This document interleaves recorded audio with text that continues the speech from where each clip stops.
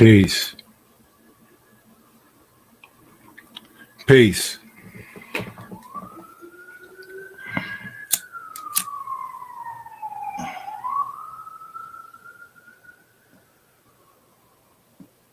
How many people saw this coming?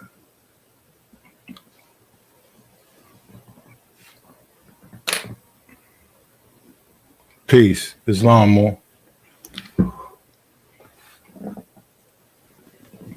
Yeah. Here we go with the bullshit. Islam, greatness to you as well.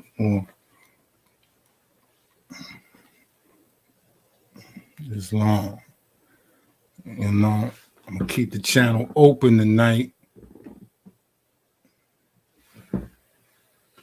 Got my good brother Shay Black coming through tonight. We're gonna chop it up. You know what I mean? But the line is open tonight.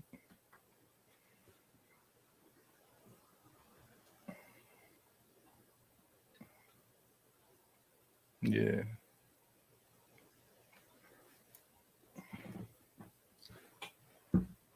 So yeah, I guess I'm a different type of blogger, I guess, different type of YouTuber. I don't know. You know what I'm saying? I do it differently over here. Peace. Peace, Will. Y'all see I got like 13,000 subscribers, right? But you see, I don't really be going hard. Why do I got 13,000 subscribers? Because I've had this channel for a long time, and there was a point where I was going hard. You know what I mean? I was chasing those numbers.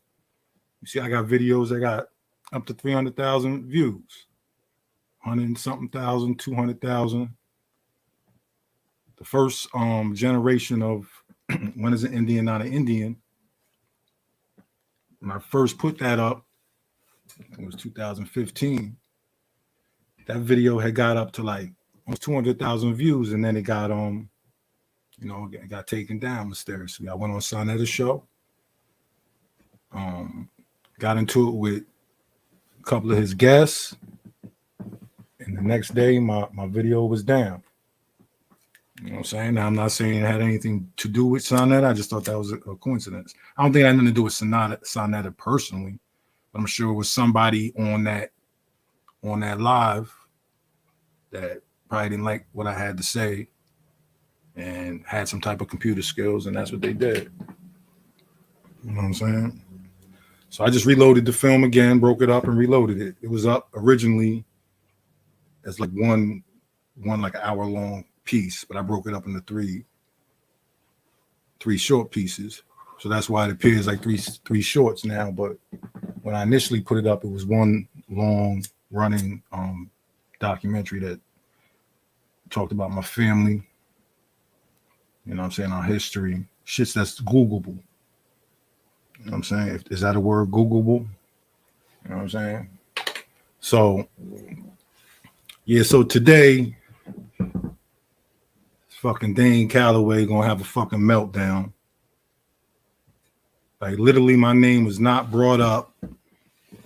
Nobody said nothing to him. I don't think I've questioned him. Last time I questioned him or said anything publicly about him probably was what the Harriet Tubman shit. You know what I mean? Okay, hold up. Let me get my dude in here. Introduce my guy, Shay Black, real nigga, Jersey nigga. And just for the night, yeah, Jersey in the building tonight. I'm really from Jersey. You know what I'm saying? Before he puts out this, I don't know. I don't even know if he's from Jersey shit. I'm really from Jersey. We got a real Jersey nigga in the building tonight.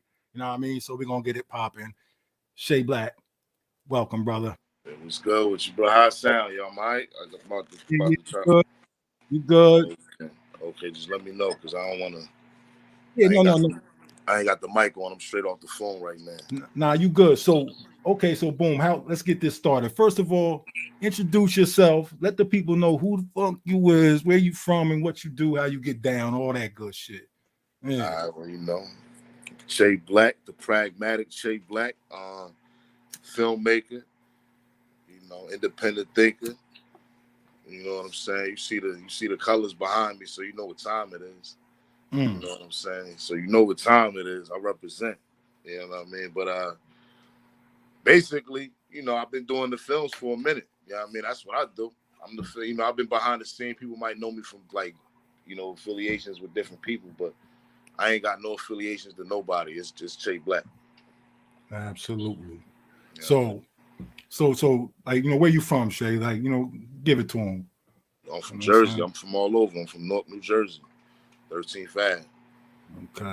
Okay. You know like people wanna talk that where you from, and yeah. you know what I mean. Like I'm from 13th Ave, 13th and Grove. Yes, sir. And you and for North those, you know, Jersey. I've been all over, and I'm in Jersey, but Jersey. I'm from Jersey though. Period. Jersey. And for people that, you know, Newark is like the unofficial capital of Jersey. You know what I mean? Like, we know it's Trenton. You know what I mean? But for up top, it's Newark is Newark. the capital of New Jersey. Newark is the heartbeat of New Jersey. Yeah, it's the heartbeat of Jersey. You know what I mean? Right next to New York. You know what I mean? One train stop away, you right there. But it's two different worlds. Both gutter, both gully, both don't get it fucked up. You know what I mean? That type shit. But yeah, so yeah, we some Jersey niggas. Would you vouch for me, Shay Black? Hold up. Matter of fact, I didn't even realize, but look, you see it right there. Hold up. I ain't even peep. Hold up. Jersey. You see it right Yes, there. Sir.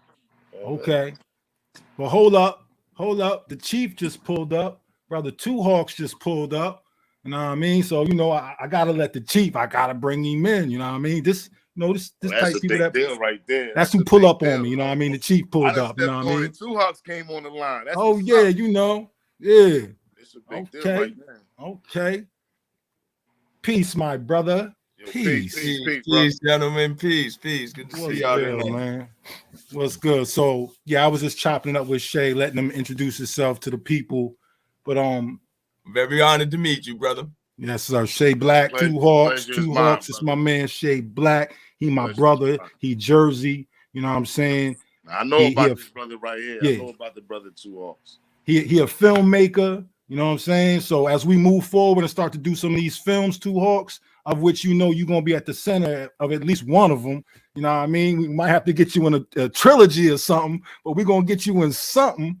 You know what I mean? But yeah, he gonna be there with me the whole way filming. You know what I mean? Putting that work in. You know what I mean? So just want like I'm glad you actually tapped in so you can meet him. You know, he a good brother, man. You know what I'm saying? Respect. But so yeah, let me see. Yeah, it is what it is. Like, you know, niggas pop the lid, niggas act like they really want it.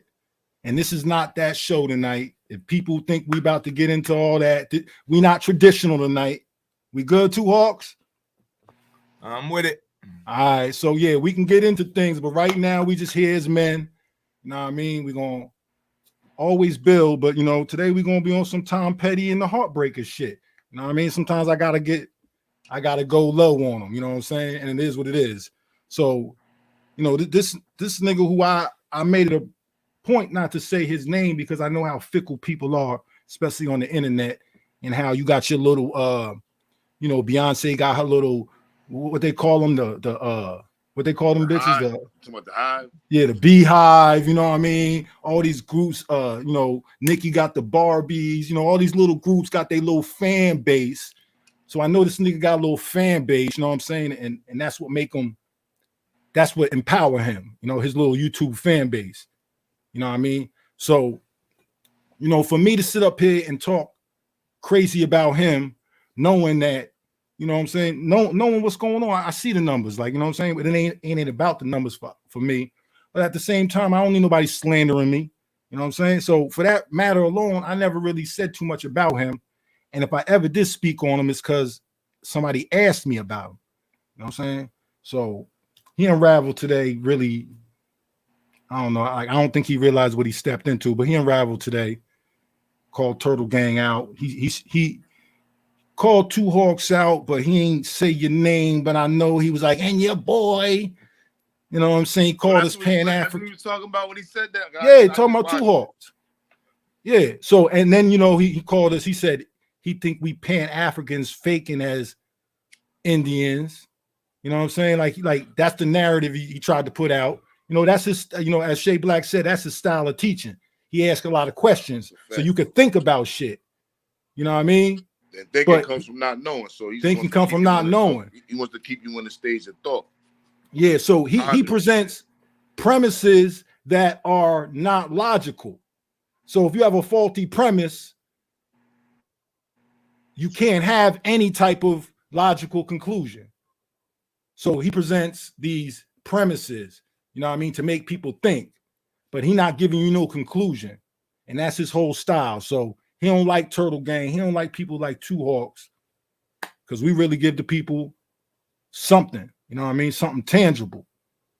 And, you know, all this, you know, pseudo shit, like I'm going to call it like it is now. You know what I mean? I held my tongue for a long time. I'm going to call it like it is. The nigga pseudo. I don't need to attack him. I don't need to call him a sucker. I don't need to do none of that stuff. Like, nigga, you pseudo. And if you was real, some real people would have came and scooped you up. You know what I'm saying? And you be chilling, you be with your nation, using your success to help your nation. That's what a real Indian would do. So I yield the floor on that. I mean, dude is I don't even know where to start, man. To be honest with you, bro. Like, I'm not here to be, this ain't WWE, man. I'm not here to be going back and forth and to be trying to have intellectual debates and trying to be right and none of that. It's just, right now, we at a place where we don't need this type of de-evolution of our people. Like, we don't need these type of step backwards that people like Dean, or part of me, but like Dean is doing. You understand what I'm saying? Like I'm watching one of the videos and the brother is up there constantly referring to Eldridge Cleaver as Bobby Seale. But it's speaking on such a level of research. You know, is making up definitions for words, adding on definitions of words. And I'm sitting there, and it's like, you know, because we have a serious issue with people who they're not into going behind. They're just like, you know, you start questioning and making, you know, I start asking a bunch of questions. Like, now all of a sudden, I don't believe he's really from New Jersey. I don't believe TurtleGang is from New Jersey. So now what? Now it's on TurtleGang to prove he's from New Jersey? You understand what I'm saying? Like, this is not how information is presented. True. I agree with you. He's a pseudo teacher. He takes a pseudo approach. He relies on appealing to people's emotions. And it's the whole, you know, what if, it's the whole imaginary, you know, like nothing's real. Nothing's real. The only real thing he speaks about is his views. That's it. Other than that, he has nothing to show and prove for. You know, yeah, he helped people, but we all help people. You know what I'm saying? Like, shit, it's 1 billion people watch cat videos. You know what I'm saying? I'm sure they watching them cat videos help them people in the moment. You know what I'm saying? Like, this is the internet. You know what I'm saying? Like, anything you put on here could help people. Like, we're talking about families and culture. See, this is like I watched the brother Two Hawks. I watched you. I've seen some of the stuff y'all have on YouTube. You know, and there's lineage. You're talking lineage. You're talking family. You're not just trying to usurp somebody else's family or jump in somebody else's line or jump in somebody else's culture. And I think that that's important, and that's a problem. You have people with no identity. You know, I seen the video where the sister was screaming up and down about no such thing as an African American, and that Barack Obama's an African American, and they're getting caught up on these silly wordplay.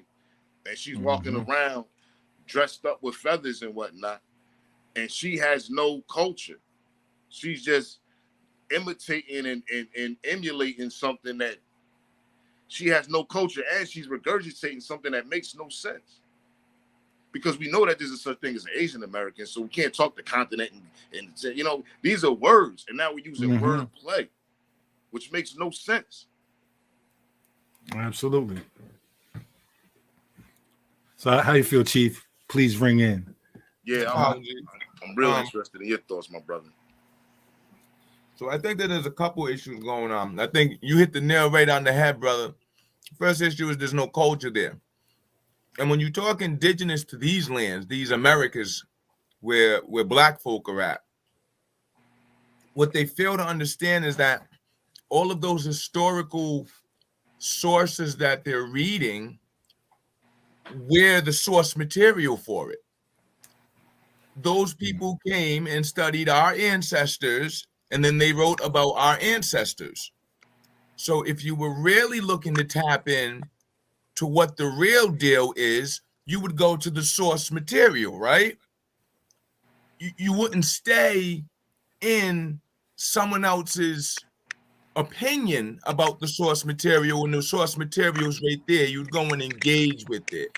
And that's the first issue. So now we have to ask, why are they refusing to engage with the source material? So the first issue is they haven't engaged with the source material. They're going off of an European opinion. So I could see if they went over to the continent and, grab some historical accounts about over here from there as well. I could see if they went down to South America, chopped it up with some of the nations down there and got some feedback and had like a comprehensive view and then said, well, this is what my understanding is. But no, you read purely European sources and then refused to go and engage with the source material where those sources got their information from. So that's the first issue. So the second issue we have to ask is, why are you doing that?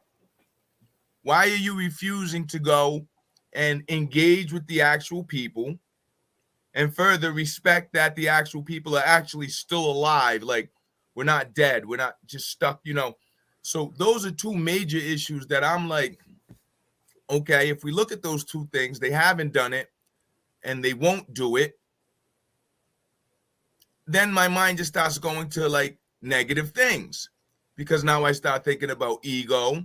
I start thinking about, perhaps the truth is, undermining to something they're trying to do. Whatever that negativity is, my bottom line is I don't want to engage with it. I don't have the time to engage with it. Now, I add another element as well, and I think that this is very problematic. I think underlying a lot of it is a negativity and a hatred towards any connection to Africa, which is why the brother and I are getting called Pan-Africans, because this brother's pointing out that there's a connection that's there, that everyone should be looking into. It doesn't make anyone less Indian to know where your ancestors were thousands of years ago. It doesn't make you less indigenous to these lands. Like you said, these are all European concepts. These are all European words. So if you were here, if your ancestors were here on these lands before Europeans came over here, then you're a quote unquote Indian. But once you get beyond that general scope, who are you?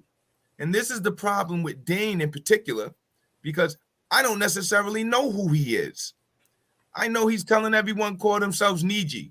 That's an Ojibwe word. I'm not Ojibwe. So you just knocked out the whole pretty much eastern seaboard of people who could call themselves Nijis. You know what I'm saying? And then here's what's crazy. I know a brother who's Cree, that's all in that area. He would call him a Mongoloid Indian. But that's his language you're telling everyone to speak, So it all goes back. I think you hit the nail right on the head. Oh, shout out to the brothers, Pequot, brother. I'm up here in Providence, bro. All my people's up here in Providence. We moved off the res in the late 1800s up here to Providence. Been here ever since. But peace to more family from up this region.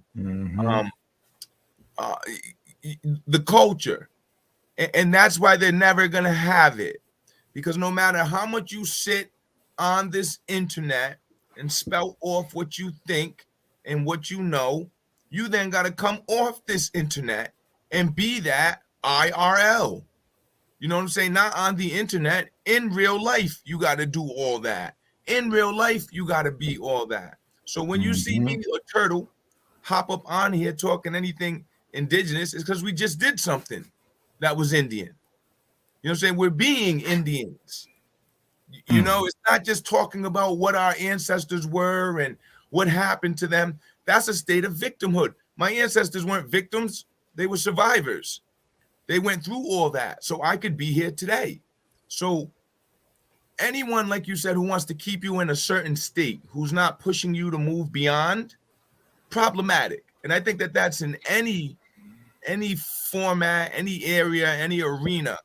If someone is there presenting themselves as a teacher or a leader or someone you should follow or emulate, but they're not pushing you to move beyond even what they have, it's always a problem, because that's a sense of manipulation and control. A true leader understands at some point, I'm going to be old.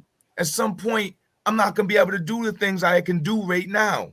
Who's going to be there to pass this on to? And when you get into fundamental traditional indigenous teachings, they talk about 7-generation concepts. We're here today because of the 7 generations before us. They were thinking about what we would need today, what we would be facing today, how we would move forward today. So that's that 7 generations before us. Therefore, we're here today in preparation for the 7 generations coming after us. What are they going to need 7 generations from now? What should I be doing now so that I put people in position so that they can pass on things so that we can be where we need to be 7 generations from now? And in that manner, we are borrowing today from future generations. Now, think about how opposite that is of how Dane is with his, I got so many clicks. Who cares? So what? If the internet shut down tomorrow, then what? If this internet shut down tomorrow, then what? Mm-hmm. And that's the problem right there. And our people have all this knowledge, right? We know, we got the Google, we can research, we can get to the National Archives, we got all this knowledge, but ain't doing nothing with it to move forward. So now we're turning on each other. We're turning on things. Everyone, oh, I'm not Black, I'm not African. I get it. I was there for a minute, but those identities move outside of the legal ramifications are what helped our people get through that time. They got hit with crack cocaine. We didn't, you know what I'm saying? We didn't get introduced to crack cocaine. That we didn't. There's been other things, but it was based in the context of dealing with crack cocaine. I remember I was younger, but I seen what that did. Mm-hmm. So we got to understand all of these things in the context of how they took place, and then understand how they impact us individually right now. And chasing after a Dane Calloway, you know, and I said it before, and I'll say it again, you know, respect to the brother for what he did do, which is to open up people's eyes to the fact that misclassification took place, history was warped and twisted, things aren't really the way that they were presented to us. I'll give the brother respect for that. But how are you helping people move beyond that, Dane? And the only way to move beyond that is to know about who you are individually. So if he's keeping people in this, I'm just here to make you think, then you're giving them misinformation like Harriet Tubman didn't exist, telling them things like there's no slave boats, when I've been to the there's a museum, it's on Brown's campus. Why am I forgetting the name of it? But it's not a part of Brown. The sister there, she's a Nipmuc, she's a curator there. She pointed to me and said, these are the manifests where the slaves came in. We have the records. So what do you mean? You mean you don't know that these records exist. And if you don't know that they exist, then how can you say they don't exist? Which means you're misleading the people. Mm-hmm. And if you're misleading the people, it's a problem. It doesn't matter if you got 2,000 million, 100,000 clicks on your last video. It don't matter if you got 800 million in your account. It don't matter if you can get whoever to show up on your podcast. If you're misleading the people, so what? You just as bad, you worse than all of these Europeans you complaining about. And I don't want to get dirty, but you know, we know about some of the background. We, you know, it's just, I'm rambling. No, we here to ramble and run over a nigga tonight. You know, the brother, I'm concerned that he's keeping people at a certain state. Yeah. And pushing division and negativity. To call us Pan-Africans, what do you mean? First of all, what's wrong with being a Pan-African? Let's ask that first and foremost. What's wrong with being a Pan-African? I understand Pan-African means you want to unite the diaspora. I'm with that all day. Because within the diaspora, there's different cultures. There's different nations that had different experiences.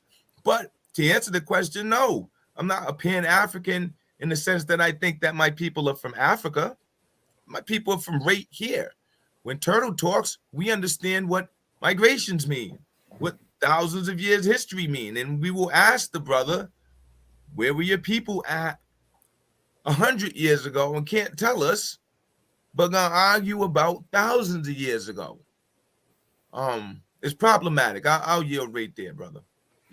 Okay, so Shay, before we move on, because it's some couple of things that I want to address. Is anything else you want to add on to it, Shay, before I move on? Before we move on? Yeah, absolutely. When we're talking about like how the brother said, the misinformation part. That's the part that I'm really having a hard time with. I don't really get into trying to correct nobody and none of that. But when I'm starting to see type of misinformation like Harriet Tubman didn't exist, the slave trade didn't exist. I got a sister right here, right now, who went to Africa and visited a slave dungeon in Africa, spoke to people who were African people from that, who spoke about what happened from their African perspective about the slave trade. So things like that is dangerous when you start saying it, and then you have such a large group of people listening who aren't doing any of the research, and they're just sitting there like they don't understand anything about ocean gyres and how fast you can actually get from Benin to South America into Brazil. They're not knowing how, they're 3 months and how hot in the packing, and they're not really being thinkers. And then, I heard this man even mention the fact that boats, how they didn't have these boats to come over here, but it's like, do you know what was them things called, a caravel, or they had boats that was bringing hundreds of people before 1800. He talking about this thing, and it's like people are really believing this. He said Pan-Africanism was created in 1950s. You got people really believing. People are really believing this, and it's dangerous. It becomes dangerous because then I find myself, I'm walking around. I got the red, black, and green on, and then I find myself getting attacked like I'm the enemy now for my own brother. Who, don't you know that this is, Marcus Garvey was really against us, and I'm sitting there baffled, like, wow, really? Where is this information coming from? Who's funding this information? There got to be some type of serious funding going on, or a serious reason for this type of de-evolution, because we're talking about shit that, if you want to be honest, was debunked 20 years ago.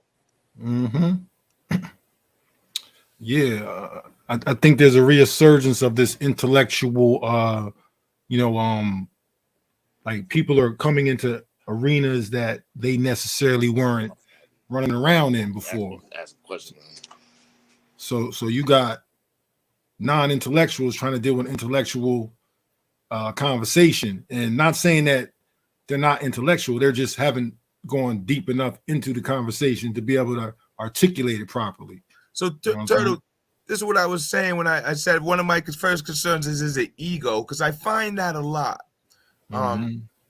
You come into a knowledge, and then the first thing, the notion is to let someone know that you know this.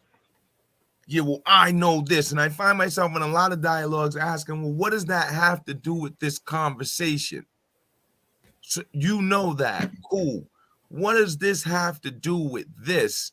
And it's an ego thing. And I think that has a lot to do with colonization, because, as you know, traditionally our people are not egotistical.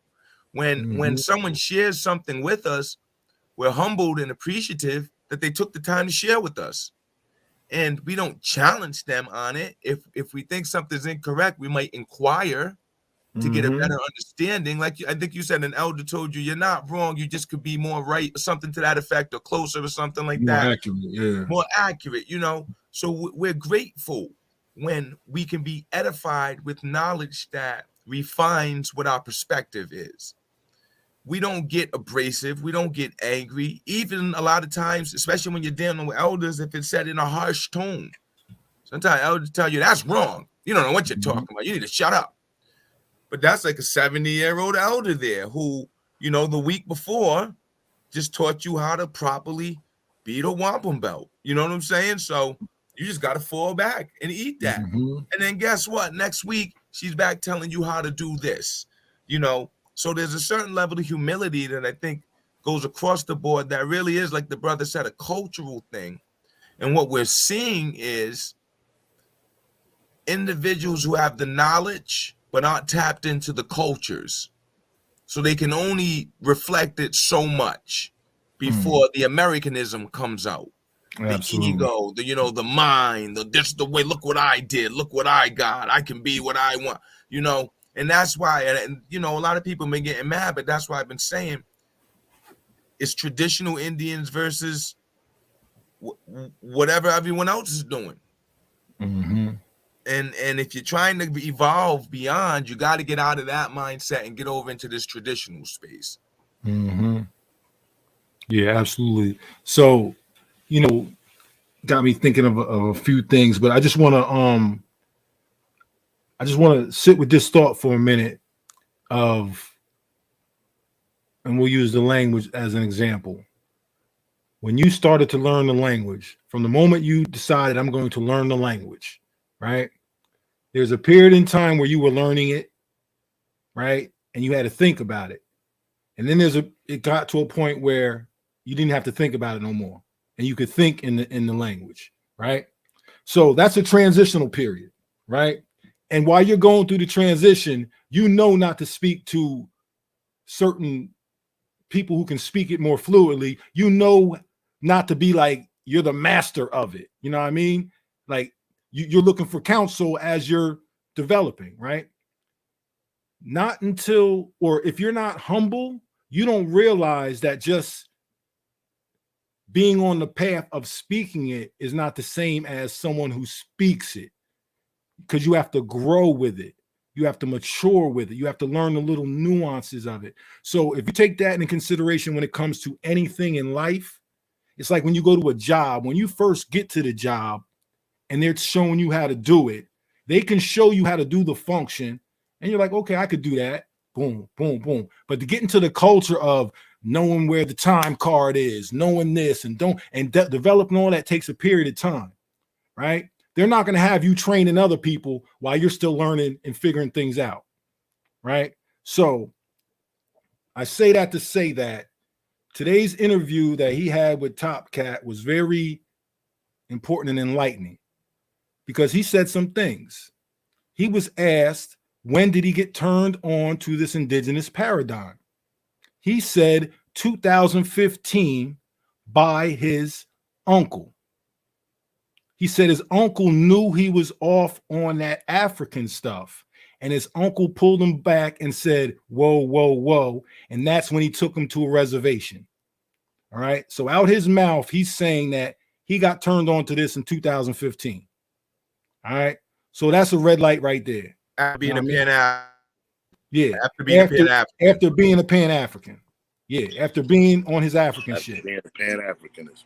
Yep. So that's fine. Ain't nobody got no problem with that. But humble yourself, because you think however long since you think 2015 is a long time. It's not. And if you was in any type of educational, any type of educational setting, right? If you're going for a master's degree, a PhD, you just getting started, bro. You know what I'm saying? You just getting started. You not even, because really you're not even out of you're not even, is you even in high school yet? You know what I'm saying? Because this is a brand new education that we stepping into. You know what I mean? That should re-edify you and change you spiritually, you know what I mean? How you treat people. So I'm gonna show you how this man is not mature in a way in which he says he is. He's only been in it for however 7 years, whatever. That's baby talk. And he went on to state that when he went to the reservations with his father, You know, he said, you know, they throw birthday parties for me every year on the reservation. You know what I mean? So I guess he's accepted, but he doesn't mess. And he also said he has a card, but he's not a part of the tribe because he doesn't want to get into all that. All Which right? tribe? Never said because he wants to protect. There you go. Come on. He speaks no titles. He wants to protect these people's privacy. And right there, but no. But he's gonna tear up Harriet Tubman. He's gonna tear Harriet Tubman out the grave. But he want to respect his people's privacy. I ain't gonna get into who my tribe is, but I'm the real Aboriginal American. I ain't no African. Come on, man. But this is what's most important. He said that all the people on whatever reservation that he's attached to, they're all on drugs.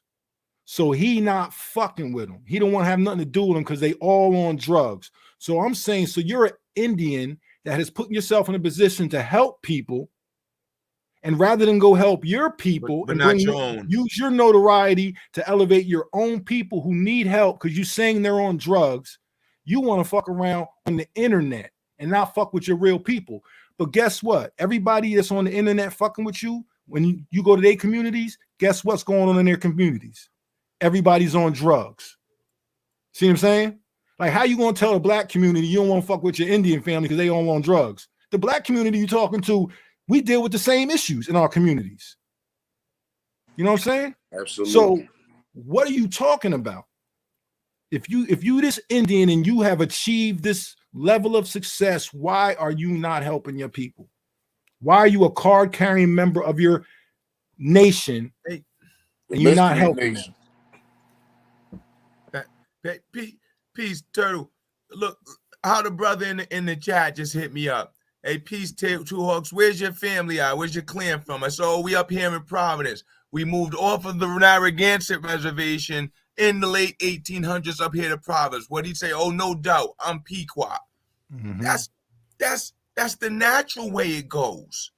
I ain't never met an Indian who it didn't go like that with. Mm-hmm. So for him to be like, well, I'm not really going to get into who my people are, but, you know, I went to the reservation and they throw a party for me every year. And like he Kyrie Irving or some goddamn body. This nigga, boy. But so he says Cherokee, but he's never really said, I don't know what nation he says he's from. I don't know. Well, you better not go back there now that he said they're all on drugs. Yeah, you beat up by your own family. It's a reservation in South Carolina. He said in South Carolina somewhere. Yeah, well, but he don't know. I got people that are on the reservation in South Carolina. He don't know that. He talking absolutely insane.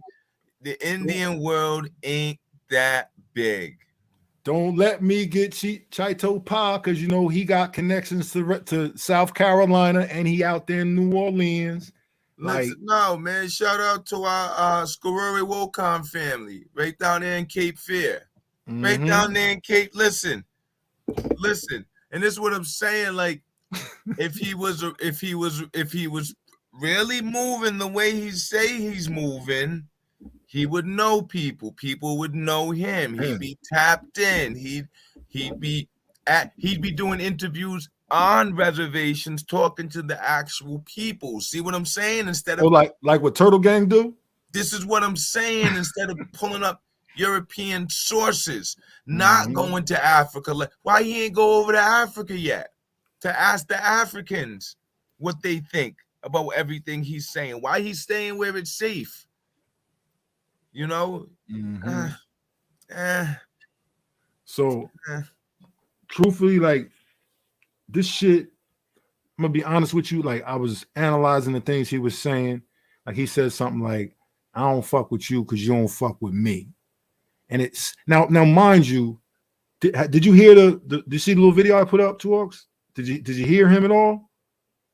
Yeah, it sounded all emotionally unstable and angry. Yeah, like he sounded like he was talking to me, like we was arguing back, like he was on a level like I was already in the live with him and we going back and forth. You've been practicing this for a while, brother. This, you know what I'm saying? I like in the shower. Initially, that's what I thought. I was like, are they going back and forth or something? Because it was like he was going so hard, and then I realized, okay, he was talking the words. He was talking the words, bro. Listen, yeah, I ain't gonna lie, like, you know what I'm saying? Sometimes I work out frustrations I might have in the shower. You know what I'm saying? Like have a little and it seemed like he been doing that for a while. Yeah. And now he got on the platform and he just went right into, you know what I'm saying? Like mode, like Turtle, you and your boy. You and your boy. Like that nigga, on his way to the bodega. You know what I mean? Having that phone conversation with himself. You know what I mean? Like you feel comfortable doing it now because people watching might think you on the phone. You know what I mean? But they don't know you talking to yourself. You know what I'm saying? Trying to get yourself like, bro, it was like he was psyching himself up. He was like, what's that guy's name? That guy, he been hating on me since day one. I'm like, nigga, when we ever seen a day one together? What your day one is what? Is my day what? He been hating on me. He been hating on me. Man, I could never stand dudes that was like that, yo. You ain't there, and it's cause we're hating on you. And then it's like, he throw his numbers up, right? Practicing his rapping hands in the mirror. he throw his numbers up. Everything come back to his numbers. You know what I'm saying? And that's cool. Like, I get it, but we live in America, bro. Like, cat videos get 1 million views. You know what I'm saying?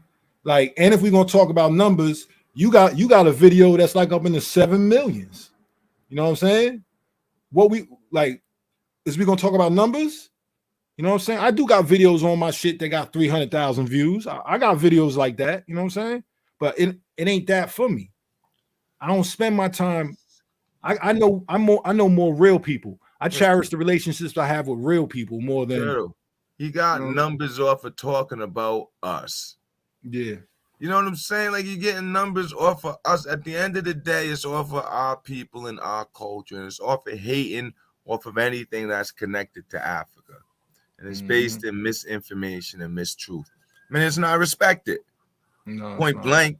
You can have, like I said, 1 billion likes and you're still not respected.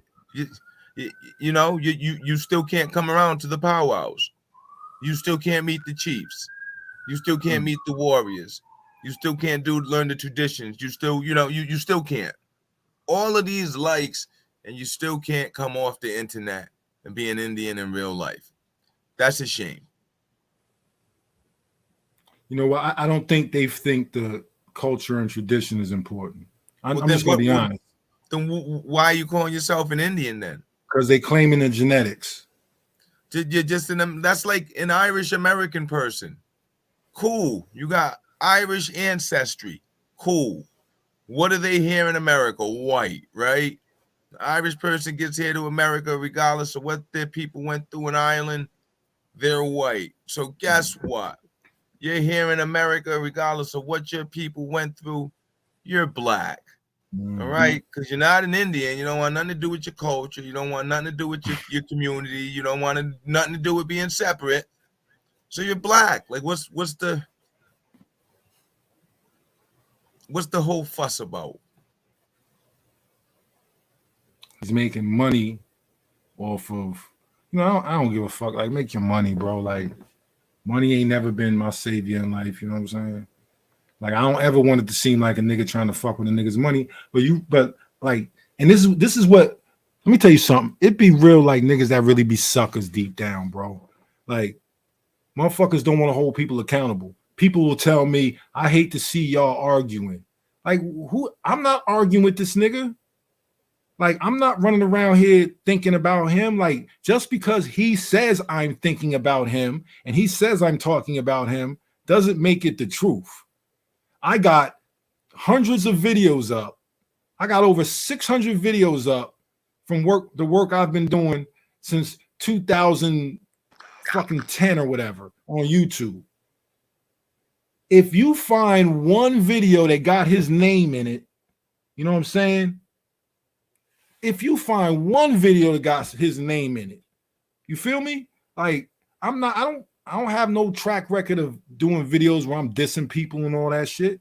And anytime we run up on niggas on their little things, it's because they was running their mouth about shit.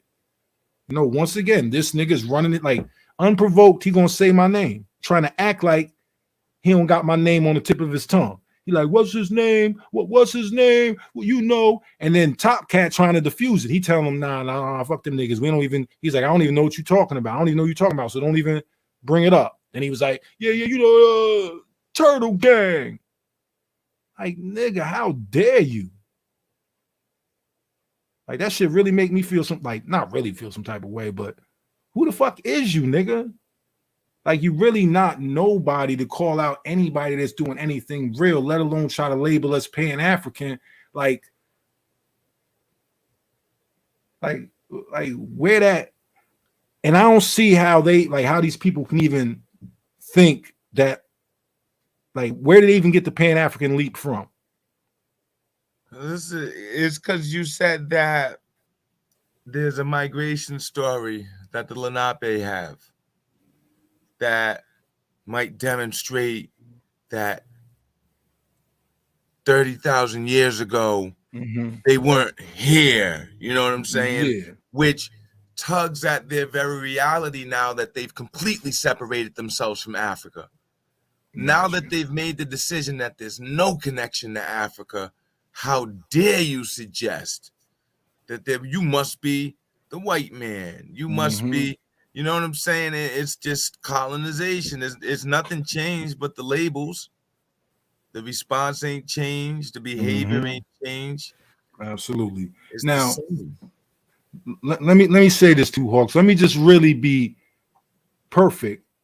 You know what I mean? Because I will articulate myself every chance I get in regards to this matter. Now, when we talk about the Lenape and the migration story technically picks up in what we call Alaska-Siberia border. It don't say nothing about Lenape being from Asia or Africa, right? That is me observing our migration story, which says we pick up there, and then taking into consideration what science now says about the migration of Homo sapiens sapiens, right? And to me, it makes sense. You know what I'm saying? Like, and until they find some other evidence that shows there are Homo sapiens sapien fossils in America that are older than the ones they found over there, and as long as I'm Homo sapiens sapien, which I am before I'm Lenape, before I'm anything, I'm a Homo sapiens sapien. You see what I'm saying? Like, I can't get around that. You know what I mean? So, but for the record, the Lenape traditions don't say we come from Africa. You know what I mean? That's me using my logic, using what science says, and using that to paint a big picture of what history could have possibly been like. You know what I'm saying? That's all it really is. But if I had to stick to my guns, I'm going to stick to what the tradition says, and I'm going to say, okay, then we come from the region in Alaska, Siberia area. You know what I'm saying? Hey, shout out to Fam in the chat here, just real quick, because I want to just continue to demonstrate how this goes.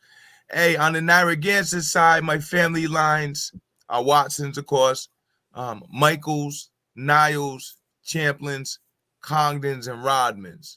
And if you go back far enough, I got a Harry connection too. On the Pequot side, though, I think going back, it's a Poquiantup connection there, but that's back probably like in the 1800s or something like that. It's primarily Narragansett and then some Niantic lines, but up here in in the Providence area. So once again, naturally how it goes, right? And then secondly, as the brother said, all natives have a migration story. There's not one traditional culture that's not going to talk to you about where they came from and how they got to where they're at. So all of this nonsense around not being connected to nowhere, like, I just don't believe it. After thousands of years, you ain't none of your people. Oh, come on, man. Like, it defies logic. And it's a hate, like I said, it's a hatred, is really based in a hatred of Africa, in my opinion. anything to not be African. So that I gotta be 100% Indian, but not learn the culture or know where my family's from. Just as long as I can say I'm not African, I'm good now. And maybe like I'm definitely older than you. You know what I'm saying? I don't know if you remember the richness. People think about the 70s, but I don't know if people really remember the richness of the 70s, bro. That's when we first started seeing black people fighting back in movies. You know what I mean? They call them black exploitation movies. But really, bro, that was the first time we got to see us defending ourselves. And all this was in the black identity, black power. You know what I'm saying? So yeah, it may have been something that could have been more better defined. And who knows, at the time, the people in the black power movements may have absolutely known who they was and understood that it was a movement that was helping people, you know what I mean, improve their situations. Because listen, I'm gonna be honest with these people. This is why they don't like niggas like this. Rosa Parks was a Native American woman, and she absolutely knew it. And she was a part of the civil rights movement. She's part of the black community. Yeah, it's and she's a community part of the black experience. Community. It's a community because people from Jamaica are black, but they're Jamaican. People from Nigeria are black, but they're Nigerian. So what I say is up here and on this eastern seaboard, really, the Indians are black. I don't adopt the term a black Indian because an Indian's an Indian no matter which color you are. But the Indians up here are considered a part of the black community. Same experience, living in the same areas, intermarrying with African heritage people. No real difference after a while in terms of how they're getting viewed or treated by the larger community. So yeah, when people ask me, are you black? I say, yeah. Well, where are you from? Well, I'm a Narragansett Indian. Well, how are you black? What do you mean? How am I not? Like, you know what I'm saying? If you understand the actual nuance and the perspective and the history and the experience of what took place and what was going on, it was horrible to be an Indian back then. So they went and joined up with people where it was showing some strength, where they was being black together. I'm not gonna knock that. I'm gonna say we got more knowledge now, so let's move beyond that. Let's not denigrate it and look down on it. Let's move beyond it. Absolutely. So really, like, this is not, like I said, I'm on my Tom Petty shit, but it's never really no Tom Petty shit. We always gonna build. We always gonna have something positive to say to edify people. Trying to think of some other things he alluded to, but you know what? I think it would be good to really talk about his teaching style. We talked a little bit about it, but how he his whole concept is I'm just here. Let's look at the word just, right? I just showed up, as opposed to I'll be there. I just showed up. I'm just here to make you do, to make think. Thinking is a form of not knowing. So I'm not just here to make you think. I'm here to see you through the whole way and help you come to a conclusion that's satisfying to you and your people. I'm not just here to make you think. I'm here to the end. That's why we here. You know what I'm saying? Like, the whole slogan is letting you know what I mean? Like, kids do just enough. You tell them clean your room. They do just enough. So when you poke your head in the room, it look clean. But if you now do some further inspections, you see it's a bunch of shit under the bed. You know what I mean? The closet ain't straight. And then throwing everything in the closet. You know what I mean? They did just enough to get by. You feel me? I'm just here to make you think. That's it. Thinking is a form of not knowing. We're not here to make you think. We're here to help you get to a conclusion. It's something you can apply to your life. You know what I mean?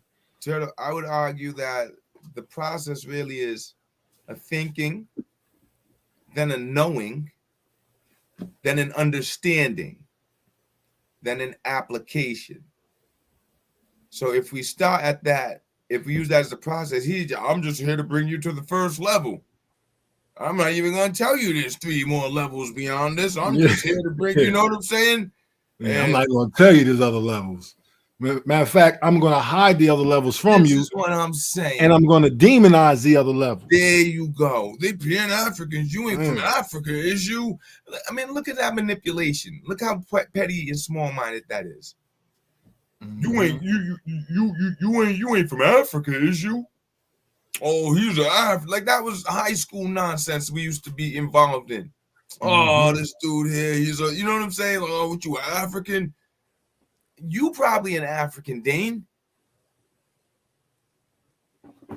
Yeah, like I don't know, man. I don't got no issue with things. I don't got issues with my identity. Let's see. Just my daughter would just do the dishes. If I told her to wash the dishes, she didn't clean the whole kitchen. Yep, she'd do just enough. Well, you just told me to do the dishes. Yeah, but your spirit should tell you there's other things out of line, and I might as well tend to that. That's what the spirit should tell you. You know what I'm saying? And if it's not, it's up to the parents, right? It's up to the elders' job to awaken that part of their spirit. That's all. And sometimes you got to do it with tough love. You know what I mean? I'm going to tell you, I ignored a lot of these motherfuckers, bro. And I think they got a lot of animosity towards it because whether these niggas heard it from niggas like myself or you, like, I know the group of people who were at the forefront. You know what I'm saying? And I see the level they were at when they appeared, which lets me know, oh, Two Hawk's been doing this for a long time. Nigga just don't pop up on the steps of City Hall, you know what I'm saying, doing a press conference. Nigga don't, like, that's years and years and years and years of shit that lead up to that. You feel me? So, like, bro, go ahead. I'd love to hear from this brother. I know I've been doing a lot of yapping, but that's why I hopped on. I was excited to hear the dialogue. Brother, I'd love to hear some more of your perspective on the things we've been discussing. Yeah, pardon me. I had a little bit of technical difficulties just now. I had to get some things right.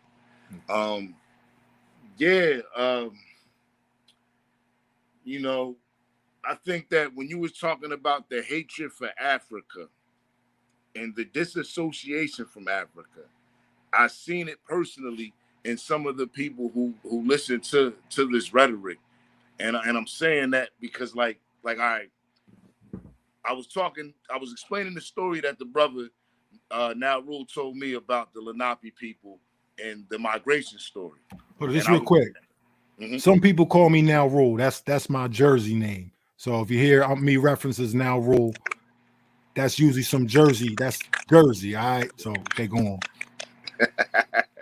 Yeah, part of so I forget that. Got that. But anyway, the story that the brother was telling me about the Lenape migration story.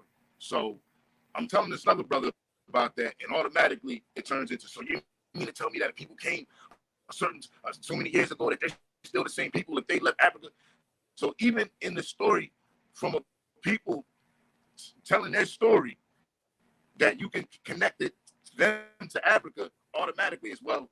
If they was here so long, well, how can they still be Africans? And it has nothing to do with saying that they're Africans. I would never sit there and label a people outside of what they calling themselves. That's not my job. But what I'm saying is showing that there's an African connection, there's an African heritage or lineage or descent. There's the African descendancy somewhere in that lineage, in that line. And you know, to try to discredit that or try to disprove that is a great disjustice. It's a great disjustice to the ancestors who dealt with in Africa with the ancestors called the Maya. Yeah. They actually had a name for it. Can you reset yourself? It sounds a little jumbled. Let me see. Like, try it now. Nah, should I sound jumpy? Well, it sounds like grumble, like rah, rah, rah, rah. It sounds like that. Go ahead, though. All right, he's gonna come right back. Yeah, we had it sounded good for a moment, and then it went bad for a minute. But yeah, I definitely feel like see, I think the whole African thing is based around people having problems identifying all their lineage, and rather than go through, because they like people don't realize that, like Two Hawks, I don't know about you, but I'm sure your genealogy that you have, you didn't have to do it. You know what I'm saying? Like it's something your family had. And that's kind of part of what makes these families, because they made it a point to keep their genealogies, not just of their immediate family, but of the people they're connected to, i.e. their tribes, which is why Two Hawks can say the names of the families that comprise his tribe. And I can say the names of the families that, comprise my tribe. So it's funny, bro. It's not funny, but how ironic it is. I was reading an account about the first Dutch who settled here, settled in New York, right? And how different accounts, right? These Dutch people, and what people don't realize about the Dutch is prior to the Dutch Netherlands being their own independent nation, they were under the rule of Spain. So like they were basically a Spanish colony, right? Now, a lot of the people that comprised that area were people who were fleeing Rome and all different types of persecution. So they were trying to get as far away as they can. This is how they ended up way up north into the Netherlands and the places that we call Sweden and stuff, right? So these people were primarily Hebrews. All right. So in running away, these people ended up coming to the Americas. But the thing about the Dutch is when they were under rule of Spain, they were under the Catholic rule, right? When they revolted and got free from Spain, as a result of the oppression, they established the Protestant religion, which is very, what's the word you would use, Two Hawks? It's very, it's not Catholic. Yeah, no, it's not Catholic. Wait, tear up Harriet Tubman if it's a lie. Why don't you go to her graveyard and go talk to the people in that community and talk to them? Go talk to her family if you think it's a lie. Yeah, man, sure. That's so disrespectful to say that someone didn't exist. Yeah, and then how is niggas Indians standing on the principle that we should be able to tell our own stories, and you gonna let a whole nother nigga tell a whole nother family story? Sense. You niggas hypocrites. It don't make no sense. How we gonna complain that they reclassified us and changed our identities, and Walter Plecker did this and did that, and then you gonna let a whole nigga go tell you a whole bloodline of people was fake? And you niggas ain't even going up there to investigate for yourself. That nigga gonna say the shit that happened in Alabama was fake, but the nigga went down there to investigate it, and he talking about some fucking steps and shit. Like, nigga, that shit was made in the fucking 20th century. You know what I'm saying? Listen, if you gonna say a whole woman and her whole bloodline didn't exist, you got to go sit down with every motherfucker that says that they from that bloodline, and you got to talk them off that ledge. You got to get them to bear witness. You can't just say it, then read some fucking dumbass little literature that he misunderstood. How you gonna use documents that show that Harriet Tubman got payment from her husband who was in the military? How you gonna use government documents that say she lived to say she didn't live? And then these niggas is up here applauding that shit. Yo, this nigga's bonkers. It ain't with that, it's with everything. Because niggas really think that the shit he's right about, you niggas can't find in a book. Everything that he's right about, you can find I could take you to any basic library. Like Walter Plecker is not hidden. The fact that they changed people's identities is not hidden. That's the shit we was talking about in 2010. The Moors was talking about that. That's not no secret in the hood. That's not everybody in Newark know who killed Malcolm X. That's not that. whole world trying to figure out who killed Malcolm X and everybody in Newark knew for 40, 50 years. That's not that. You know what I'm saying? They ain't hidden no information from us. That shit always been right there. Niggas just ain't been looking for it. So everything that people want to credit for him for is like the most basic shit. You know what I mean? And rather than him be able to see, he at the point where he not into the culture, so he can't start giving you the culture. So he got to keep coming up with conspiracy theory after conspiracy theory after conspiracy theory, because the nigga done said we the Indians. And now that he convinced you that we the Indians, he can't now feed you no more. And he damn sure, he damn sure don't want you to turn to motherfuckers who can feed you. He wants you to stay right in the hole. We Indians, and they took it from us, and we somehow gonna yell and they gonna give it back. He did not know we still existed. That's what the problem was. So he said all the information is in the universities. And guess what? Guess who in the universities? Those who place themselves in them universities.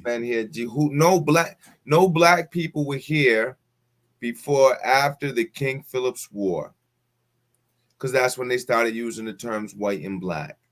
Before that, it was the English, the Dutch, the Spanish, the Portuguese, and the different Indian nations. So if you're saying black, you've already relegated yourself to after 1676, which means you're missing the entire first contact period. What you perhaps mean is darker skinned people were here when Europeans arrived, which we agreed to, but a lot of the Europeans were darker skinned. So how are you now differentiating? Because if you're going to say black people were here, then you have to also say, and black people came colonizing too. You can't exclude one part of blackness and just focus on the other one. That's insane.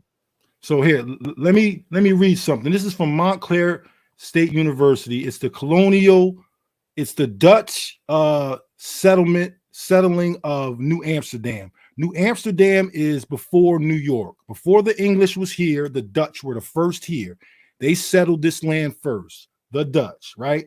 Now, this article, which is from Montclair State University, is talking about some of the sailors who came here with the Dutch. What you have to understand, that at that point in time, it was something called company.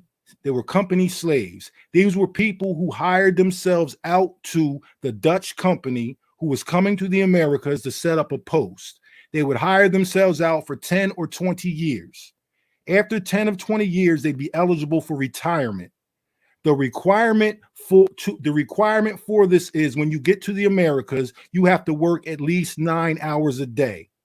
After those 9 hours a day, you are free to do whatever you want. So the first group of settlers who came here were Dutch, and the Dutch brought 30 families with them. 18 of them they deposited in Lower Manhattan. The rest they took up to what would be Albany. Of these 30 families, right, this is who those people were. They were people from the Netherlands. They were people who were Dutch. But the people who fled into the Netherlands were people who were fleeing religious persecution, right? So I'm going to show you who these people were. This is one of the men who was a sailor on the Dutch ship. It says, as Rodriguez was an African descended man, this means that the first non-indigenous settler of Manhattan was a person of African descent. Because of his supposed disloyalty, Mosul, who was the ship captain, he was the captain of the Dutch ship. Because of his supposed disloyalty, Mosul later referred to Rodriguez as a black rascal. This is in the 1600s, early 1600s, 1609, some shit like that. He referred to Rodriguez as a black rascal. Rodriguez is said to have remained in New Netherlands, right, which is New York, right? That's what they first called it, New Netherlands. Then they established New Amsterdam, right? But the area was called New Netherlands. Remained in New Netherlands and to have married and fathered children with women. Women, that's plural, from the Rockaway Native American nation. The Rockaway are Lenape people. So that's one account with the man's name, Rodriguez, African descent. So he was a man of African and what you would call Dutch ancestry or Spanish or whatever. He was biracial.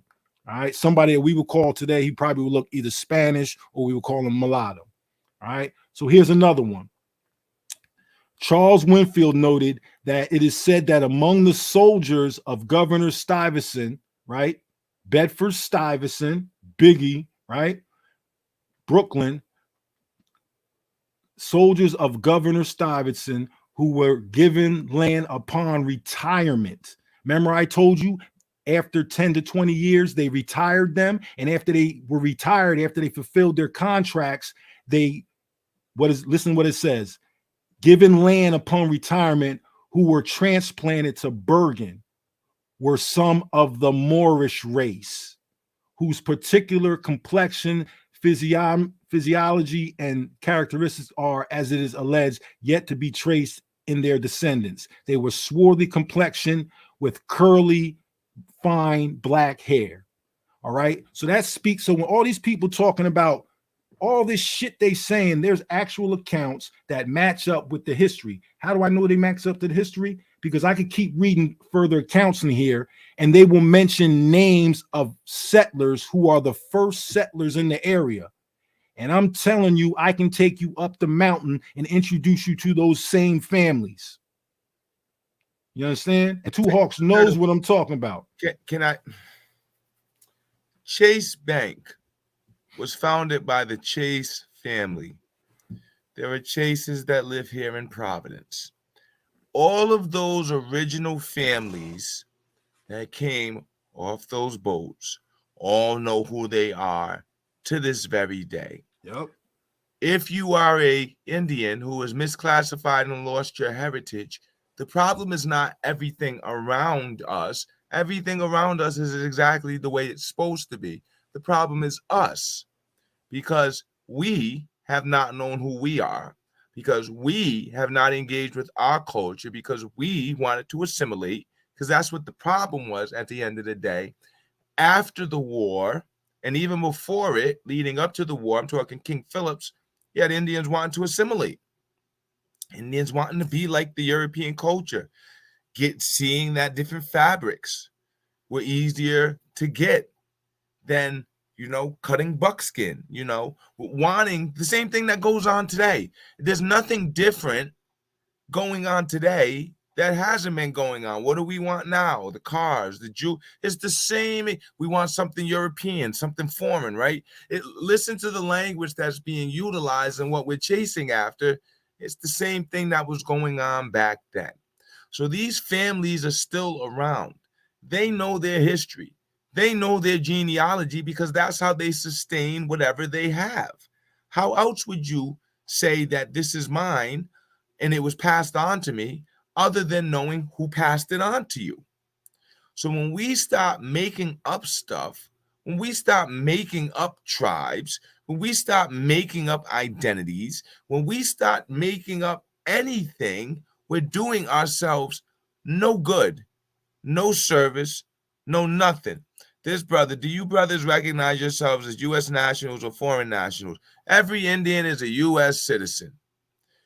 USC 8 USC 1408 gives what the credentials are for a U.S. national. If you were born on this U.S. mainland, you are not a U.S. national. You are a U.S. citizen. Indians are U.S. citizens and U.S. nationals. You're both. But this is the point that I'm going to make. You don't want to not be a U.S. citizen. What you want to be is with your tribe, because then in U.S. law, in American law, depending upon what your tribe's relationship is with the U.S., there are your protections. You getting rid of your U.S. citizenship, and this is what's the problem with people in Puerto Rico right now? They're U.S. nationals. What's so great about their situation? They don't even have a say in what's happening to them.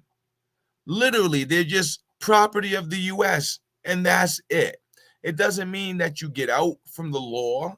it doesn't mean that they can't get you. It means you're not protected by the Constitution in certain ways. So all of that is really sovereign citizen conversation. And this is the point that we've been making in this conversation. We have to move beyond all of this rhetoric, and the path forward is your family, which I'll break it down to you how we do it in Mashapog. You have your family. The family can get together, organize itself, put its, leadership together, family leadership, and then petition the tribe to become a clan of the tribe. Now you're moving that family, and it could be a couple of different families, maybe, two or three brothers and sisters. The sister gets married, so now her family line is Smiths, but it's really Johnson. But the Johnsons and Smiths are all the same family. So they would be one clan. But the families, you see what I'm saying? So the families come together, form the clan. Now the clans form the council, which constitutes the tribe. And now the tribe can connect with other tribes to form the nation. That's the if you want to call it a governmental structure of Indian tribes. That's just the way that it goes. Anything outside of that is not going to be recognized in anyone's law as anything other than the jurisdiction that it's in that's not Indian. So if you're not an Indian, if you're not connected with the tribe, another nation, you're a U.S. citizen. Plain and simple. And I'll share this as well. I'm not against voting. I think the problem is we focus too much on voting on a national level and not local. Why ain't no one running? If you got a county sheriff who runs for office, why y'all not running for county sheriff? If you got a school board, why y'all not running to sit on the school board? If you got a city council or you ombudsman, why y'all not running for it? The same thing that they did, why we not doing it? It's just a system that can be tapped into and utilized. And we spending so much time trying to get out of it instead of just seeing it for what it is, a system that can be utilized. So let me stop there. Absolutely. Yeah, now I'm always glad when you were running and handling questions, you know what I mean? Because I can't even get past the do you brothers recognize? Like my mind get caught up at the recognize. Like a question like that, I don't think it matters what I recognize is what it is or what it ain't. You know what I'm saying? Like it ain't. Do I recognize? You know what I mean? Like I don't think like that. It's what I am, or what I ain't. Like yeah, it is what it is, whether you recognize it or not. Whether I believe that this brother's name is Norris or not does not change the fact that this brother's name is Norris. That's the real problem. Our beliefs and perspective don't change what it is. Our feelings are irrelevant. I can't tell you how irrelevant your feelings are under the law. I went to law school, and that's one of the main things I came out with. Your feelings do not matter. They care less. At all. At all. So we got a question here. How do I change my status? Can you speak to that? Like what people think there's like, what is this myth of status we talking about? And this is what I'm saying. There's no getting out. If you're in this place that they now call the U.S., there's no getting out from underneath the U.S. If you want to get out from underneath the U.S., you have to go to Homeland Security in person and request to have your citizenship removed. Now, this gets into really, really deep understandings of fundamental concepts of sovereignty. And one of those being that those who are subject to the sovereign can't remove themselves from the authority of the sovereign once they're subjects. Because if that be the case, think about it. That would mean you start something, you pull people in, it's yours, and then they just decide, nah, this ain't yours no more. This is ours. No one would be feeling that. So these go back to fundamental concepts of sovereignty in that you can't just remove yourself from it. Now, when we say change your status, you mean your classification, I think. You're classified right now as Black, African American, but you want to reclassify to American Indian. You could have did that by the census, but the most proper way to do that is to be a part of an Indian tribe, because then you'll get an ID and you get on rolls and all that sort of stuff. The problem with asking how do you change your status is Indians, just like Black African Americans, are U.S. citizens. So it's not going to matter what you change your status to. You're still going to be your class to. You're still going to be a U.S. citizen. And I'm going to say there's no getting out from underneath the law. If you're not under U.S. law, you're going to have to be underneath a tribe's law. You have to be underneath somebody's jurisdiction here in these lands. No one can be just underneath their own jurisdiction. That's not how it goes. I don't think that On is not a tribe. We dealt with this last year. On is not a tribe. There's tribes all over the place. You have to follow your family. You're not looking for a tribe. You're looking for your tribe. Your tribe is what you want to connect to. And your tribe is going to be where your family was at. Now, I think one of the issues is potentially people aren't maybe necessarily finding a connection. That could be one. And then I've also encountered people are finding the connection, but then they're hesitant to reach out to the tribe for whatever that reason may be. And I think that's problematic too, because if you know who your tribe is, that's where you should be connecting and bringing whatever knowledge and skills you have to that tribe. Let me put it like this. Back in the day, before Europeans got here, when you was in your tribe, what you contributed to your tribe was what you got out of your tribe. So if you was a warrior and it was time to go hunting, you got up and you went hunting. Because if you didn't go hunting, when everyone came back with something, you didn't get a share of nothing. You didn't go hunt. So it wasn't about what you could get and what they were doing. What are you contributing to your nation, to your tribe? How are you helping your tribe move forward? So now let's bring that mindset and apply it today, where you have individuals who are thinking, well, the tribe's supposed to give me this and the tribe's supposed to give me that. So even if you have lineage, you're calling up talking about what the tribe's supposed to give you, but they're operating under a traditional mindset. Well, then, no, they're not going to want to engage with you. You're coming at them completely incorrect. So this is where, when we start talking about the culture and all that, these are the little things that, you know, when you learn, when you're meeting the people, when you're around the people, you kind of know, you're able to understand and see and know how to kind of conduct yourself. But if you're not, I don't know, you'll start doing things like that. I'm glad these brothers are back. So yeah, let's please stay away from those status and class conversations. What's your tribe?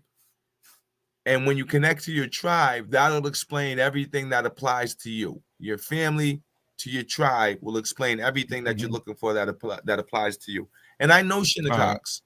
So, you know, reach out to him and get Shinnecock. Yeah. Now, let me so let's just speak to this a little bit. So, first of all, I want to say that Top Cat, the brother, called me this evening. You know what I mean? Let me know how he felt about it. You know what I'm saying? I don't hold him accountable for what that man said. Shout out to Top Cat. Yeah, he did attempt to address it and back him down a little bit. It is what it is. So, you know, you definitely respect and shout out to Top Cat. You know what I mean? So this right here, what I want to talk about, and once again, Shay, anytime you want to chop in, you want to jump in, please, you know, feel free, you know what I mean, to jump in. But indeed, I'm here. Okay, so Two Hawks, what I think is important that people don't really understand this whole federally recognized, you're an Indian or you're not. So let me just, I'm gonna frame something a little bit, and then you can kind of fill in the, you know what I mean, the meat and potatoes of it. So first, to give the people an analogy, right? To be a federally recognized Indian, peace to the regulator.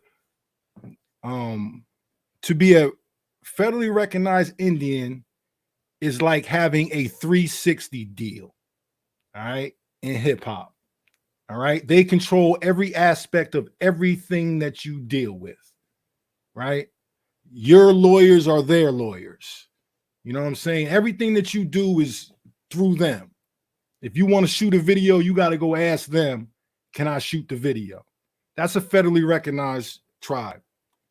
Then you have artists who are individual art, or who are independent, right? And they can hire whatever distributor they want. They can go to whatever studios they want. They do everything. They just contract these businesses to do what they need them to do. Therefore, nobody controls the type of music they want to make. You know what I mean? Nobody controls the culture. So you have tribes that are federally recognized and you have tribes that are not federally recognized. Everybody is clamoring like they want to be a part of federally recognized tribes. So when they talk about, I'm trying to find my tribe, what they're really saying is, I want to get accepted by one of these federally recognized tribes. Now, the federally recognized tribes represent divisions of nations, not the entire nation. I'll give you an example. This is important because anybody who's really rocking with me, I've been fleshing things out for people, and you're going to get the picture one day. But just take this into consideration. New Jersey has multiple Lenape groups here. We have Muncie Lenape, who primarily occupied northern New Jersey and New York area, right? Then you have the Unami, who were parts of New Jersey, but they were primarily Pennsylvania and other places. Then you have the third group, the Inti Talaco, but they're like a combination. They're kind of like, but the main groups were the Muncie and the Unami, right? The Muncie dealt with the Dutch at first. The Unami dealt with the French at first. Completely different nations, right? During the French and Indian War, the Muncie fought with the English, whereas the Unami fought with the French. So what you're having is one tribe, one group of people, because it's not one tribe, but one group of people who are all Lenape people, just different branches going against each other, right? So the tribes that ended up going to Delaware and being federally recognized are the Unami tribes. The Unami tribes are the tribes that were fighting against the British, right? And then they sided with the colonists against the British. So during the French and Indian War, they fought with the French. Now, during the Revolution, they fought with the colonists against the British. The Muncies fought with the British. All right. So when who lost the Revolution? The British. So who got subjugated and got written out of history? The Muncie. The Unami got reservations and they out in Oklahoma. Now we're all Lenape.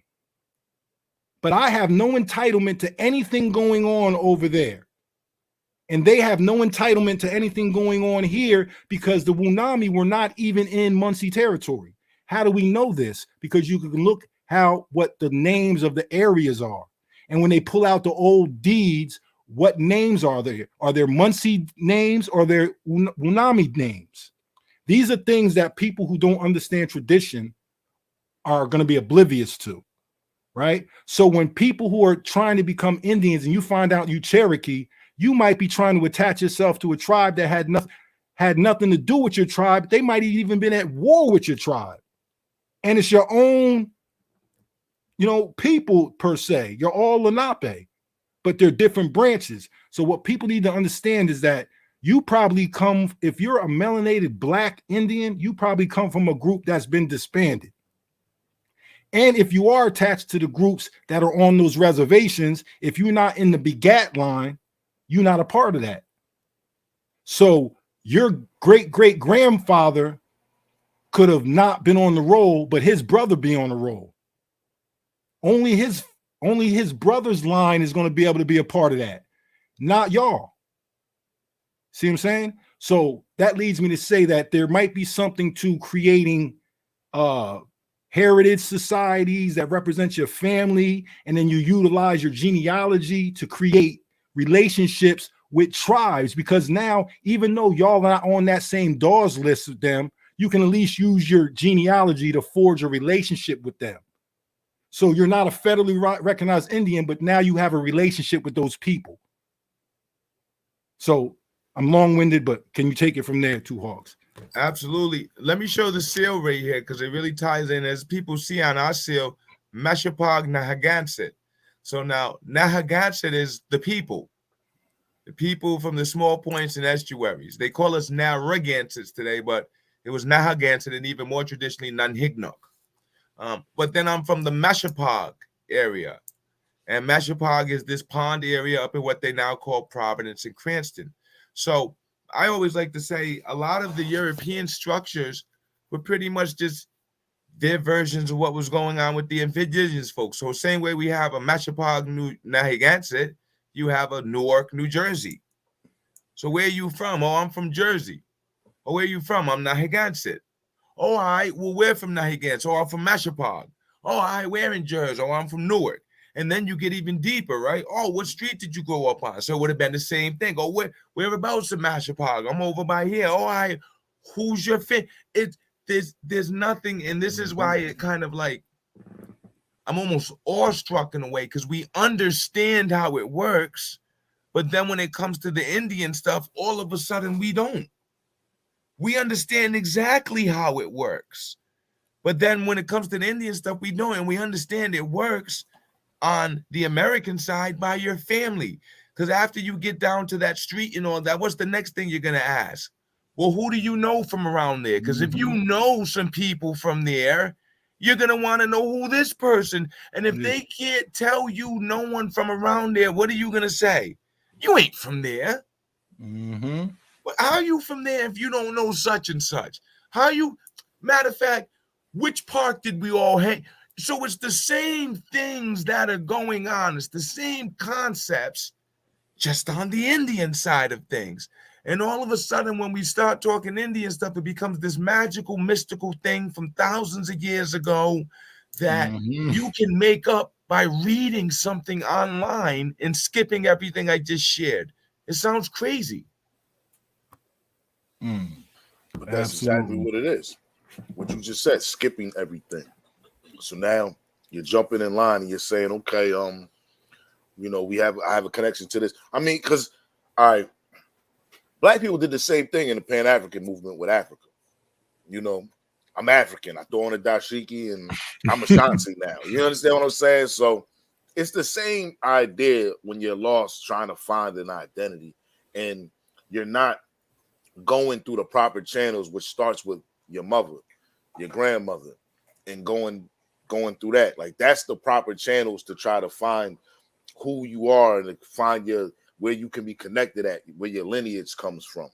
But instead, you know, we had this whole feel-good thing. It's like, you know, I know people in the African spirituality, and we'll get together and they'll start talking to, I'm calling on ancestors, and they calling on ancestors that, you know, they calling off the shared ancestors, you know, Malcolm X, Marcus Garvey. They're not thinking about grandma. They're not thinking about Uncle Jed. They're not thinking about grandpa. They just skipping in line and looking for the glory and not even going to their own lineage. Yo, hold up. We're all kings and queens, right? We're all warriors, right? You know what I'm saying? But, you know, somebody mopped the floor. Yo, I used to be in the little conscious, you know, things, you know, National Black Theater filming. And whenever they would do, you know, shout out for the ancestors, yo, it was like people were trying to think of the most obscure Black, somebody who contributed to Black, you know what I mean? So like whoever could say the most obscure Black something, like, nah, these niggas wasn't calling out their mother. I'm in that bitch like Franny Rock, you know what I'm saying? Like, fuck all that. Yo. Hey, but let's get deeper. Some of their ancestors were suckers and traitors. They're the reason what you mean your ancestors? Like you said, we might got problems with your ancestors. You here calling them out. And this is their energy here. And this is what I find is funny, because what you just said, like, that's how I look at some of these cats. Like, some of these cats, who are your ancestors really? Because we probably didn't vibe. My ancestors, y'all was the ones who was, if we going like, if we're talking Africa, y'all was the ones who was, you know, they over there. You know, if we talking over here, y'all was the ones who was fighting with the Europeans or whatever. So who are you really? And what is your, you know, you are your ancestors. So we got to look at that as well. You go. That's a point I like to bring up, brother, especially here in New England. I'm like, from my understanding, a lot of these English were dark-skinned folks. We know that the Dutch were. So what do you mean we all Black folk now? All right, cool. But which black folk are you? Are you the ones that was taking lands from my people originally? Because we got some things to work out first before we sit down and play kumbaya. You know what I'm saying? I need to know who you are. Yeah, I get we in this struggle together now, but outside of this colonial system and these Europeans, who are you? Who are you? Check this out. Two Hawks, they ran a play. I'm gonna tell you the play that they ran, and they show you it in The Woman King. I don't know if anybody's seen that, you know what I mean? But if you can go look past the little, they're trying to push women is everything on you shit, and just look at the movie. They have a scene where one of the slavers, when the slavers pull up on the shore of Africa, nigga get off the boat, and he look like a Spanish Puerto Rican motherfucker. You know what I'm saying? So one of the homie chicks is talking to him at some point, and she's like, "You don't look like them." She's like, "You don't look like a slaver." He's like, "I'm not a slaver," but he with the slavers. He's saying he not a slaver. She's like, "Why are you here?" He was like, "My mother's the homie. I'm coming home to see my people." They got this nigga on the boat with them because they know that nigga can get them access to talk to the king, to get him in the village. And they show the shit. So now, just keep that in mind. So now I'm going to try and find this real quick. So some of these Dutch, the ones that settled in lower Manhattan, right? And Two Hawks, if I were to say some of the names of these Dutch people, you would know families. Yeah. See what I'm saying? But out of respect for real people, I'm not going to say their names. Yeah, because you know how people start harassing them. Yeah. You know what I'm saying? Like, yes. Saying some shit like y'all is this and that. But so it talks about these Dutch people and how these Dutch, they're called company slaves. Remember that, but it's not the slavery that we think of. They're just paid employees. All right. So it says that Anthony Portuguese at one point in 1638 sued white merchant for injury to his hog. Sued a white merchant for injury to his hog. This minor legal squabble is the perfect example of how half-freed slaves, that's what they were called. They only had to work a certain amount of hour for the day, and they were slaves, but they were owned not by individuals, they were owned by the company, the Dutch company. So all these companies, the Virginia company, all these people that they had with them that we call indentured servants, they were company slaves. They were basically just employees, right? So this is how they used the Dutch. So what they did was, it says the minor legal squabble is the perfect example of how half-freed slaves of the company, like Portuguese, that's the man's name, differed from the slaves of the United States. He was allowed to own property and had redress in court, rights that slaves living in British New York would never have had. Now, this is before the British took off. This is Dutch New York, New Amsterdam. Things were different. So basically, they use these men as buffers between them and the Indians. Right outside of Wall Street was the wall that separated the New Amsterdam trading posts from where all the Indians and all the farming and everything was going.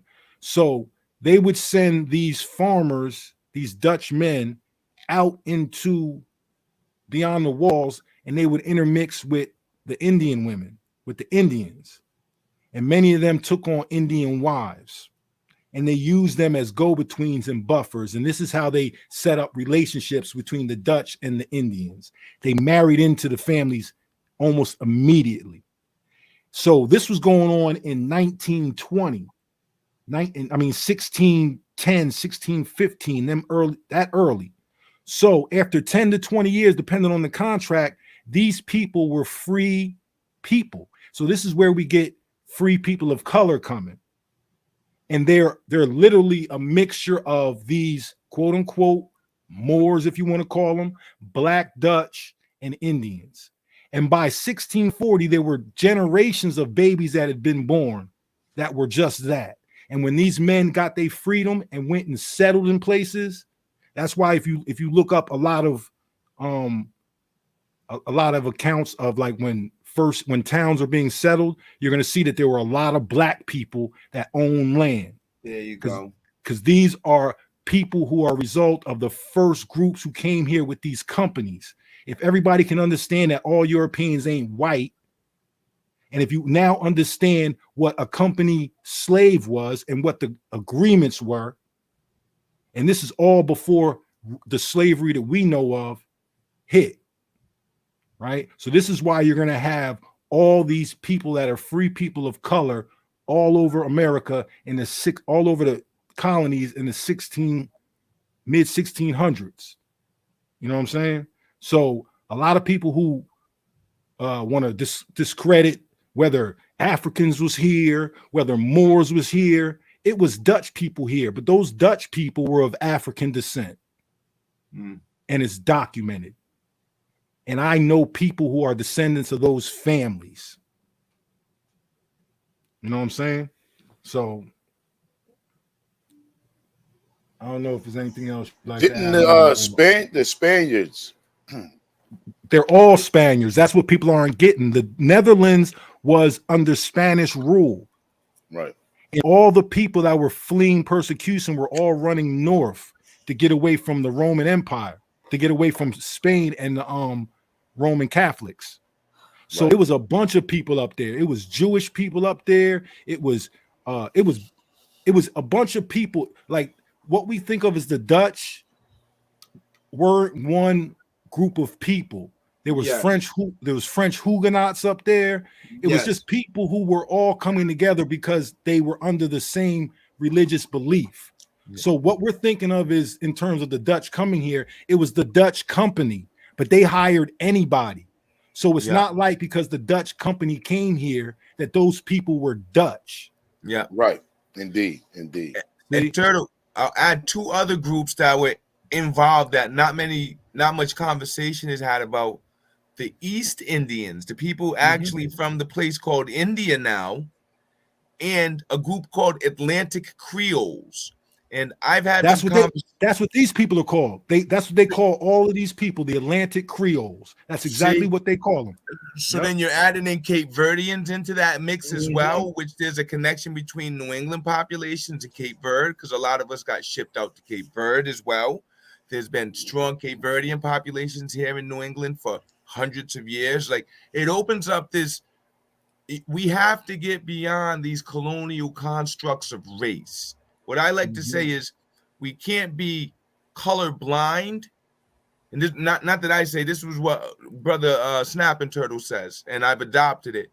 We can't be color blind, but we can't be color defined. We have to get past this nonsense that all black people during the colonial period were just in, these chattel slaves. Right. We have to get past the notion that all Indians were black. We have to get past these absolutes, because that's where the truth is.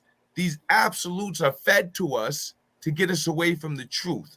And when we start getting into the truth of it, we start to see the true sort of richness and context of history, particularly as it relates to the African diaspora. Because what is it now to think about the fact that it was potentially people of African heritage that not only were enslaving African folks over in Africa, but then also that were here colonizing Indians along with Europeans. What does that do to the whole narrative? And then added to the mix, the Indians were turning on each other and fighting with them. Now, this is what is the thing about it, right? We have to understand that capitalism and all the things that plague us now, remember, they were already on that shit when they came here. We were not on that. So check this out. This is how this works. And I got plots. I got family names. I can tell people who the first such and such was right here in Manhattan. And the first village became an African village in Manhattan is what they call the village, right? So everybody knows the village in Manhattan. Greenwich right? Village, yes, indeed. Greenwich Village, right? That was the first free African settlement. But what they're not telling you is that that was also a Lenape village. And everything that came out of that after that point was the a product of the two coming together, right? So it says, according to historian Christopher Moore, the first legally emancipated community of people of African descent in North America was found in Lower Manhattan, comprising much of present-day Greenwich Village, NoHo, and South Village, and parts of Lower East and East Village. The landowners in this first settlement of free people of African descent in the chronological order of land grants were Catalina Anthony, and then it goes through widow of Joachim Anthony, was granted 8 acres of land by the Council of New Amsterdam on July 18th, 1643. You know what I mean? Domingo Anthony. It goes through it, and it's got all the documents. So yeah, people are gonna really have to start grasping with the simple way they want to lay it out, because at some point in time, some white people were fighting, and some, like, it wasn't all like that. A lot of the families that ended up staying behind after Indian removal, right? A lot of them stayed behind because the women were married to these very men who were already into the capitalist culture, because they came here with it, married these Indian women, and implanted their philosophies in the children. So by the time these men would have even been free, they would have had children who would have grown up in that situation. So when the Indians start removing, these families stayed. You know what I'm saying? And these families still practice their traditions, but they have that whole capitalist, it's a fusion of the two. You know what I'm saying? So you're going to have, these people buying farms and buying land and still knowing that they're Indian, because they are both stories. They're telling the story just from of African descent. You see what I'm saying? They're even leaving out that these people were biracial already before they came here. You know what I'm saying? Indeed. So it's just a lot more nuanced than people want to, you know what I mean, than people want to get credit for. You know what I mean? Like, people will be like, oh, these people came here and they was stealing our land and they were this and that. Yeah, that happened. But like, these things happen in gradual movements, because also you have to understand that these companies, when they first came here, they were companies. They were not colonies, and they were setting up trade. And the Indians was doing trade with them. The Indians, we was allowing all these things to happen. We were doing trade with them. We were being introduced into the new culture of capitalism, and we went for it all over. That's when the beaver trade started, the beaver pelt trade. So, like, we have to learn in terms to slow our brains down and think in terms of, like, people are thinking they came here and as soon as they got off the boat, them niggas was getting us and doing mad shit to us. Nah, them niggas got off the boat and we entered into an agreement to do trade with these motherfuckers. And we was trying to get money and get shit that they had that we didn't have. We ain't have no iron smelting shit like that. We ain't have all that stuff. You know what I'm saying? And when the Dutch came, they had a very different relationship than the English had. You know what I mean? The English and Dutch had their own beef, but a relationship that first started here in New York first started with the Dutch, and the relationship was very different. So it's not like when these people were here, they weren't even here under the idea that they were going to stay forever. You know what I mean? Motherfuckers came here, ended up making families, and stayed. But it wasn't even how we think of it as colonies and it was supposed to be permanent. Nah, these motherfuckers was just like, motherfucker went and built a fucking Home Depot in China. And now they're asking motherfuckers, do you want to go to China? We opening up a Home Depot in China. You want to go there? Right. You know what I'm saying? It was that. And then that shit, you got to understand how it flipped, how as that shit grew, the people who are now the colonists, because now you have people working for the companies and you have people who are just living there because it's kept growing. You know what I'm saying? And then the shit just got bigger than where it was like, fuck that, we not giving this shit back. You know what I mean? And then these motherfuckers revolt on their own nation. See what I'm saying? And that's when things start going in a different direction, because people gonna have to understand that when we talk all this slavery shit, people gonna have to realize it was a lot of fucking people of color that was slave holders as well. You know what I'm saying? Mm-hmm. Because all these early Europeans that came here was not white, how we was led to believe. So if there's black people owning slaves, what's that mean? That means this shit was just more about economics. You know what I'm saying? It's more on that tip than just we slaving these motherfuckers because they supposed to be enslaved in the Bible. Like, you know what I'm saying? Like, shit deteriorated. Because like chattel slavery wasn't the first way this shit was set up. Now, when you say it wasn't the first way it was set up, you mean the institution of servitude? Nah, it's just the wording, because we are so attached with what slave, we hear slave. Like, that's why I say it's important for you to understand that these first groups of people who came here, they was what they call company slaves. Right. Right? Or company men, company employees. And the only requirement was that they work 8 to 9 hours a day. Now, were they actually called company slaves? That's what it says in the article, but it also referred to them as company men. Okay, you know, but slaves was interchangeable though. That's all I was. Yeah, but they were under contract. Right. So they might have used the term slave. That's why they say chattel slavery. Chattel slavery is different than slavery. Indeed. You know what I'm saying? Indeed. So these people were basically employees, 1099 motherfuckers. Right. You know what I mean? And we're not taking that into consideration. And the early groups that was dealing with the Indians in certain places, the Indians was compliant with them. You know what I'm saying? To the point where they was intermarried. But you also got to understand that the Indians wouldn't have been like, get the hell out of here until shit got crazy. Like, they didn't get off the boats wilding. Right. You know what I'm saying? I mean, they had to learn the land. They had to learn how to farm and tend to the land. So and then, you're not just gonna pop up off a boat and just start whooping ass and knowing how to farm the land at the same time. Mm-hmm. And then you have to understand that, like,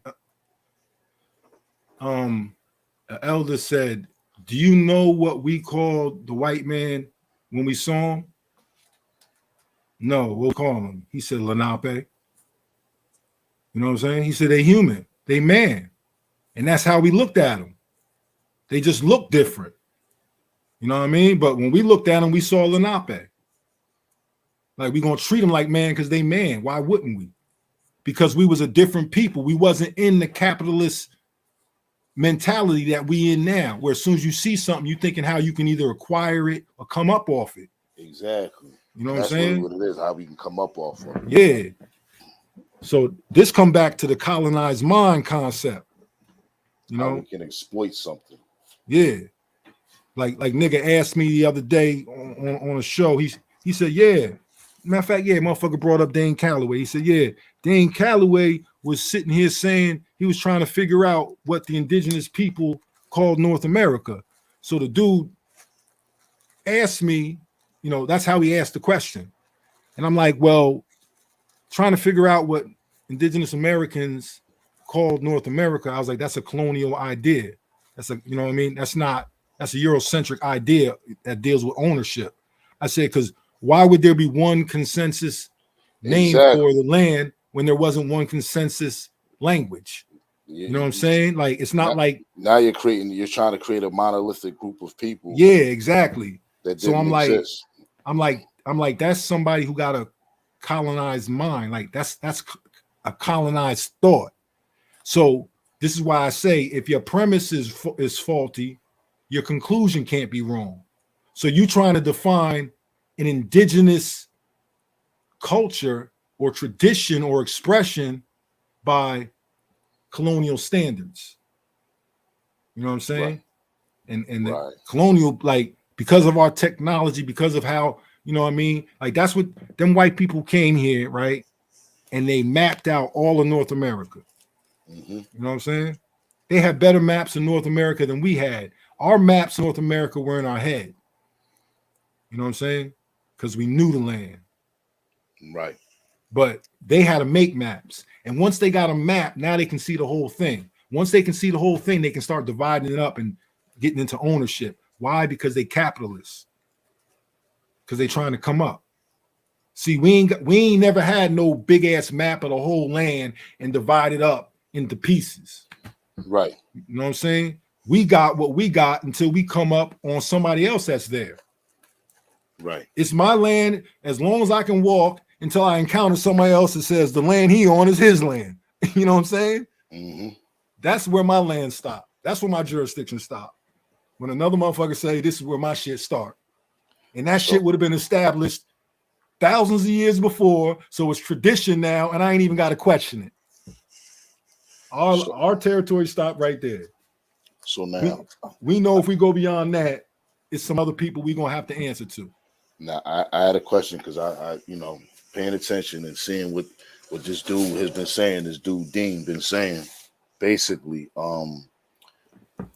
dealing with the slave trade and dealing with the descendants of those who came out of chattel slavery. I'm saying that because I've been recently doing the lineage of my family, and my great grandfather's grandfather was actually born in chattel slavery. So with that being said, I'm noticing that there's this whole idea of trying to get this land back and trying to get land back of those who are indigenous, and saying that, Black people of North America, very few of us can trace African ancestry, and therefore most of us are indigenous, and therefore it's our land that we need to get back. Now, with that saying, I know that there's also a movement to get reparations, regardless if we believe this will ever come or not. I personally see this whole idea of claiming that because there's a lot of claims that's been being made that slavery happened in reverse, and that if you're claiming that slavery happened in reverse, and now that all of these are bad contracts that we went into that weren't honored, then we're taking the whole idea of a reparations off the table. Now, I just wanted to ask you personally, what was your thoughts on reparations, and did you believe that? Do you see that this can be problematic if you're trying to sincerely fight for the plight of reparations? All right. So, Two Hawks, you want to? Anybody, either one of you brothers. Yeah. I've done some work around reparations. Just speaking from a legal perspective, the problem with reparations for most people is exactly the issue that you raised, connecting yourself to that actual experience. And then Turtles brought up as well, did your ancestors actually get reparations for what happened to them? Mm-hmm. And through subsequent generations, it was lost. So all of these questions come up, but to your question, yeah, if you start legitimizing the relationship, then you absolutely do damage to the argument, because then it's a business negotiation, and a business deal should be dealt with in that regard, not in terms of reparations. But beyond that, there's a remedy for business. Yeah, but a lot of these folks who say, well, I ain't found no heritage to Africa, then I'll ask, but have you found heritage to Europe? And they get quiet. And I'm like, so how you know you're not Black folk from Europe that came here? And you're still not from these lands. You are who your history is. And this is where I'm at this point, because we started this in terms of the whole legal stuff in 2015. So you mean to tell me in 7 years you've been doing your due diligence to look, and you still haven't found the connection to here, but you found connections to all other places? Instead of embracing that you're from somewhere else, you're still trying to stay here because all black folk here. It defies logic, and I think it really is just it's people, I guess, would not stuck in this American thing where you can be what you want. No one can tell you that you're not, and it doesn't matter what they say because you know how you feel in your heart. Really? You know what I'm saying? I know exactly what you're saying. Yeah, it's ridiculous because it's really a Americolonial thing, like a Euro-colonial thing, but in particular in America, it's really bad here. But literally, because you can go on TikTok and become, get 1 million likes and be a superstar overnight. So you can literally be what you want here, but it's not in real life. Yeah, It's not what's really going on. So the sister None Your Business says people get reparations for less. Pay the people. People get reparations for specific experiences. So if you look at the Japanese, they got reparations for being put in internment camps, like in the early 1900s. So you have a family. The truth isn't absolute because the truth ain't the same for every family and every experience. Exactly. That's the point. So that truth is not absolute. But that's the point. It's different for everyone. So you can't say because that happened to this group of people, that means that's my experience. And this is the whole problem with the reparations argument, because back then people weren't called black, they were called Negro. So if you're identifying as a black, then you're not a part of the class that was impacted. B, as we've been discussing in this discussion, a lot of black folk weren't the slaves that we're talking about that would be getting reparations. A lot of them might have been actually the ones doing the harm. So you can't just generally throw a group of people out there and say all of this group of people deserves to get that. It has to be tied to the experience. Understanding that there are similar experiences that are going on today. Yeah, so in terms of it being the people's money, so what does that mean? Yeah, like well, yeah, I want to address something earlier if I can get my mind back on it. All right, so when we talking about reparations are paid from, like, the term reparations is a term that is dealing with monies paid from nation to nation. You know what I mean? And it's usually predicated on a nation losing. Germany lost in World War II, and they were made to pay back the Jewish community, right? They didn't lose to the Jewish people; they lost to the collective, people who fought them in World War II. So because they lost, they were made to pay. So what war has the United States lost that is going to make them pay any reparations to anybody? Well, the brother did mention Japan, even though we were talking a specific experience. Japan lost. Japan ain't win. No, but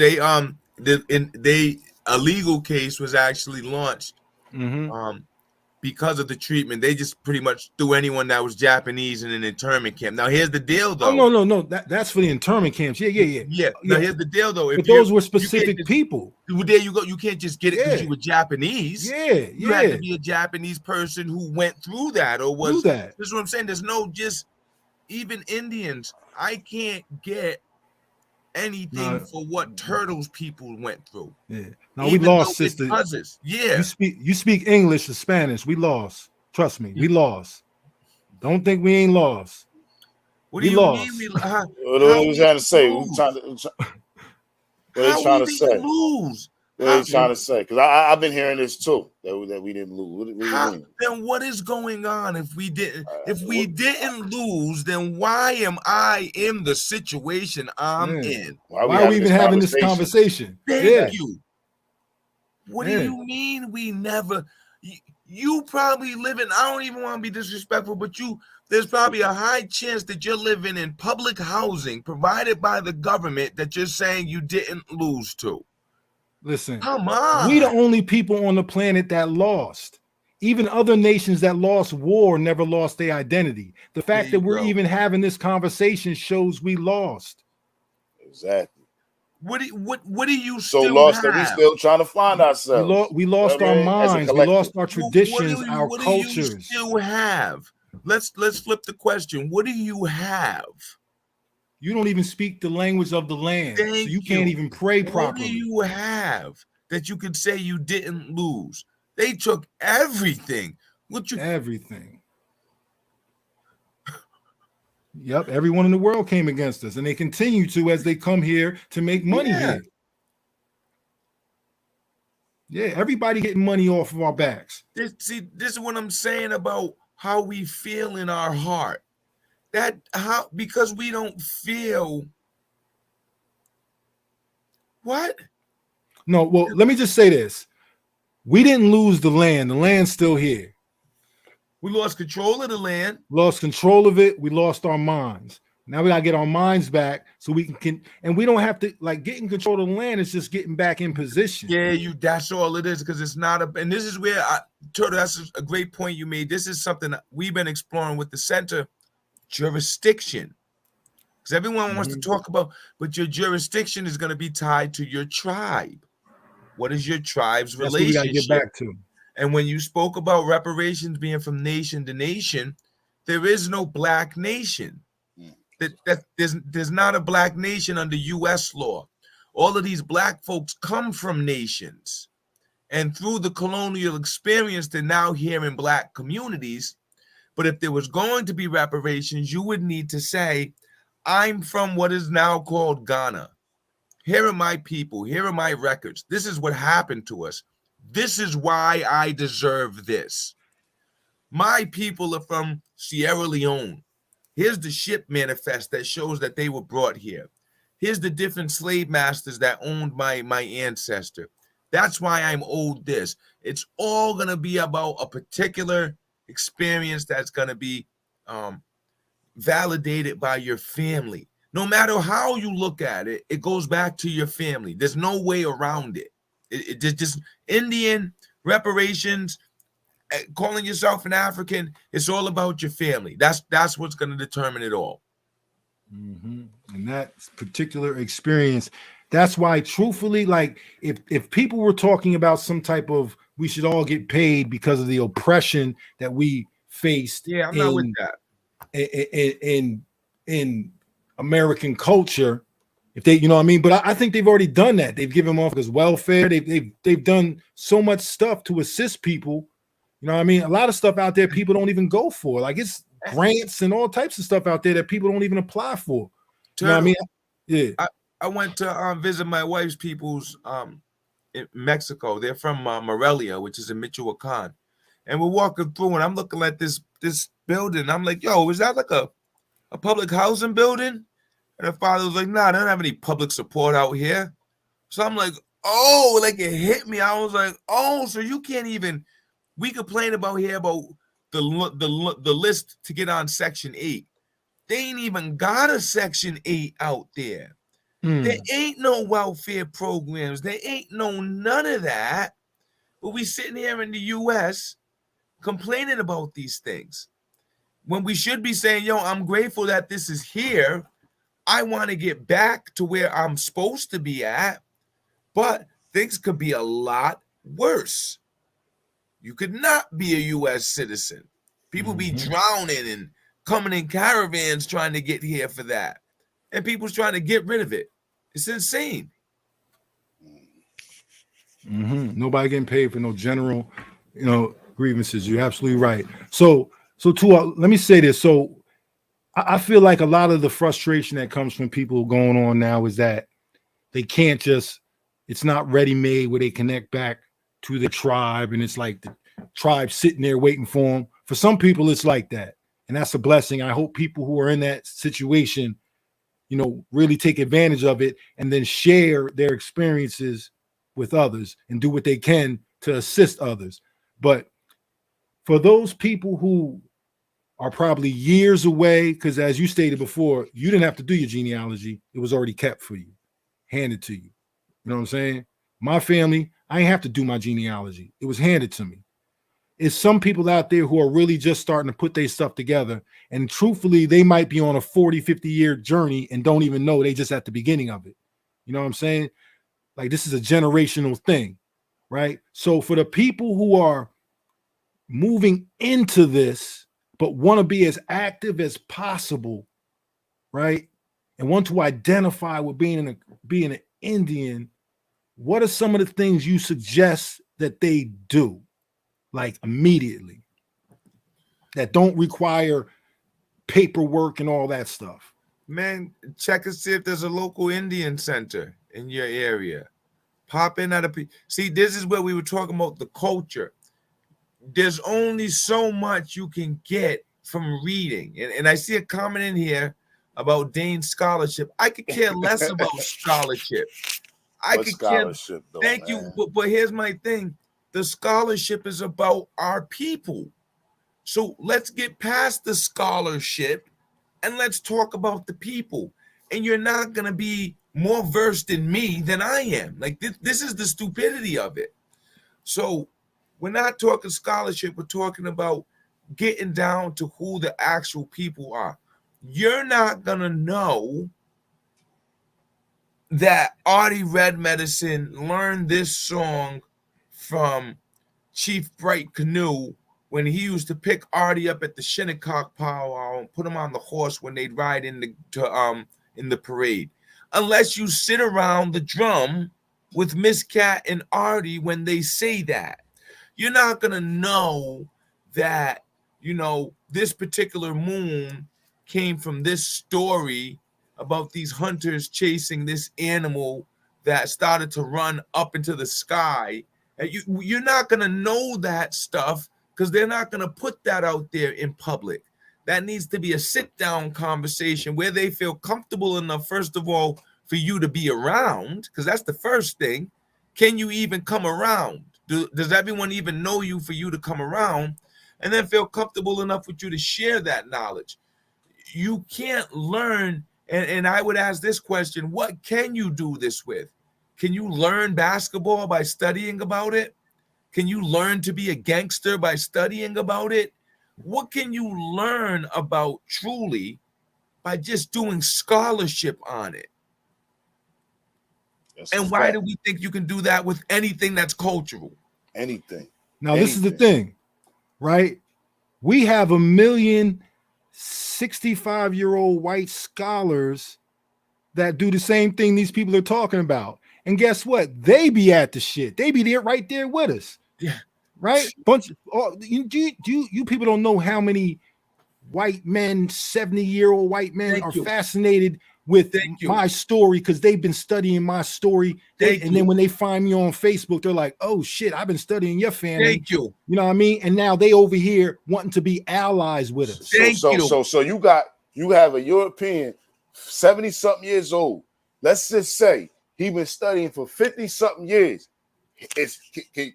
Can he come around your family now and tell you more about your family than you? Can he tell you more about your great grandmother than you? Still can't. He's coming to check in to see if what he learned is true. These are conversations we have all the time. These people that they're learning from come to us to say, well, this is what the records say, but what do your people say? And we set them straight. Oh, wow. Wow. I've had a conversation with someone, made an offhand statement, no idea. And they come back to me weeks later, hey, Ray, I checked into what you said, and that was true because such and such said this. Oh, yeah, you should go check that too because this will tell you this. But I learned this actually at the powwow when this one said it. Mm-hmm. And they just their jaw wants to hit the floor.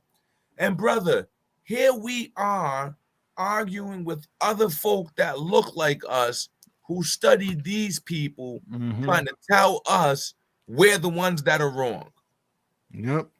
Now, check this out. The same way these 70-year-old white men make it their purpose to be in these places, and every place we turn, they right there, honoring the culture. They're looked at as allies. They're with us, right?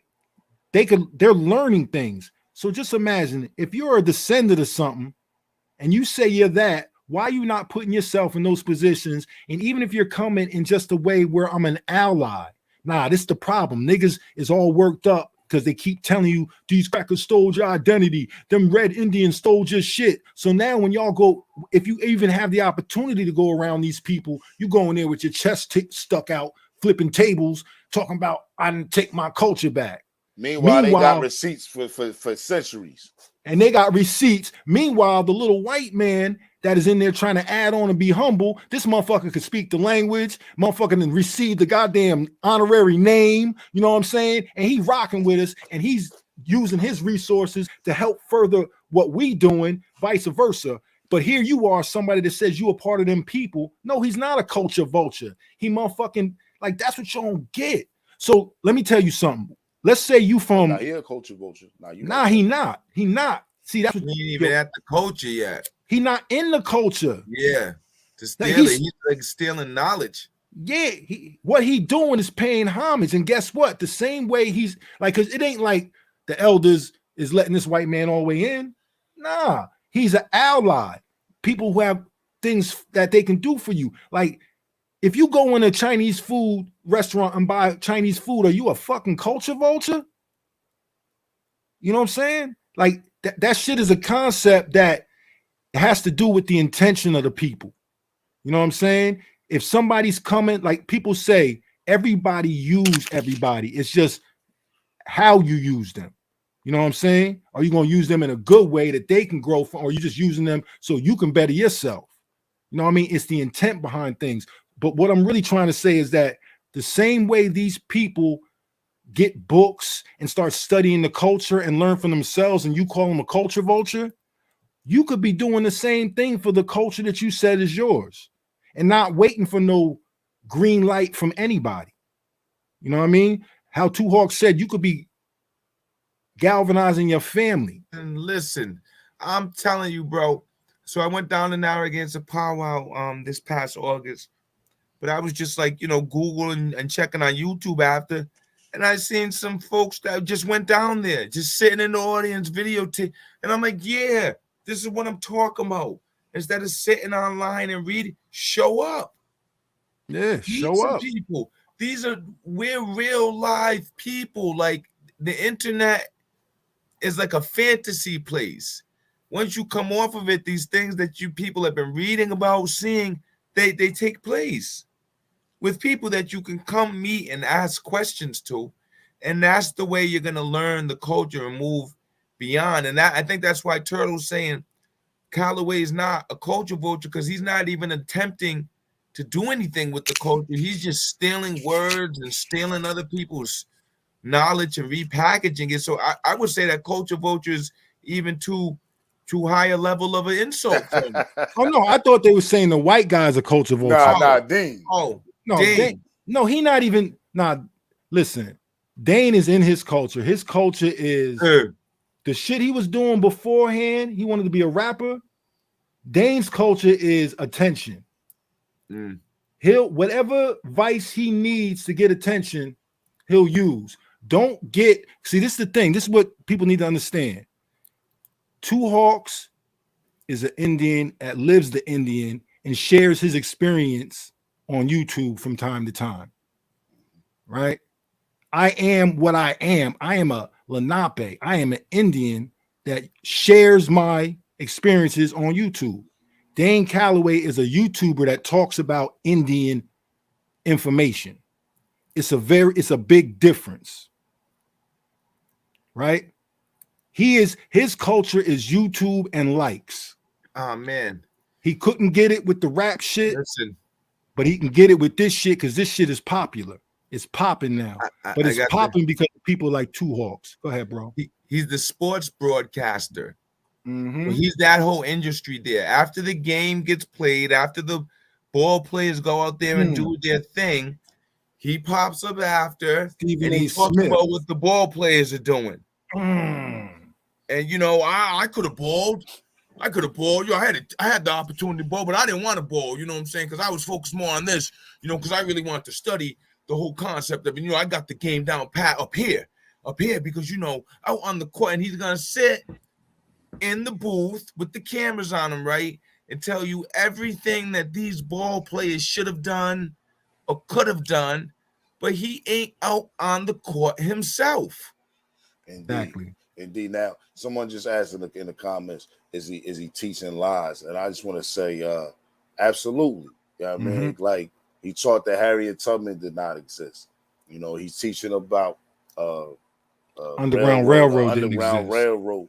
That no, he's saying that it was an actual underground Yeah. railroad, and using quotes Yeah. from Harriet Tubman, saying that Harriet Tubman was quoted as saying that she was a conductor, ignoring the fact that she also was quoted as using the North Star as a guidance. How you underground using a star?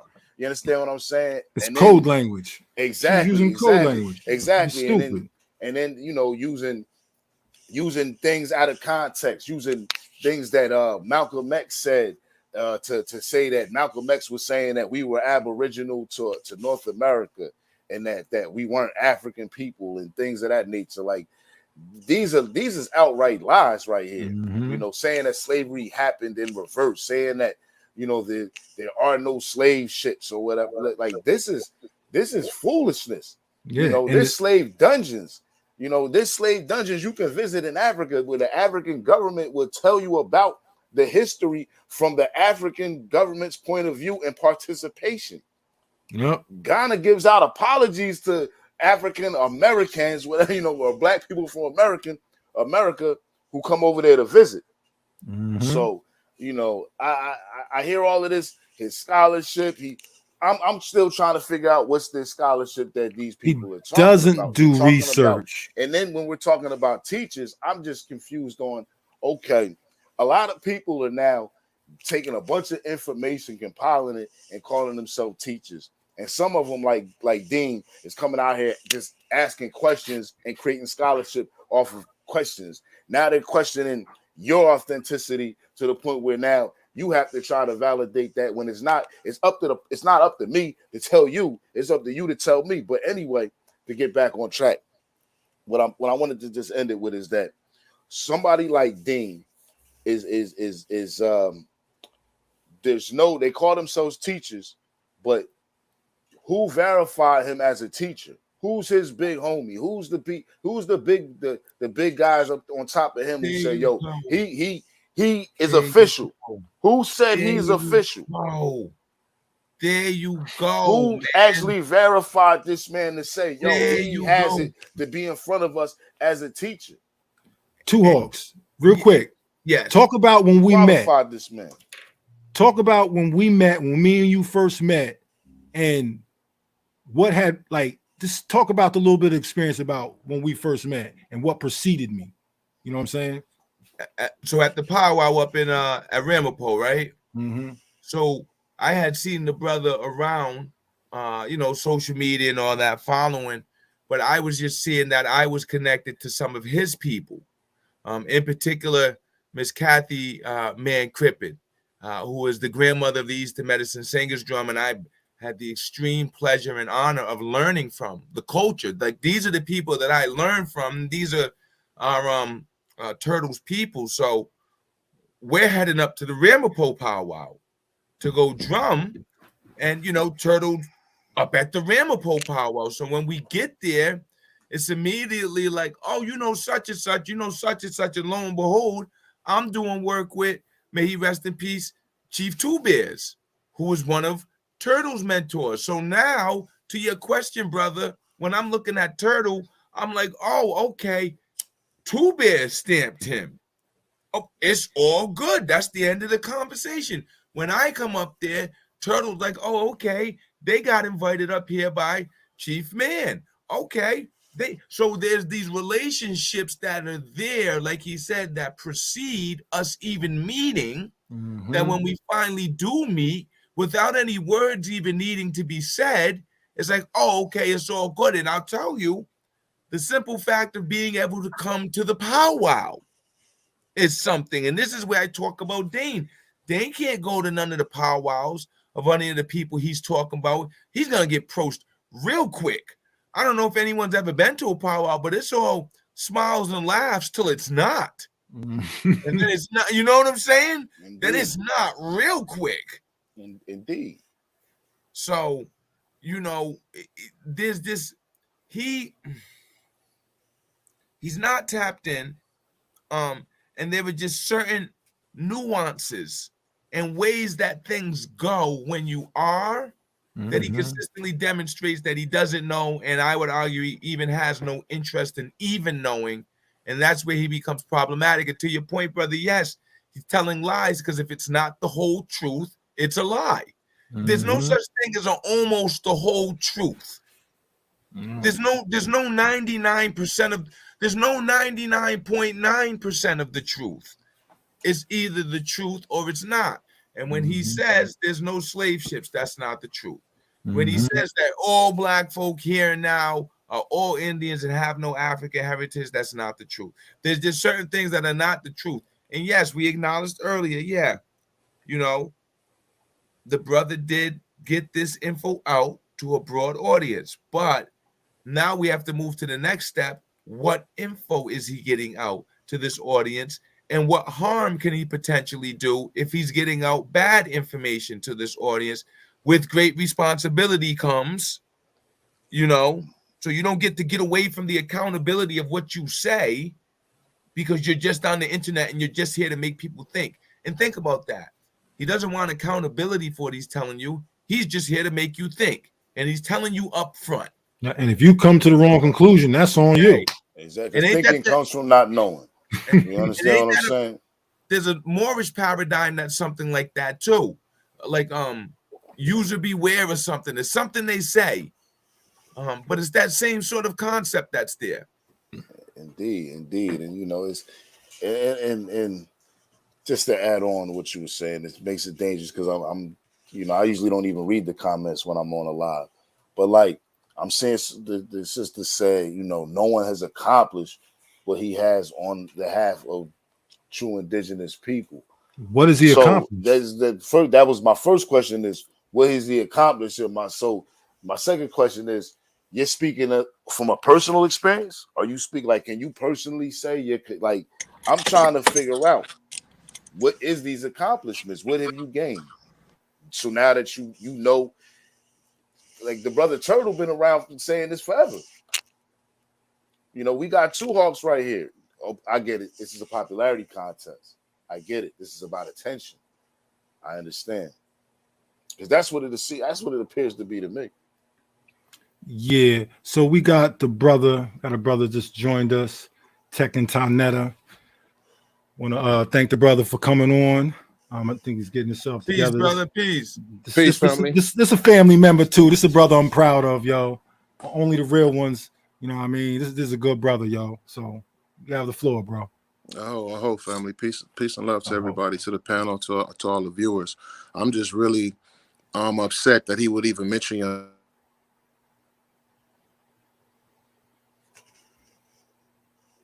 Turtle and Two Hawks hasn't woke up the people. Turtle and Two Hawks was doing work when that man was not doing nothing. Like, but you we're not here to wake up the people. We woke up. We're welcome with our people, right? And we're telling you, go get with your people. Never mind the people who were your people. The people. And listen, there's different generations. If you think, yeah, he's had an impact on a generation. You gotta understand, I'm 20 years older than him. Like, what do you mean we didn't wake up the people? Like, and this is another thing you people have to also understand. There's people that work with, you know, there's people on YouTube, right? Then there's people that are actually doing work in the streets, yep, right? And the people that go work in the streets may only touch 40 or 50 people, but that's 40 or 50 people they really fed, they really touched. The person on YouTube, you might get 80,000 views. That's a view. That shit don't mean nothing. Right. If you trying to figure out how you touching the people with the, how is that when you giving them people? But no, how are you waking people up when you feeding them bullshit though? Like, let's just be real. Like, how are you waking somebody up, feeding them a bunch of bullshit? It's like, okay, I'm gonna give you some truth, but I'm gonna pile up a whole bunch of bullshit on top of it, or I'm gonna take out a whole bunch of shit that's really important. Like, Harriet Tubman didn't exist. What are you trying to accomplish now? Listen, I put this, grade A sirloin on your plate, and then I put, some chopped up maggots next to it. Enjoy. Hold on, I gave you that steak though. What you mean? What you mad at? You got the steak, but you know what I'm saying? It's like, come on, bro. but I'm gonna show you. All right, and listen, none of your business. Ain't hope don't like we just adjusting what's said, not you. Okay, just what's being said. So you say I hear you, but they ain't got the Masses are on masses. task. They're not All on right. task because what's changed besides what they call Yeah, themselves? but What's listen to changed the in point. anyone's daily life? This shit is goofy. Yeah, He got they're them. not understanding what's really going on. When you Yeah, talk look, about you got the go ahead. masses, how do you that's How do one you thing to have mobilize people on They on out two? here TV. doing shit for what they've been doing. It's another thing to have people on the ground. If you're not on the ground and you're just on YouTube all day, how are you touching the people? You haven't touched nobody. And that was my whole point with this guy. Like, even when he first started off and everybody was Facebook friends and stuff like that, I was like, yo, I like the way you do your videos, your editing. The stuff is dope. We're going to release the information. You just stick with the editing. Then with me, it was always, once I found my ancestors, my older brother was like, yo, you need to come up here to the tribe and come meet the chief and come get with the people. So I had to go and get with the people. I had to go through all type of stuff,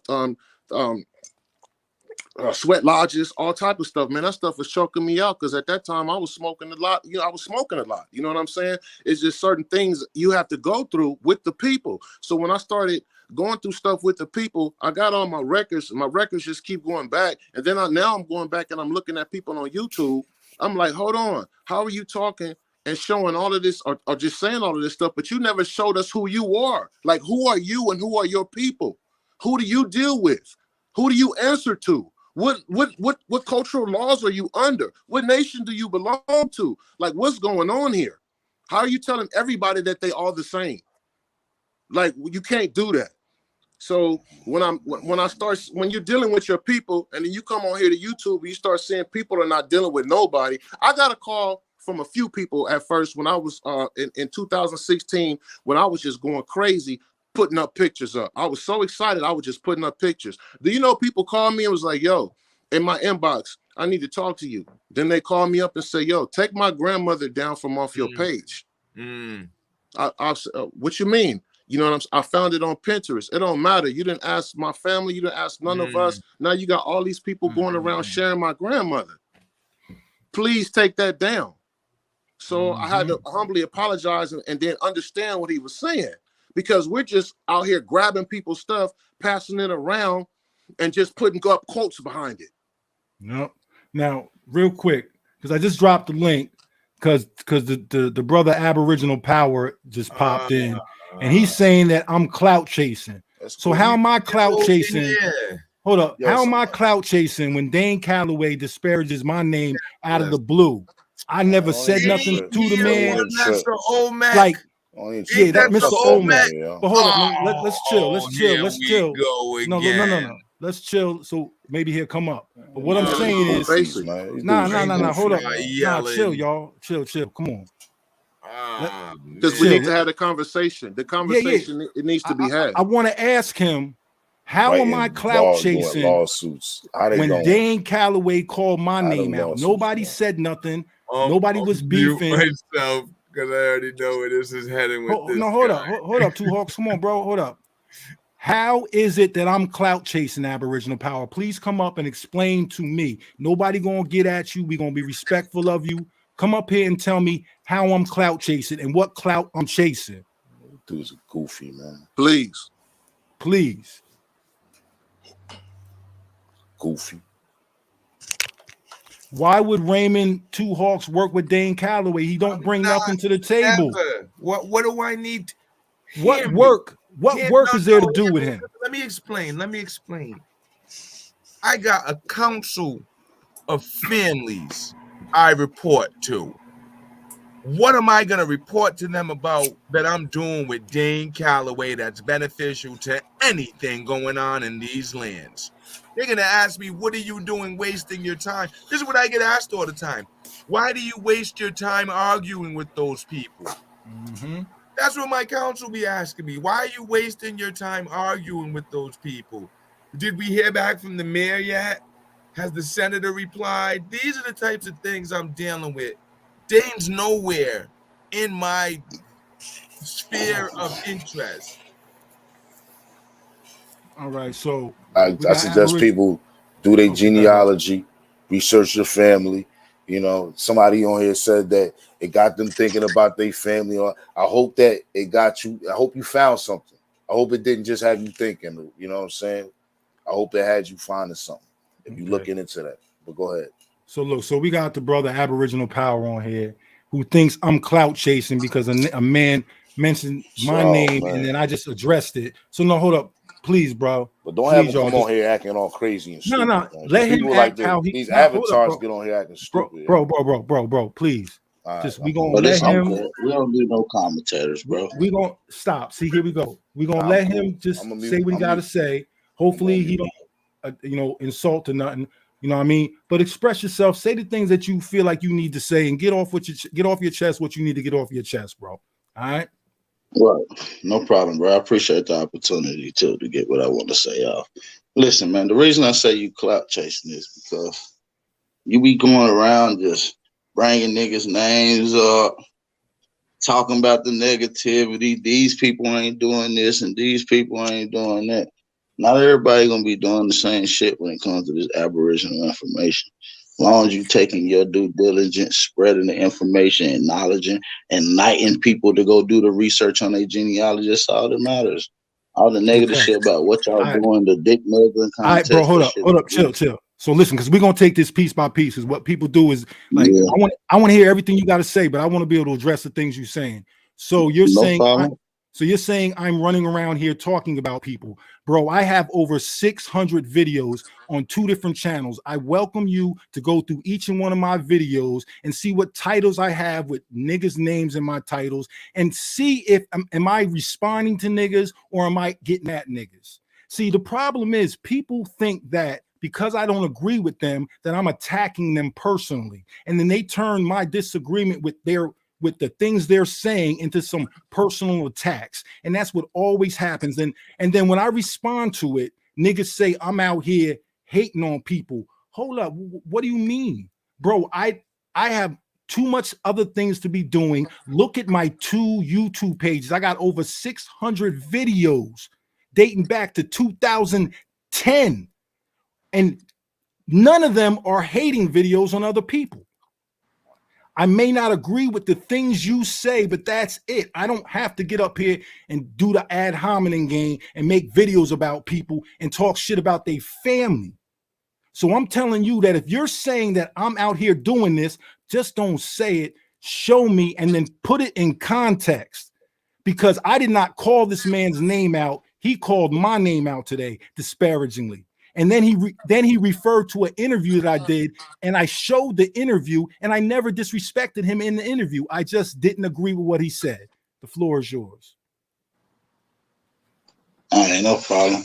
Listen, I'm not here to defend Dane. I don't know what your issue is with Dane. I'm not a spokesman for Dane. I just speak for behalf for the Aboriginal indigenous community. What I mean by you be clout chasing and stirring up shit that you know what I mean, that ain't nobody necessarily talk about. You did it several times.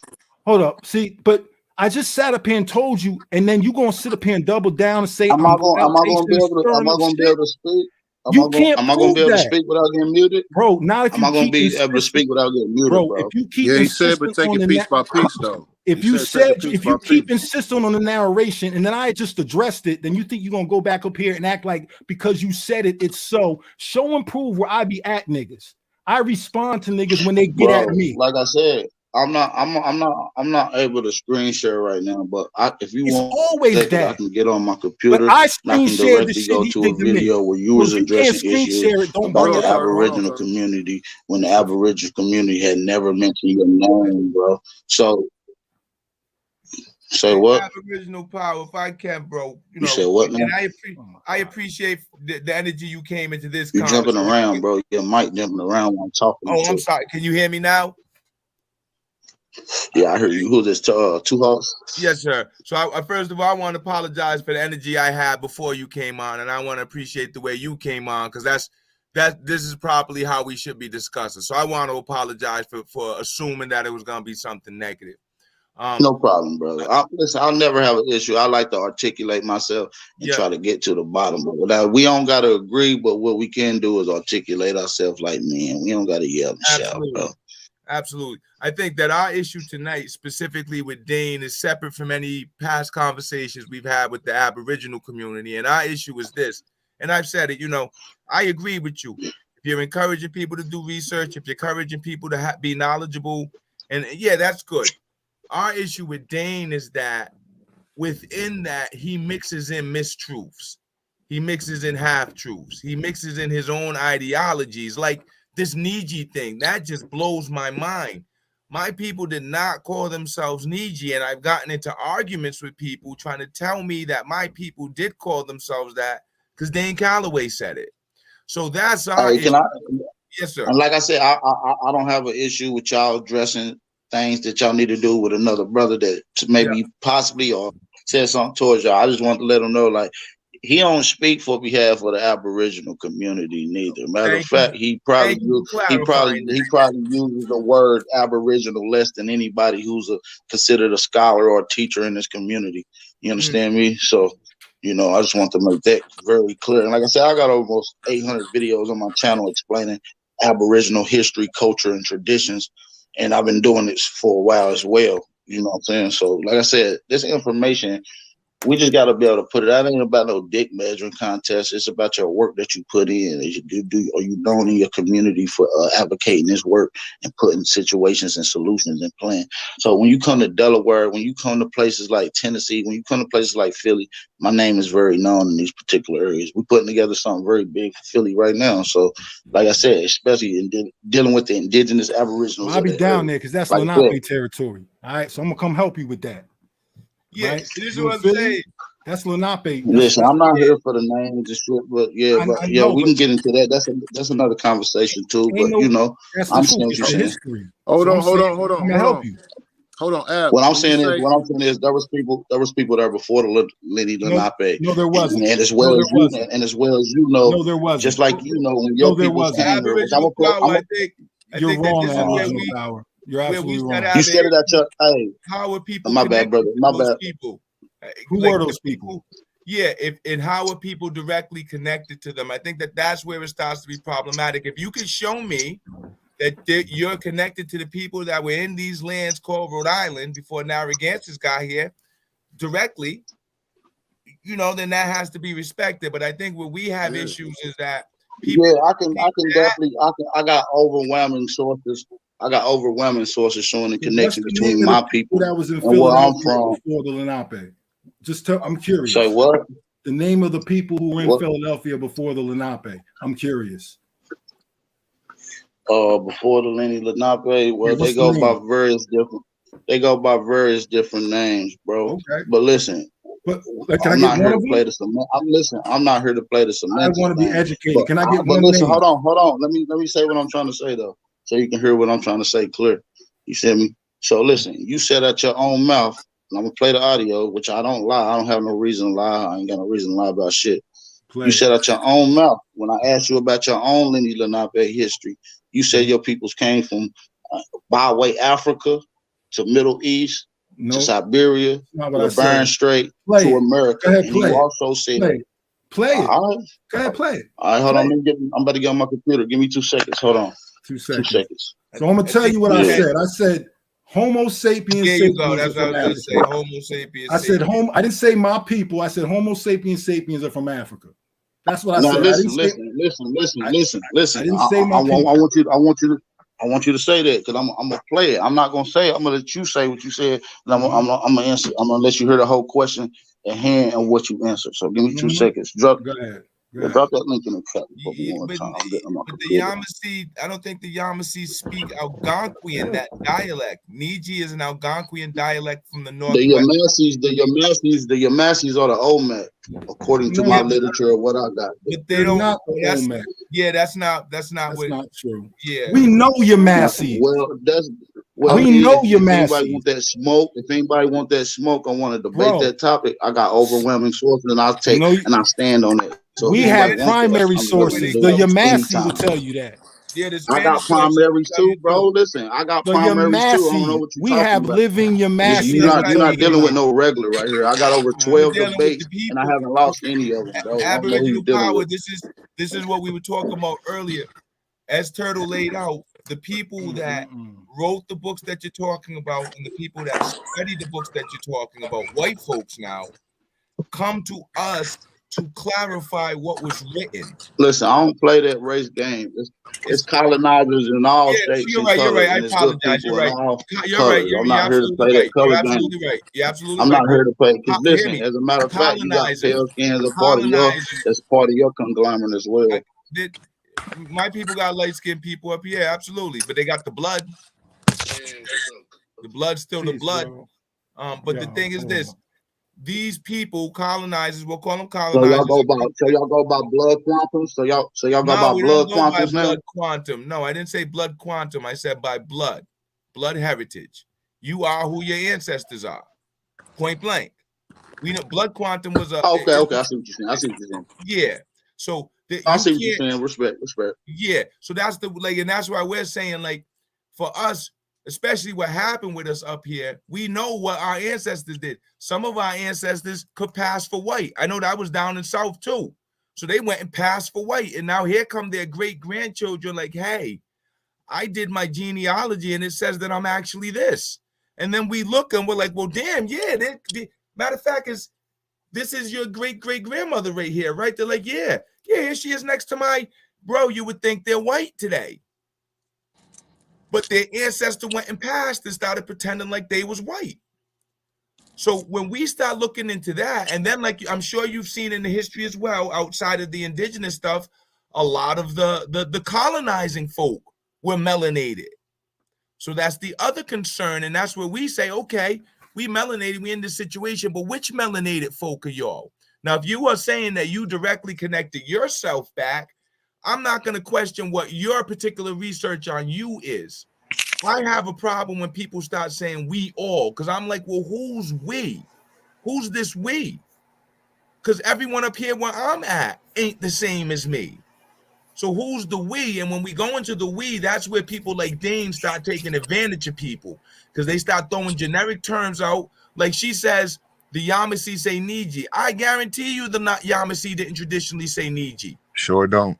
Thank you. I would like put money on that's not what the Yamasee originally said in their traditional dialect before they started speaking English. These niggas is waking up though. So I'll stop there, brother. But I want to, like I said, I appreciate the opportunity to dialogue tonight instead of screaming and yelling back and forth. And we don't got to agree. It's not about agreeing. I think that this is one of the most traditional things that you can do. Respect someone else's position, whether you agree with them or not, and still have respect for one another. I'm with that, bro. And like I said, when I say something, I wish it was me that was making it up. But like I said, I'm only going with the data and the primary research that I have, that I'm able to present. You see what I'm saying? So like I said, I'm not here to be combative in no way, but I'm here to make my point and stand on it. And like I said, at the end of the day, my mission statement might vary from what your mission statement is in your community.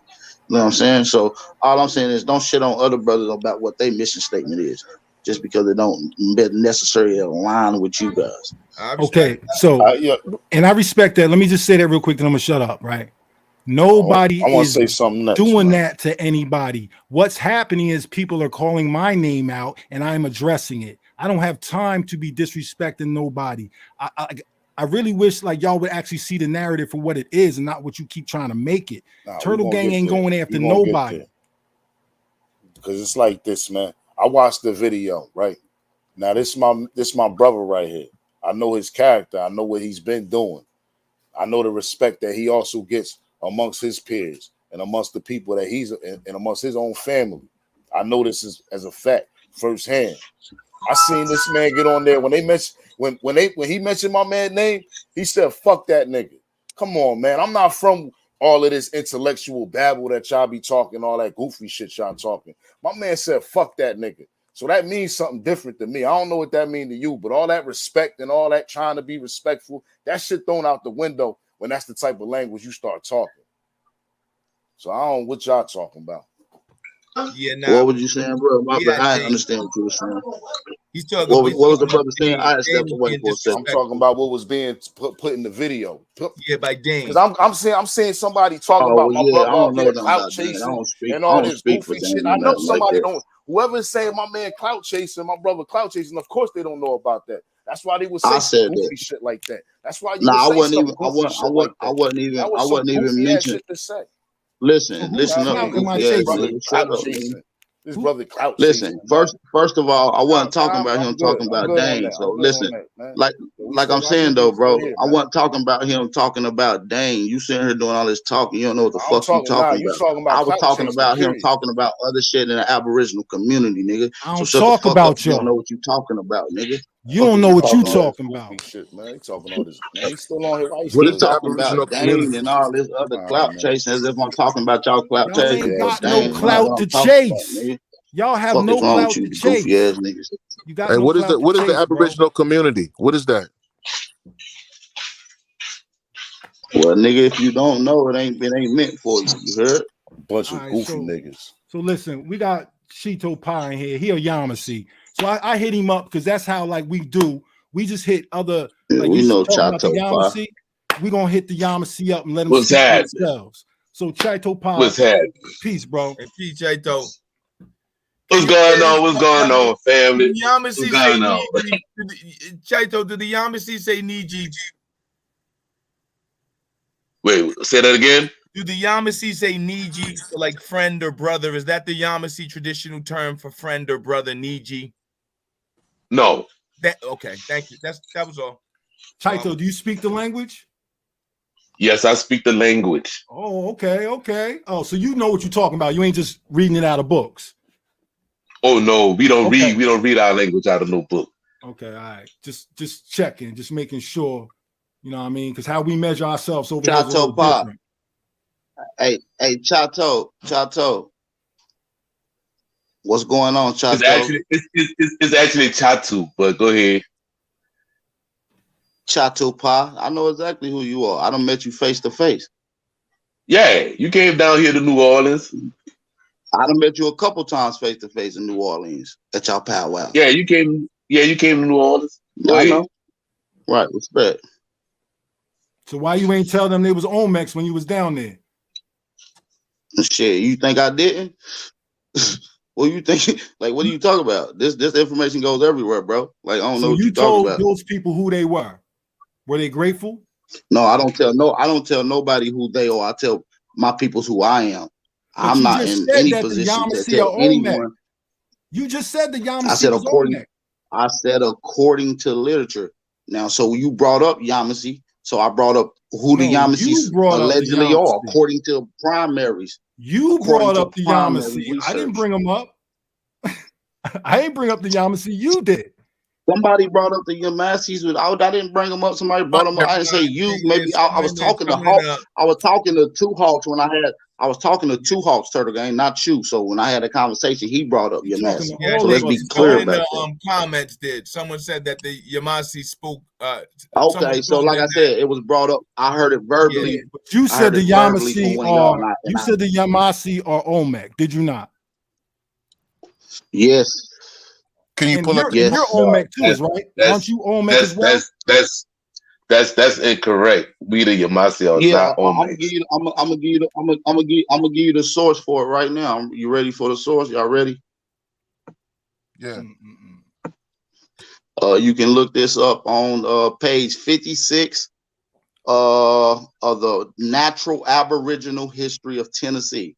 Are you familiar with that book? No, who wrote the book? That's not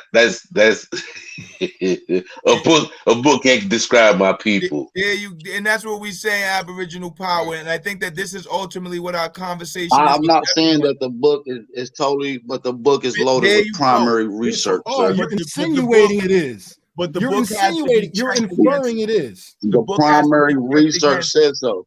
But it has to be checked against what the actual source material is, and the source material is the people. So it's cited sources. It's multiple sources in this particular literature, which is backed up by the Library of Congress and the vital statistics of District of Nashville, Tennessee. Let me put this out here. Okay. There was what source do you got? Hold on. What source do you got saying that the Yamasee is not Omex? What source do you got? Can you provide it for me? You asking that to me? You asking that to me? Yeah. Yes, Bro, yes, let me tell you something. Let me tell you something, Aboriginal power, with all due respect, young man. Well, I'm just saying, I didn't need a source. That's all. I gave you my source. Listen to me. The source is my blood. The source is my blood. Okay, cool. Conversation done. I ain't You gonna argue with understand? that. Conversation done. You understand? So dealing with that, We dealing can't have with no that, scholarly conversation like that. You know what I'm saying? dealing with that. Listen. This like I'm about to get I'm ready for the to say. scholarship, bro. Listen. There was a young lady who came to my family's reservation. You understand? In 2012. All right. Her name is Professor Denise Boise. All right. They had an annual conference on my family, the Yamasi. Okay. That's how you pronounce it. Yamasi. Okay. So down there in Florida, St. Augustine, Florida, when her and her constituents in the academia world was saying that Yamasi this and the Creek that and everything, my cousin, who is B. McCool, Sekou Hinton Gentle, the true chief of the Yamasi Muskogee Yati. You understand me? So dealing with that, he said, nah, that's not the way how it is. Your academia is wrong. And that was professors. So how you gonna have a professor to tell me or a book tell me about my Yati, Yamasi Muskogee? So dealing with that, whatever book you have, that's not the right book, bro. I am a walking book. Let me tell you something. I don't know if you can see it, homie, but you see this here? Look, and I told you that when you came down to New Orleans. I'm a real one, bro. Ain't nothing fake about this here. I have ceremony. I do ceremony. You see? We didn't really get to chop it up in New Orleans. Yes, you came down for the chopper-toolers. You did, but we didn't sit down and really chop it up to where I can tell you, nah, bro, that's not it. So I'm telling you, that book from Tennessee is not right, bro. And then when you say scholarly, when you say scholar, a scholar is a student, bro. A student is not compared to a alechi. If you know what an alechi means, then you be like, oh wow. You're not listening. Bro. You're not listening to what I said, bro. You're not listening to what I said. Scholar. I'm listening. I just, you know. When it comes down to my family, when it comes down to my family, that scholarly shit ain't gonna work, bro. I'm not arguing with your family, bro. I'm just telling you what the literature say, bro. The same people that came and did a study on your family, these same people put out the information about your family, bro. No, that's not the same people. That's not the same people. That's not the same people. That's not the same people. Let me ask you this. Let me say this. So what did those people say the Olmec's real name was? I don't know what they said though. Because Olmec is an Aztec word. You know, that's not even what the people call themselves. Olmec was an Aztec word. So how you relaying this information, but you can't tell us what those people call themselves? We're using what the colloquial sense say. I'm using this for layman terms for the people to understand who we know the names of our people without all that. I can go into the names of it because they got it listed in this parentheses when they mention it. You can't go into it. You can read it out the book. No, I can. I got the literature right here. Then say it right here. I'm literally looking at it. But I can't even pronounce it. I'm trying to get on from my computer so I can screenshot. I'd rather show y'all niggas, man. I think the issue is this. At the end of the day, after you do all of the reading and the scholarship, once again, you got to come and you got to connect it with anthropology and art. You got to connect it with anthropology, archaeology, and oral tradition. Even after you do that, that's all scholarship. I consider that all scholarship. You got to go to the people and say, is this correct? This is how I did it. I've talked to the people. Listen. I don't know if y'all know. I talk to the people all the time, bro. Like, I don't know if y'all just think I'm just on the YouTube, bro. I'm really out here, bro. Like, what people I don't know you what talk y'all to? said, bro. What people? talk to sons of different people that's part of their tribes, bro, asking them who they You is. talking about the A lot of them- Olmec though? We talking about the Olmec. We're not talking about tons of different people. What Olmec people you spoke to? They don't call themselves Olmec no more. So I They asked call you what they themselves call it. Yamasi. They call themselves Yamasi now, bro. Wait, who? First of all, let me clear this up. What Yamasi people have you talked to? Man, I forget the brothers and sisters' name. I done talked to so many of these indigenous tribes, man. I be losing track of these people, bro. I done talked to probably over 1,000 people face to face within the last 2 years, bro. Let me ask you this. Who did they say their Maku was? Who did they say their Maku was? Shit, like I said, I couldn't even tell you. I'd be lying if I try to make up some shit right off the top of the head. I just know I had these conversations, bro. We just need to know. And a lot of that shit is on, and a lot of these conversations on video. Y'all can go look it up on my channel too, though. So, Okay, like I said, so a lot of these conversations so when they face said- to face. When they said it was Yamasi, what territory they said it was from? They said they was from the Carolinas. They said they was talked to people from the Carolinas. I talked to people from Georgia. I talked to people from Tennessee. Shit. So what are their names? What are their names? Because I need to know. I need to know Well, I just told specifically. you, I can't even tell you exactly what their names is. Well, I you could said probably go it's through on my the video. video.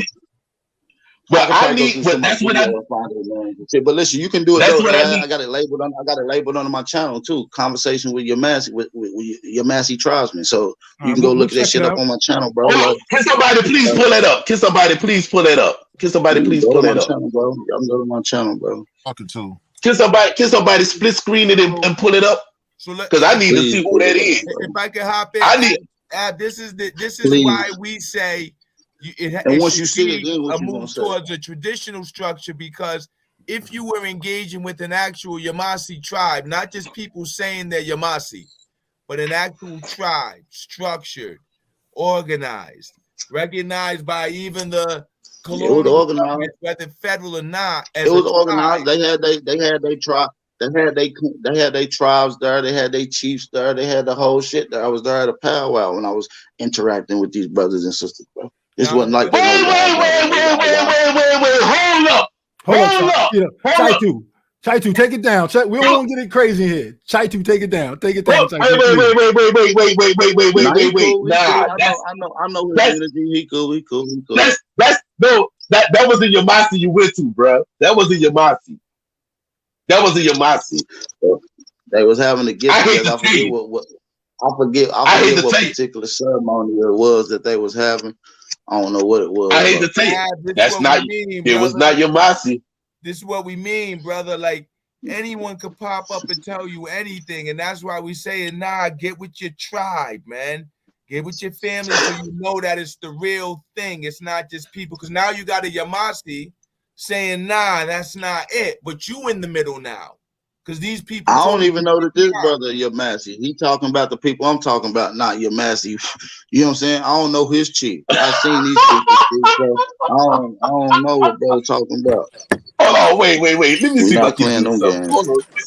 Let me see. Let me ask you this. Do they speak the language of the Yamasi?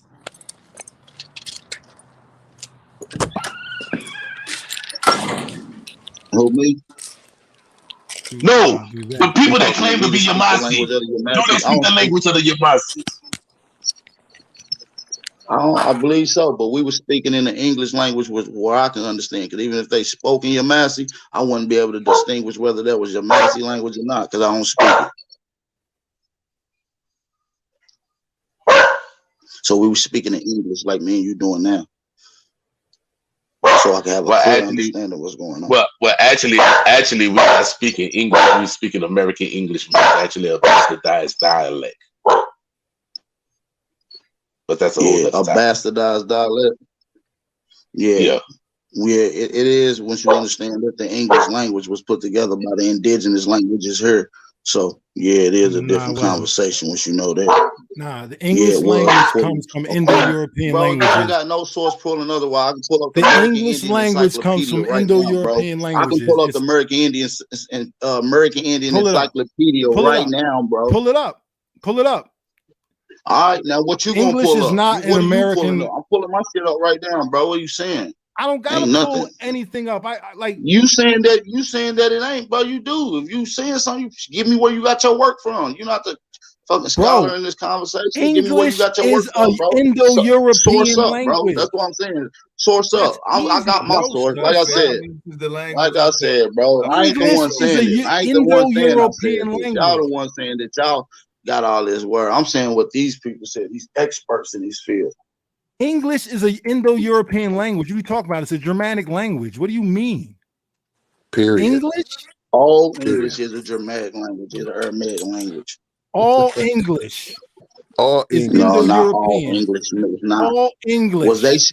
Was they speaking English as we speak it today before they came over here to You're this talking continent? about cultural All diffusion right, and then words listen, bro. being We Listen, talking about listen, transferred. bro. I don't dialect. even We want to have talking this about dialect. conversation. You ain't trying to sort for us all of it, bro. This Bro, is you're dialect. wrong.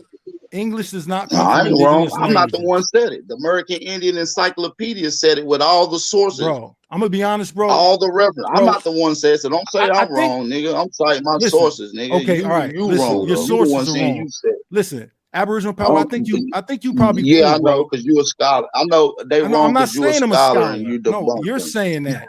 I'm not saying that. I never said I was a scholar. But what No, I'm telling you is that the English language is an Indo-European language. Just look it up. and I'm saying that the English language it was only created by using the indigenous languages here. That's what I'm That's saying. wrong. So now we at a That's point of wrong. Oh, contention. So hell no. if you pull your source up, I'll pull I mine don't up. Then have we to can put go from there. sources We'll let up. the people decide. It's an Okay, then Indo-European cool. Hold on. language. Conversation Look up done. Then. Hey, listen, Indo-European. conversation done.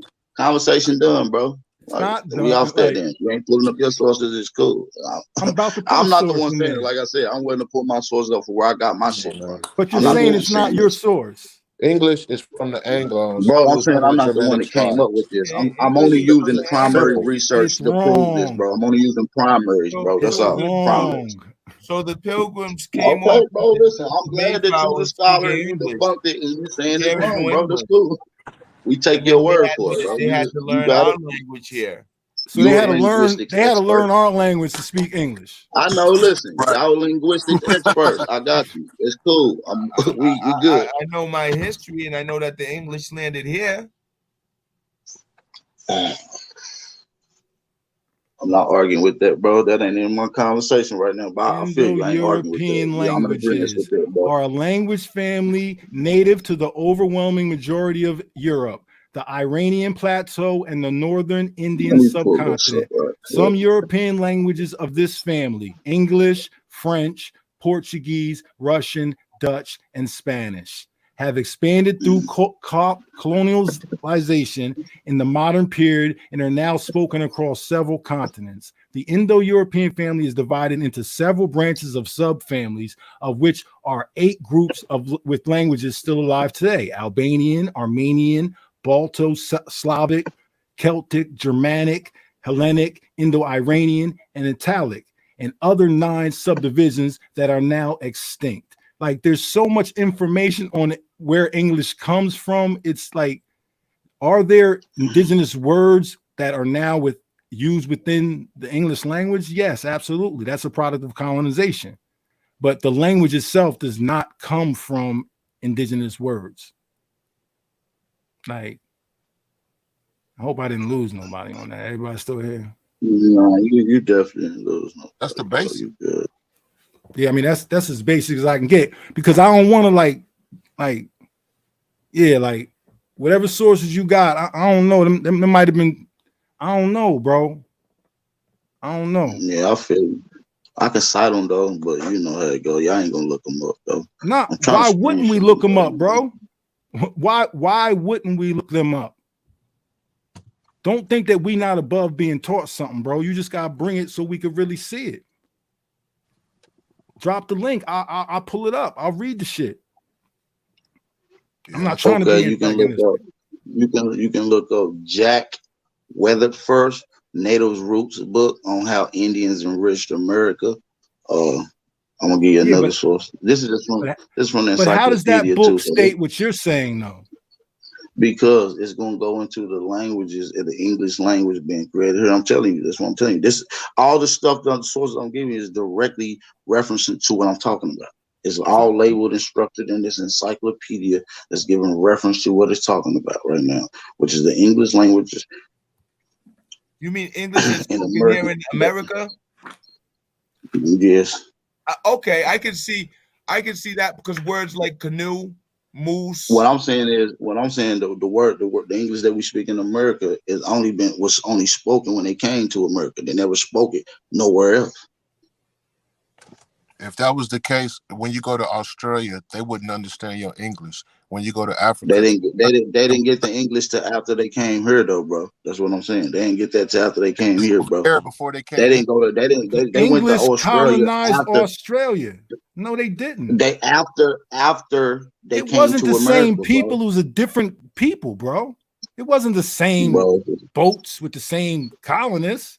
nobody saying it's the same boat, bro. It was under the same regime, bro. It was the British. You had the Dutch. You had all these people colonizing these particular So why areas, would bro, they? coming out So of Europe, what bro. And language like, did the English what I'm speak saying then? is they came here before they went to Australia. That's my point. Okay, but that's got nothing to do with the language. It's got nothing to do with language. That Oh doesn't no, mean. I already referred to the language. I just gave you the sources for them. Like I said, J.A. Simpson, the Compact of English Language in America for Oxford Dictionary, from Oxford Dictionary and English, Oxford University Press. I can tell you where the what's some English other went source before they up there? came to America, though. They went to India. So how Yeah, was I the ain't arguing with that. how was Ain't, the you know, English language I ain't in arguing with India? that. I'm in agreement to you with that, bro. Like I said, All right, that's I'm cool. not a combative That's brother, bro. cool. That's cool. I'm That's cool.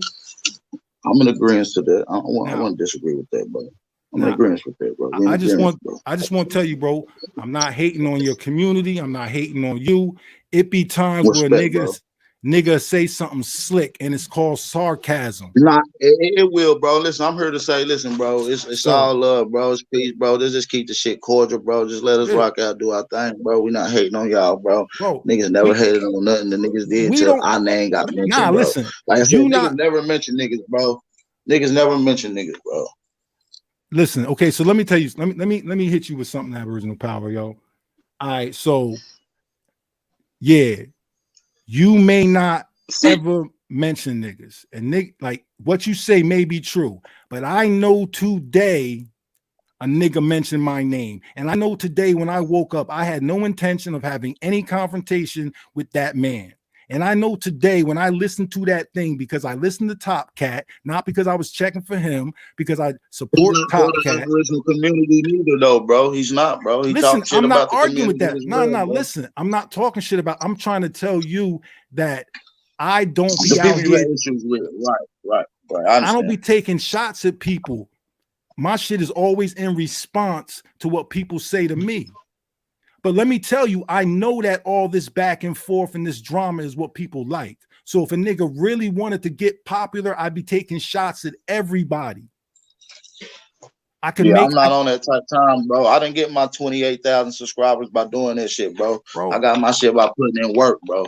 I'm not Aboriginal power. never been on that Aboriginal corner. power.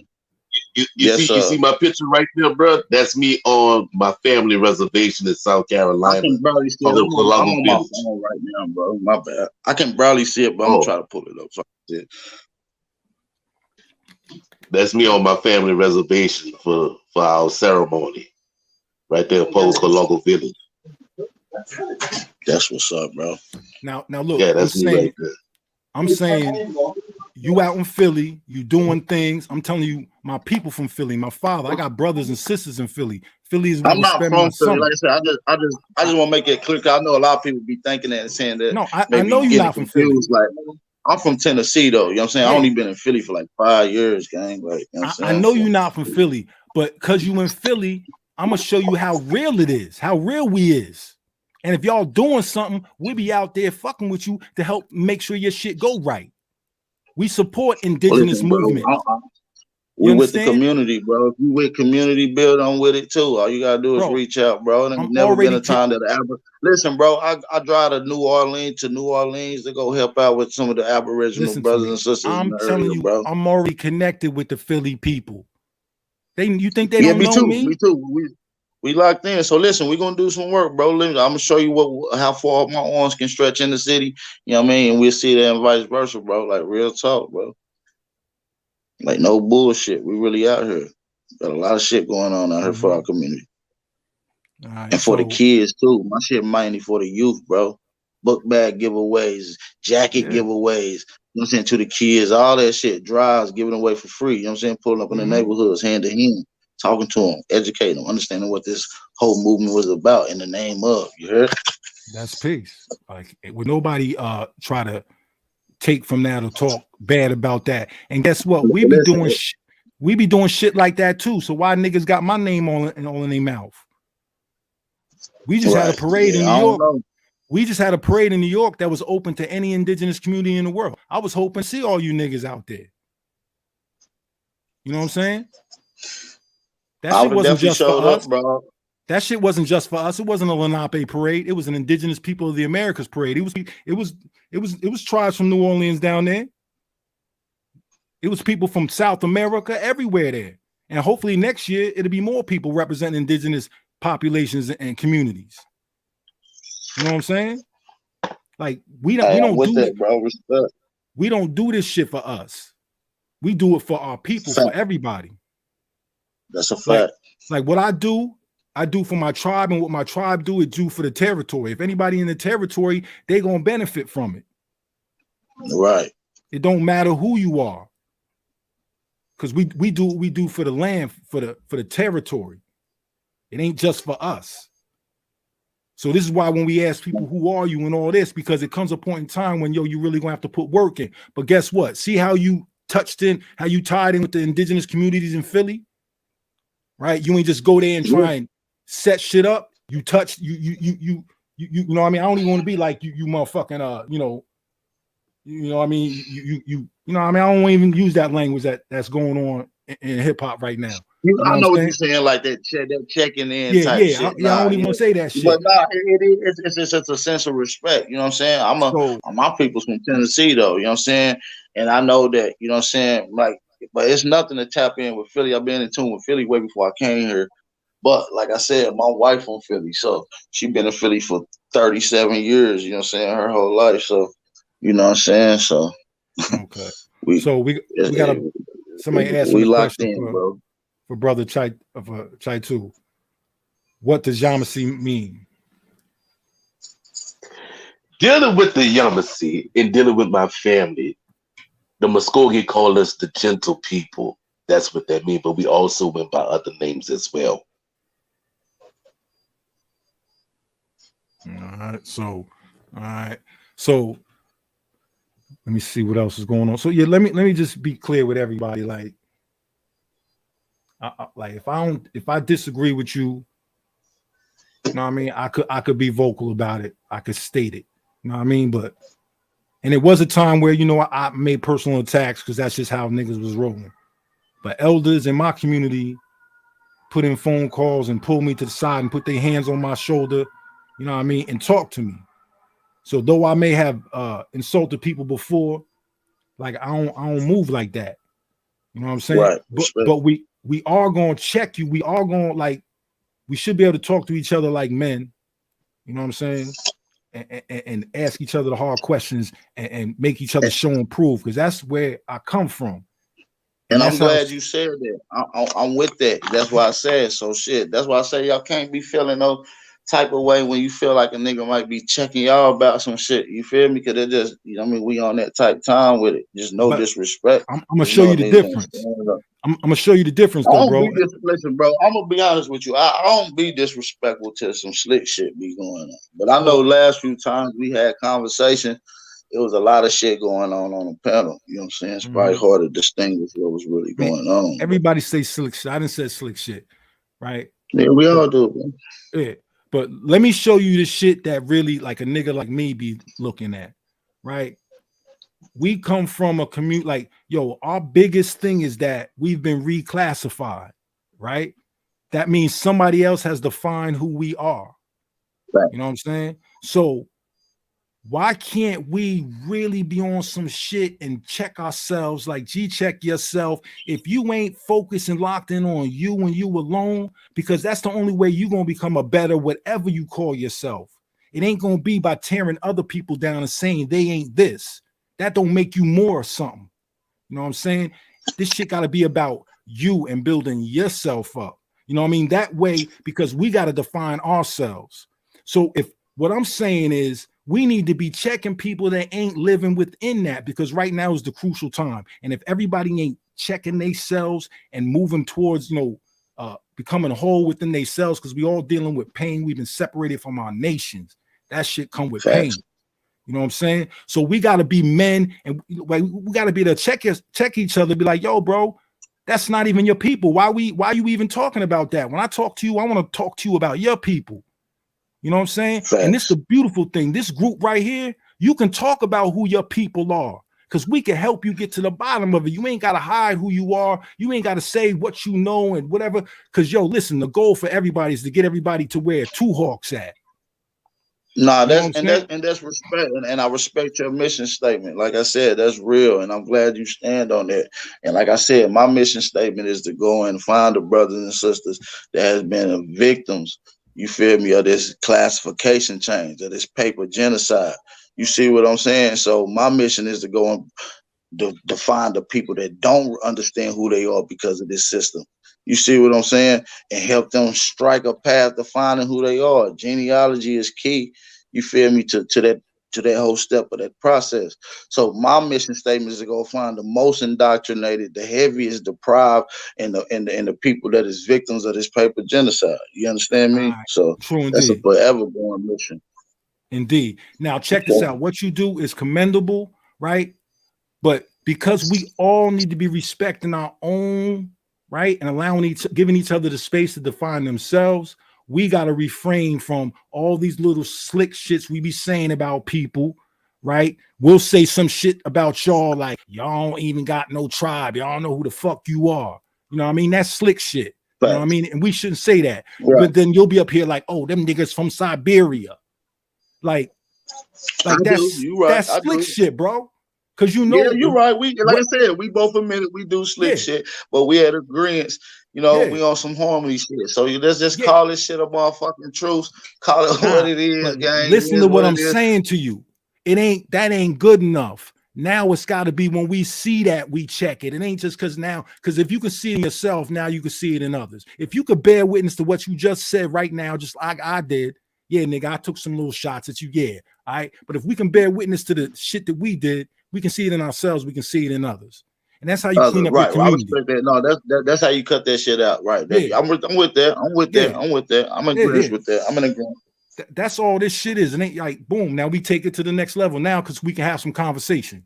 Because if I don't agree with Aboriginal power, don't mean I don't like Aboriginal power. Don't mean I don't respect you. You know what I'm saying? Even if you say something, I'm like, nigga, that shit's stupid. That don't mean I don't respect you. That just might mean I don't agree with the shit you just said right now. And we don't need to get and vice versa, right? I understand that. We don't need to get to none of that other shit. You know what I'm saying? Simple as that. Like, that's it. Cause I ain't like niggas said he don't know me. Dane Calloway saying he don't know me, he don't know me. Well, if you don't know me, right? I mean, you saying if I don't know you, he like, oh nigga, you don't know me, meaning I don't know him. Okay, if I don't know you, then how are you so comfortable saying I'm a sucker? Because if I don't know you, how could you know me? Listen, let's be honest. A lot of this internet stuff, that's why I'm more of a face-to-face guy. I'm willing to pull up state to state anywhere because a lot of this internet shit allows people to say anything without the consequences behind their words. There's no consequences behind some of this shit. There's nothing behind it. You see what I'm saying? So people get into the position where they can just say anything and it's nothing done about it. So you know how that shit goes. Yeah. All right. That shit don't really happen when you really be in these communities putting in work face to face. That shit you don't hear them type of conversations. Absolutely. So I'm gonna fall back. I've been running my mouth. I'm gonna fall back. Me too. I Say what I had apologize. to I just say. wanted to come on and be with y'all, man. I just wanted to chop it up. But listen, ain't no hard feelings, bro. It's all love with all y'all, man. I'm here putting in work. Y'all putting in work. And just keep it like that. That goes for you, two Hawks and TurtleGang. And the rest of you brothers on here too as well. That's peace. That's peace. So yeah, so Chaito Pa, if you got any more you want to add to it. I mean, Well, it's always a good build, you know what I'm saying? And my thing is this, you know, you have people that claim things, you know what I'm saying? And my cousin came out and he said, if you Yamasi, he said, come home to family. You say you Yamasi, come home, show your documents, show that you related. We want the family home. But people are doing things all willy-nilly and out of order and out of context and improper. You know what I'm saying? You know, and it's like they're out there speaking Nuwapic and all that. They're like, no, that's not the language of the Yamasi. You know, they're doing all kind of foolishness. You know what I'm saying? And yeah, and I'm saying that. You know, and if they got a problem with me, fuck, I'm in New Orleans. I'm wanting smoke. I mean, fuck, that's me. Plain and simple. You're not gonna play with my family. You're not. Either you gonna do this shit right or get the fuck off the pot. And I'm serious. That's plain and simple. Absolutely. Come home. If you say that's who you are, come home. Come show that's what you are. Plain and simple. Plain and simple. And it's a network out here, like it's a net, right? It's a net built because so many of us know each other, right? So the same way somebody could say, I'm this, we could reach out to somebody because we have networks. We could reach out to somebody that's really grounded in that community. And it's going to be somebody that you're going to be able to talk to. It's not going to be somebody that you're going to feel uncomfortable talking to. You know what I mean? People got to be ready to accept that, you know, it's a whole nother level to this shit once you really start getting close to what the real people and the real culture and tradition, and you might have to humble yourself so you can get that real grounding. And it's not that somebody trying to hold you from it. This shit was taken from everybody. You know what I'm saying? So it's not going to be just like, okay, this yours here. It's yours back. You know what I mean? Like, we got relatives in our own families that hid this stuff from us. You know what I'm saying? For all types of reasons.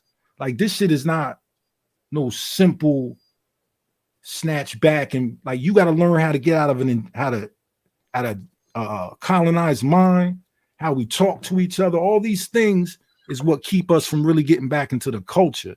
You know what I mean? How we think. That's why, like, we really motherfuckers got to learn a language. Even if you don't know what tribe you exactly from, like learning Algonquin language, learning the Muskogee language, you know what I mean? Until you get the exact people that you know, at least get something under your belt, you know what I mean? Because you're going to be able to start tapping into frequencies and stuff. Like, it's a whole nother ball game. You know what I'm saying? And it's going to give you access to people. When you come across people and you can actually speak the language, it's a different ball game.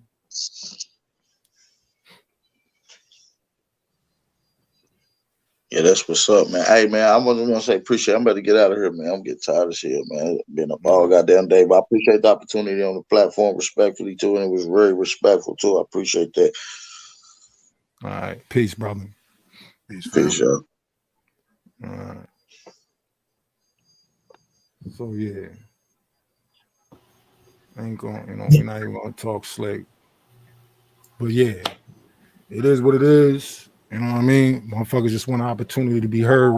You know what I mean? We can get past all the bullshit. You know what I mean? We can have dialogue, and that's just what that is. You know what I mean? It was some things that was being said in here. I wanted to see if anybody. So in terms of who are the oldest people, so this if you want, this is the answer to that question, right? All these tribes, right? Like Anyawea. What does it mean? You know what I mean? When you start looking at the names of what all the names mean, you'll find out they mean the same thing in different dialects. So what I'm saying is every tribe said we the oldest people. You know what I mean? That's a part of every tribe's mythos. You know what I mean? Like, so for us to even have debates over who the oldest people in America is, it's kind of divisive. You know what I mean? We just really need to be recognizing each other for who we are, not trying to establish some type of hierarchy. Because that's colonial thought. You know what I mean? Who are the oldest people in America? You know what I mean? Everybody gonna have their own creation myths, and everybody gonna stand on their own myths. So if you create that, you're already creating a conflict. Like, and then when you do have situations where you have like situation like my tribe, certain tribes is considered grandfather. That is based on linguistic dialect and things of that nature. That's like based on real lineage, real, procession. You know what I mean? It's not like it's a idea or a concept or you know what I mean? Like, who your grandmother is, that type shit. You know what I mean? So like, that's really not a concept that I don't even think that's something we even should be thinking about. Like, could these people be the oldest people on the earth? That's like saying, what's the oldest land on the earth? I'm like, ain't all the land the same age? Mm-hmm. You know what I mean? Like, what do you mean? Like, I don't think the left side of the earth formed first, and then the right side formed. I think it just all came when it, happened when it happened. So why debate that? You know what I mean? What lands came up during the, after the ice age? Well, that depends on what, like, how many times the earth, like, civilizations done been destroyed and reborn, and the earth done shifted. So, lands that's underwater now wasn't underwater thousands of years ago. And then thousands of years before that, they was underwater. Like, shit, you know what I mean? Like, the earth old. Been through a lot of changes.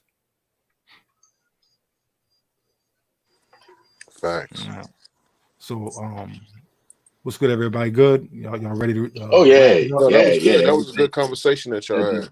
Yeah, it's a good build, that was man. good dialogue. It's always a good build, Yeah. Please. And look, I just got on from work when you called me too. Yeah. Okay.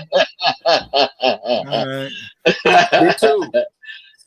Me too. I had just hopped on. Then I was listening because I heard about what he had stated earlier. So I was like, oh my God, he about to start going on one. You know what I mean? Yeah. And then it's gonna be some issues that's gonna have to be addressed because certain things need to be addressed. So we're gonna have to start pulling it out there. But that was good that the brother came on there and got that out the way. All right. It's just like in their books they say that we the Yamasi were extinct. You know what I'm saying? Right. But yet they had to rewrite that shit and say, oh, they're alive and thriving. You know what I'm saying? Absolutely. Now, first of all, brother Two Hawks left up out of here, so I want to thank Two Hawks for sharing his time with us tonight. Always value, appreciate you, man.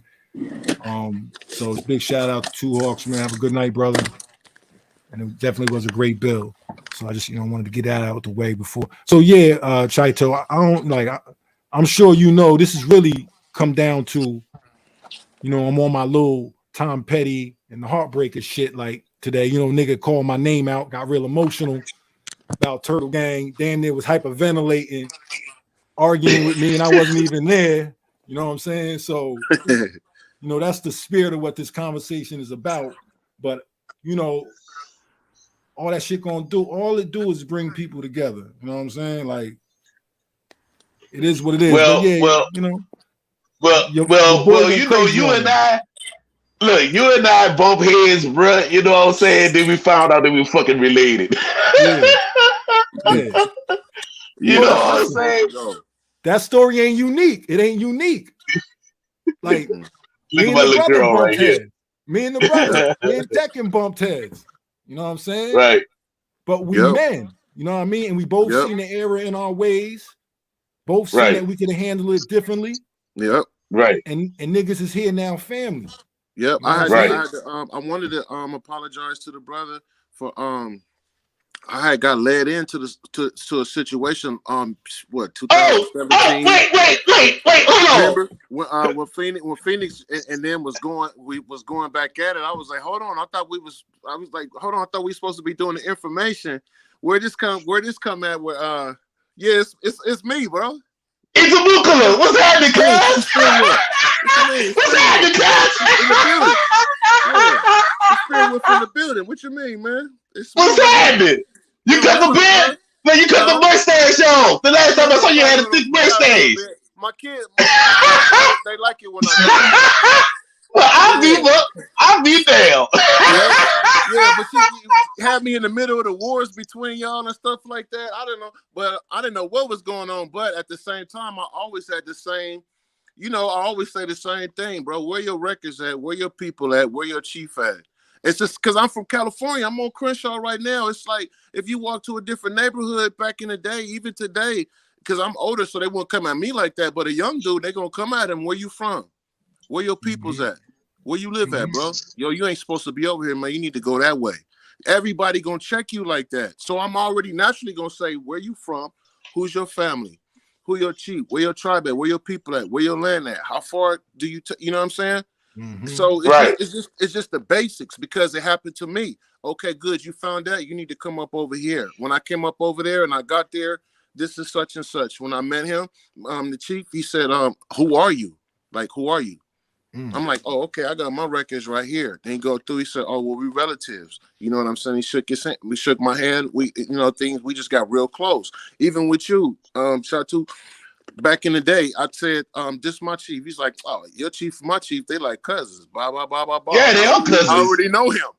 Yay, cousin Stone Coyote. Stone Coyote, you already said it. You was like, who? Stone Coyote? I said, yeah, that's him.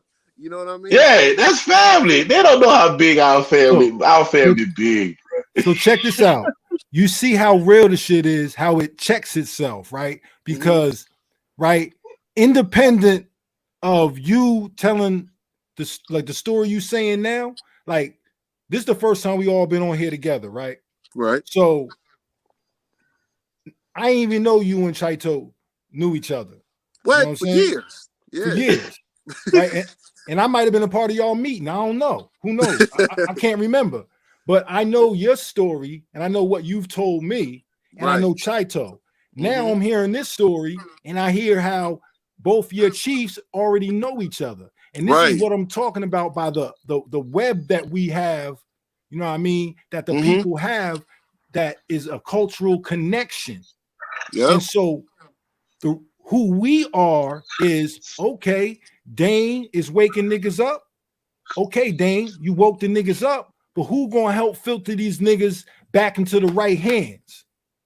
And that's what we have that's what we are organically creating is a net that can help people. Like dudes met something about Yamasee. Oh, I know a Yamasee.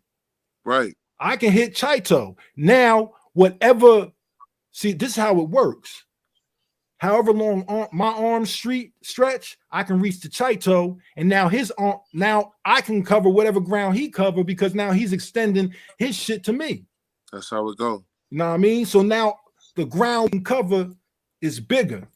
You know what I mean? So look, this is name some names, right? Got Two Hawks, Rhode Island. You know what I mean? TurtleGang in Brooklyn. You know what I'm saying? We got Chaito in New Orleans. You know what I mean? But he connected to South Carolina as well. You know what I'm saying? So in Florida and Georgia. In Florida, right? Two Hawks got chiefs in Florida. You know what I'm saying? Chiefs in Virginia. You know what I'm saying? North Carolina too. North Carolina. You know what I mean? Yeah. So what I'm saying is it's like almost strategically placed in all the places we got connections. Right. See what I'm saying? That you got connections that I don't know because you got a chief. Right. Right. So, like, see what I'm saying? We he has the whole West Coast. Stone Coyote is linked in with all of the West Coast tribes. Bro, that makes us like an underground railroad. Right. You feel me? Really. They come to our gatherings. They come to our harvest festivals. They come to our powwows. They come and bless us up. all that, because they know the majority of us are from down south or from the east, but a lot of us migrated here. And so since we all got our own land and all that type of stuff, we still had to get the blessings from the other tribes that was already here. And Now, so they come over and give us blessings. They'll even lead the ceremony sometimes. You understand? Now, so it's just respect. Now, the thing is, for anybody to be trying to disparage people who are in a position to connect people with actual nations, right? That's a violation. Yes. See what I'm saying? That's a heavy violation. You know what I mean? See, that's the thing. We got unity. It's just unity amongst the real people who's really touching people, because it's the thing. The real people have protocols, and we can't act just any way. So we already have unity. The unity doesn't exist amongst the people who don't have elders. How do you know they don't have elders? Because they act any way they want. And they represent who they claim to be in the wrong way. Right. See what I'm saying? I can't go ham on these dudes. I feel bad saying nigga, because I know it's an elder that's going to be watching. Right. You know what I'm saying? But I still got to be me though. Right. Because I got to, I got to, you know what I mean? It ain't just about the elders too. We got the youth coming Yeah, I was too. about to say the youth, if you're not, a lot of times, if you're not speaking a certain way, the youth is not going to want to hear. They want to hear the full transparency of what they understand. And if you can't relate to them, to be in between those lines between the elder and the youth, that's what that's what they're looking for. And we've been missing that. You know what I mean? So we have to make sure that we play that role for them. Okay. It's a must. And that's why my thing about the Aboriginal community, when I was saying Aboriginal, like when you say the Aboriginal community, what do you mean? Because you're supposed to be talking about the indigenous nations of America. You know what I'm saying? The indigenous tribes. So when you say Aboriginal, what tribe are you talking about? Right. You know, and not in disrespect. You know what I mean? we want to have clarity for because we want to help you.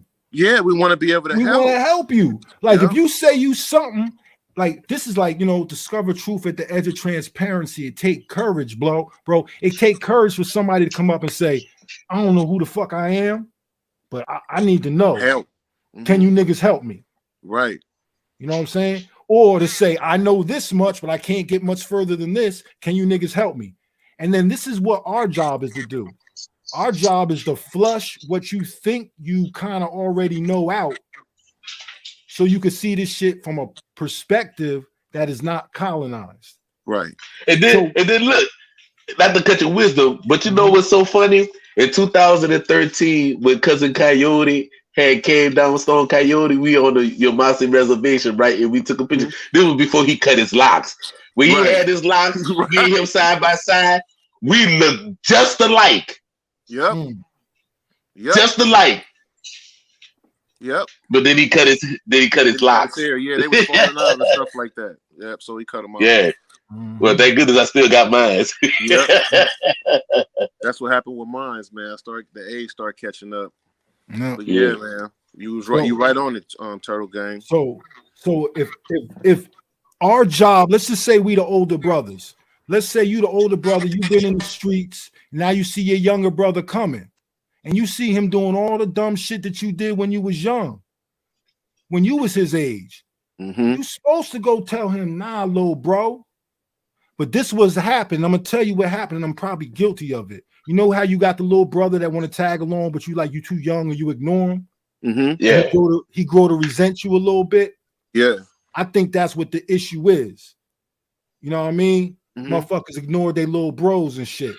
And niggas got a little resentful and developed their own thing without the guidance. It seemed like that. It seems like that, but because you came in, boom, hit everybody with the whap, bam, boom, slapped up, slam dunk, bow.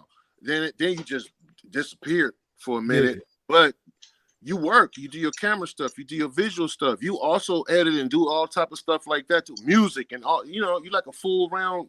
You know what I'm saying, brother. So you have a son, all type of stuff, like just like everybody else. So I can see that you was taking your time.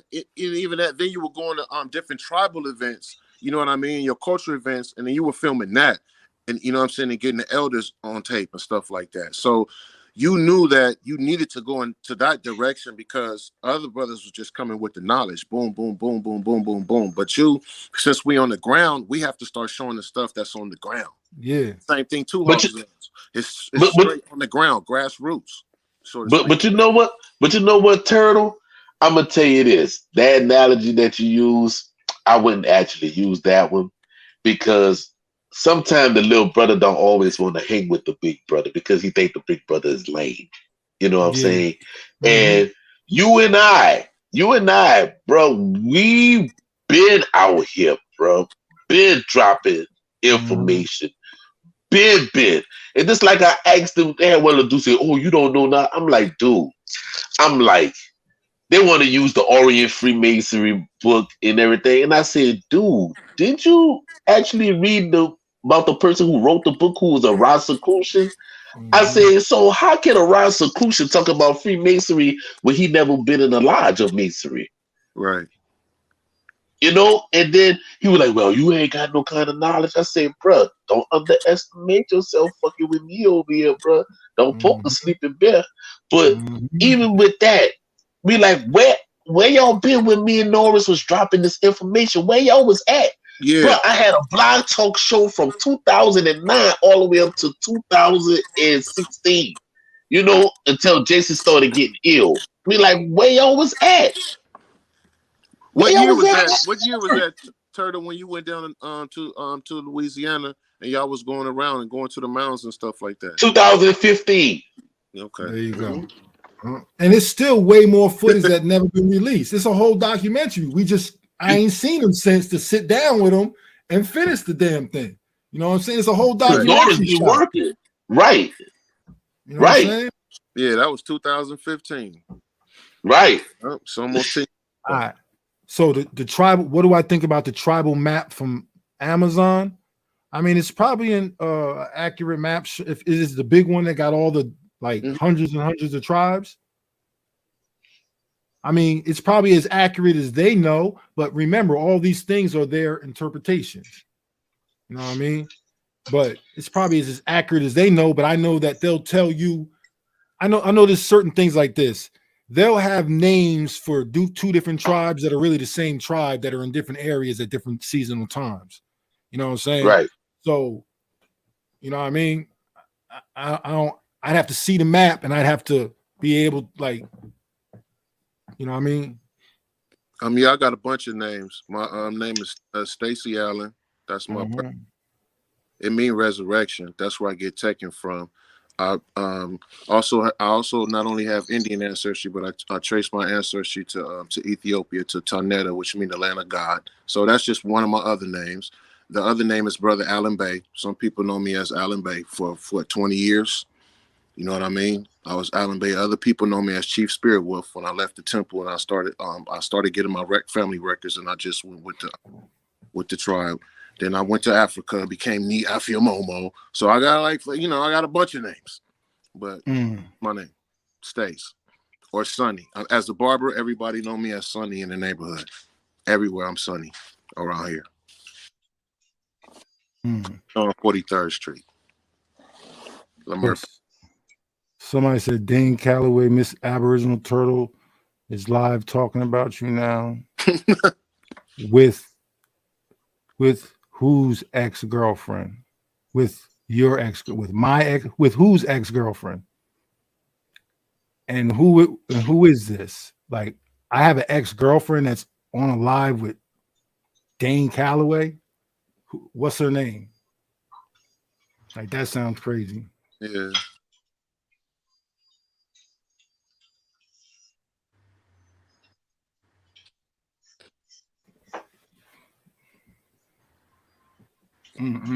So he's live talk with my ex-girlfriend.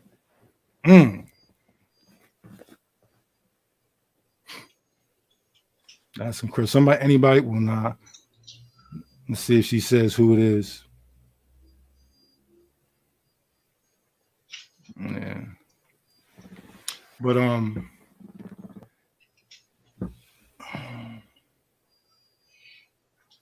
yo, I'm gonna tell you what's up with him. the nigga, for some, like, the nigga needs a cosign. Despite all the fucking people fucking following him, he still ain't confident in the shit he's saying.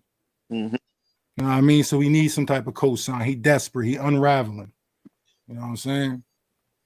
Yeah. Like I ain't never really went in on him. I can make documentaries if I wanted to, going in on him. You know what I'm saying? It's not really that shit. When you're doing the work out here, you're not trying to have those type of spirits even on you like that. That's like, nah, man, ain't got no time to be sitting up doing that. Mm-hmm. It is what it is. The brother became a millionaire basically off. It's a lot of people that done that. Now what's going on the ground? What are you doing on the ground? What's going on with the people? Where your Aboriginal center at or whatever? You know what I'm saying? What's going on? My little old me, I just went and got 5 acres next to some of the land that we got, so we can extend our land. You know, we do so much down here on the ground. It's like, if I got millions, man, you're gonna see a whole lot going on. It's gonna be more than videos. Yeah, somebody was in here trolling. But yeah, I finally can see the chat now because I pulled up my laptop, so I can see the chat now. Do that. Because I can't see the chat from off of my phone, so You see, I'm on the phone right now. So 'cause I'm- yeah, let's see. Like Dane, when he went crazy earlier today, right? He referenced a conversation that I had with Rich as the justification for his rant. You know what I mean?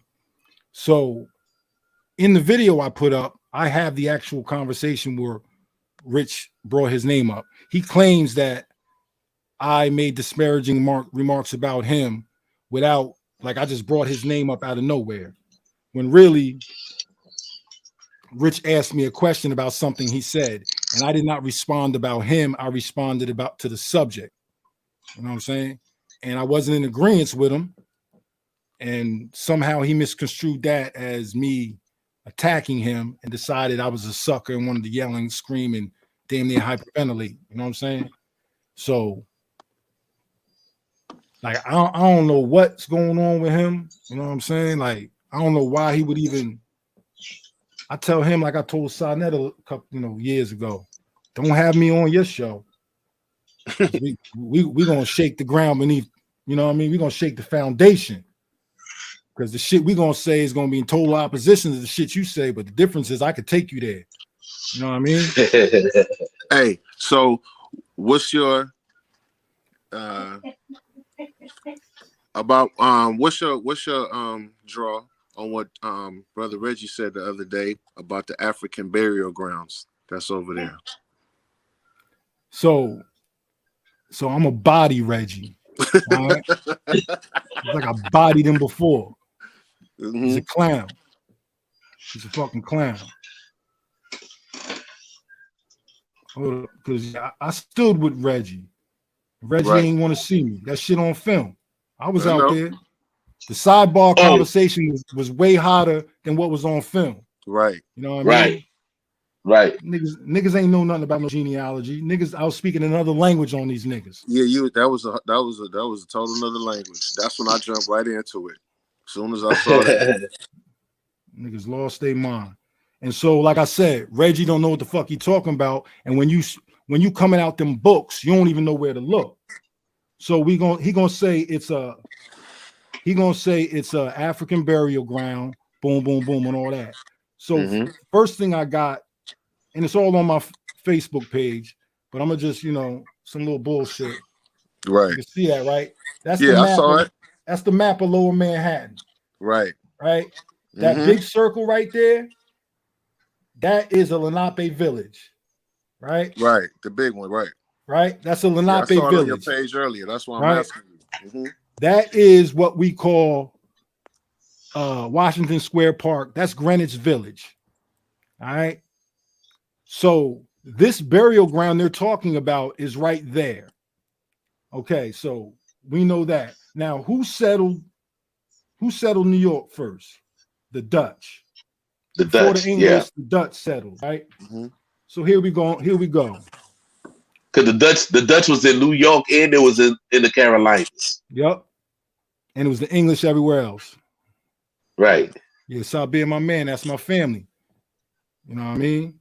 So it says right here, I'm gonna read some things that's gonna let you know Reggie and them don't know what the fuck they talking about. You say Sabir Bay? Yeah, Sabir. Yeah, that's my guy. That's our dude. Yeah, that's my guy. So it's talking about the first settlers of New York came with the Dutch company, right? Now, the people who came on the ship, right, were what they call corporate slaves, right? Corporate slaves, right? These corporate slaves were people who hired themselves out to the Dutch company. So even though the Dutch company are the ones who came here, everybody that came with the Dutch company were not Dutch. They were an array of different people, right? Primarily, they were people of Spanish descent because at the time, the Netherlands was under control of Spain, right? So a lot of these Dutch people that came here had names like Rodriguez, all right? And it's documented, like heavy documented. You can't I could take you there. Plus, there's documents. So these people that came here were of African descent, but they were considered Dutch people or whatever group of people, but they were mixed people. They were biracial people. So it says, as Rodriguez was an African descended man, this is talking about one of the people who came over with the Dutch company, the first company to establish a trading post in New Amsterdam, which is what we call New York. So it says, as Rodriguez, as an African descended man, this means that the first non-indigenous settler of Manhattan was a person of African descent. Because of his supposed disloyalty, Mosul, who was the captain of the ship that he was on, Mosul later referred to Rodriguez as a black rascal. Rodriguez is said to have remained in New Netherland and to have married and fathered children with whom from the Rockaway Native American nation. So this man who got left here, who was a black Dutchman, got left here, and he's the first settler in New York and what we call New Amsterdam at the time, right? He was a Dutchman of African descent who married the Lenape women. Right? Why? Because right outside of New Amsterdam, which was the fort, it ended where Wall Street is, right? Anything north of Wall Street was all Indians. The people doing the farming and doing the trading and all that were doing so with the Indians. So the workers who came to work were settling amongst the Indians. The Dutch company used these mulatto men to interact with the Indians and intermarry with them. These men, because they were what they call corporate slaves, right? Company men, received their freedom in 10 to 20 years. So by 1640, you had groups of melanated families who were a product of these people who came over with the Dutch company who had married Indian women. And they became the first settlers of different areas all around. I'm gonna read more. Charles Winfield noted that it is said that among the soldiers of Governor Stuyvesant, Biggie, Bedford Stuyvesant, right? Brooklyn, right? Soldiers of the Governor Stuyvesant who were given land upon retirement. Retirement is what they called when you served out your contract. Now, the difference between being a corporate slave and a slave that we know of, chattel, corporate slaves, you were owned by the company, not by an individual person. So it's totally different. The requirements to be to sign the contract, you had to put at least 8 to 9 hours of work a day in. After that, you're free. So they're called half free. So it's really just like a 1099. You got hired and you got to work your 8-hour shift. That's all it was. After that, so these people, this is who the first group of people who were considered the settlers here were doing. So it says these people, so check it out. It says Stuyvesant who were given land, retirement, who were transplanted to Bergen. Bergen is a place in Jersey, Bergen County, right? Who were transplanted to Bergen were some of the Moorish race. So these very people that were a part of, they were soldiers for Governor Stuyvesant. When they retired, they settled in different places. You know what I'm saying? And these were men of Moorish ancestry. So I'm saying all this to say that the people that settled in Lower Manhattan, they settled with Indians. Those burial grounds that they're claiming are African American are actually Lenape burial grounds. People of African descent intermarried with those Lenape people, and they buried those people.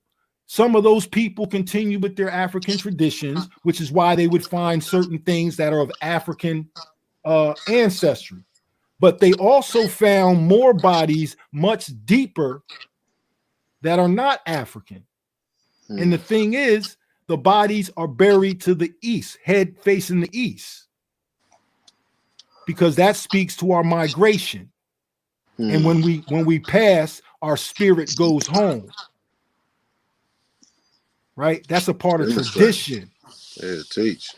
That's a part of tradition. And if you ain't in tradition, if you ain't learning these things, you're not gonna know these things. Right. The Africans was buried with their heads facing west. Yep. Because they know where they came from. Right. That's tradition. You're not gonna get that in a book. And if you read it in a book and it's not explained to it, you ain't gonna get it. You know what I mean? So these people that Reggie is saying is African American or Africans, yeah, it's part truth. But that's the shallow grave you digging, bro. Right. You feel me? His shovel ain't big enough. Shovel ain't big enough. That's just what it is. Yeah, because I asked him that question and I let him go just like how I just let you go. Now I need to ask you another question, just in case the quote unquote Moorish backlash don't come. Like, okay, see, even TurtleGang said they're all Moors. Nope. Those people were of Moorish ancestry because that's the term that they use. But you see, in the other thing, they said they were of African descent. Right. Remember, Moor is a term that was used for all the people in the Iberian Peninsula. Because these Moors were also Hebrew. Right. Okay. They were Spanish Hebrews. Right. Yeah, a lot of them were. Spanish Jews. Those are the ones they call that's the Moray. The Morisco Christians.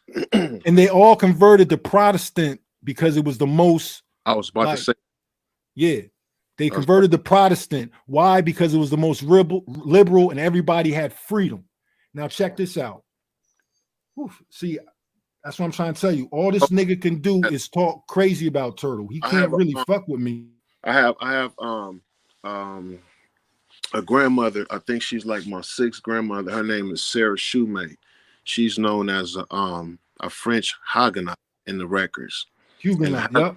That's who was up there too. The French Huguenots was up there too. They came with the Dutch too. They had to flee Moorish Spain and went to France, and then they started the Protestant movement. But they was, you know what I'm saying?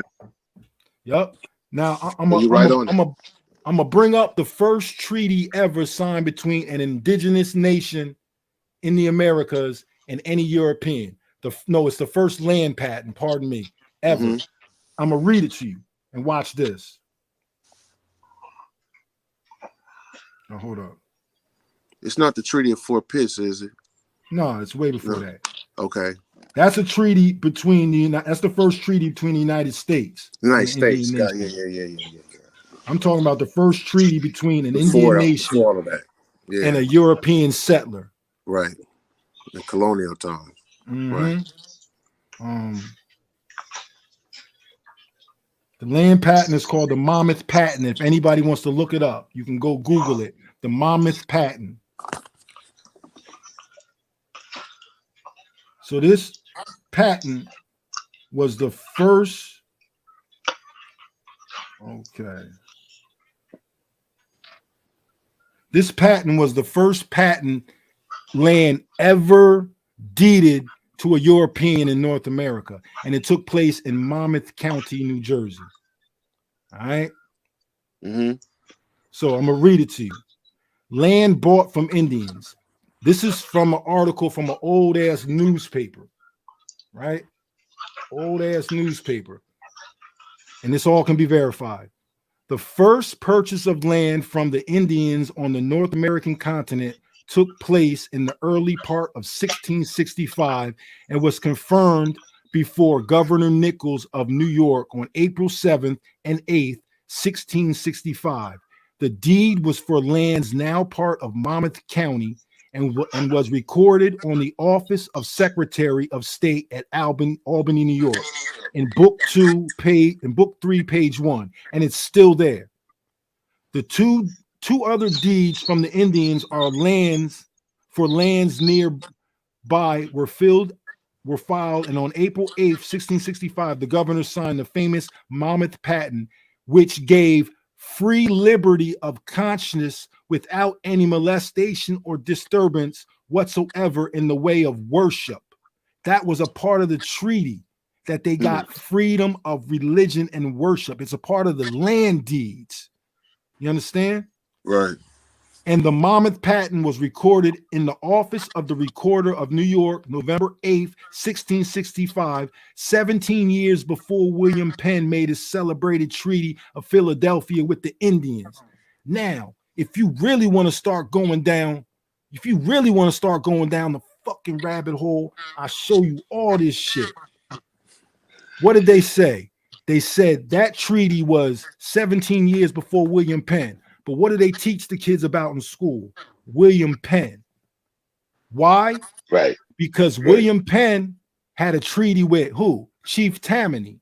Right. Who was Chief Tammany? Chief Tammany was Woonami. There's a difference between Woonami and Muncie. Let me take you through the history. You know what I mean? And see if I'm copying anything off Dane Calloway. Let me take you through the history. All right.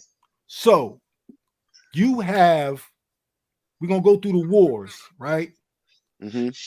One of the first wars we could talk about is the French and Indian War.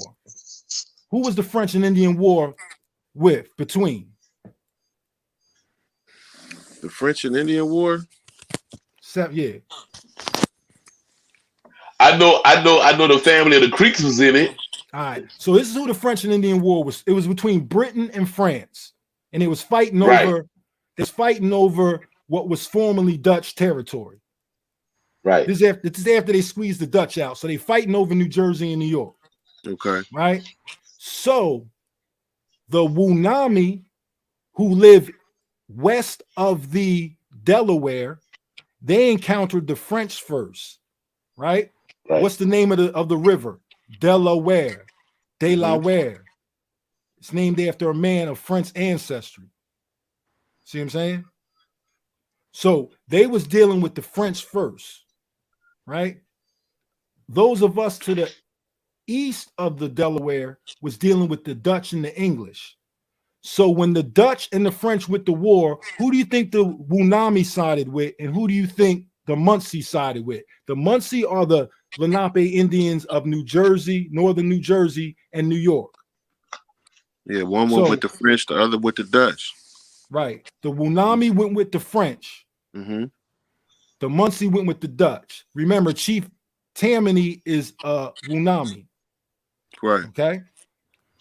So that war was won by the British. So the Woonami lost, mm-hmm. and the French lost, and the British won. Right. Now let's fast forward to the Revolutionary War. In the Revolutionary War, the Muncie sided with the English. Mm-hmm. The Woonami sided with the colonists. That's why the Woonami signed a treaty at Fort Pitt. Got it. To allow the colonists, the Continental Army, to come through the land so they could fight the British. Mm-hmm.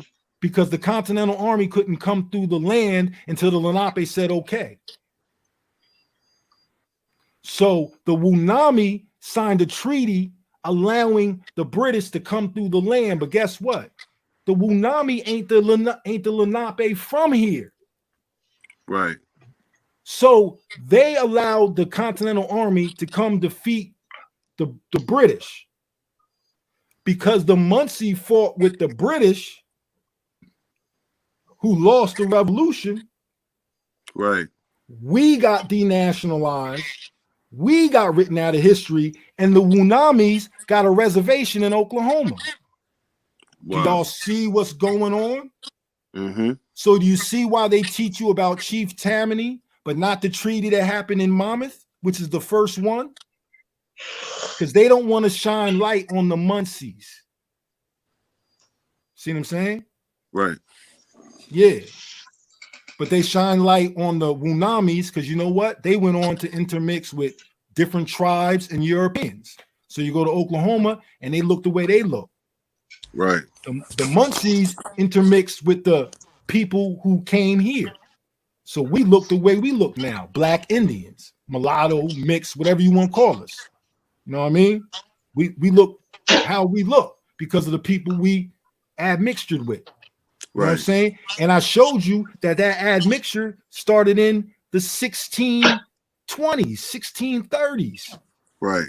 You know what I'm saying? So by the time the 1700 comes, you already got people that's multiracial. But you got people running around here talking about they full-blooded Indian. Nah, it's been a whole lot. They don't know the history. And this is why they be talking shit about me, because they don't want all they people to come fuck with niggas like Two Hawks, TurtleGang, Chai Tu Pa. You know what I'm saying? They don't want them fucking with the real people because we could put them up on real shit. And all the dumb shit that they do, we been could told them not to. You know what I'm saying? Yep. We been could told them how to focus and how to grow. I tell a nigga, these niggas don't do nothing for you. A fucking library card can't do for you. You know what I'm saying? True. That's it. And then you don't even got the wherewithal to know who wrote these books. You know what I'm saying? Like, come on, bro. Facts. Oh, I had another question. The Rockaway, is that the rocks that you descend from? So check this out. So you have the Rockaways. My family name is Rock. We Lenape. Mm-hmm. You have Rockaway, right? The land that is Rockaway, that's Far Rockaway, that's Queens. Oh, Far Rockaway. Yeah, I heard that before. Right? Mm-hmm. Right? But remember, these are migratory tribes. Right? Mm-hmm. So you could have them in one place at one time of the year and another place at another time. You know what I mean? But let's just talk about the Rockaways. If you look at the layout of the Rockaways, it's a peninsula. Okay? Mm-hmm. If you look at the layout of where my family is from, Sandy Hook, it's a similar peninsula, right? Uh-huh. So what I'm saying is that could be a reference to a geographical area. I see it. Mm-hmm. All right, you see it? Yeah, I see it. All right. Also, you have Munsee, which is the Lenape that I descend from. The term Munsee means people of the rocks and stones. See what I'm saying? Mm-hmm. So if I'm really going to get into how we possibly could have got our names, it could come from the geographical location of where we were. Right. It could come from a derivative of we're Munsee people. We people of the rocks and stones. Those are the rocks. You know what I'm saying? It could, like, I can't tell you 100%. You know what I'm saying?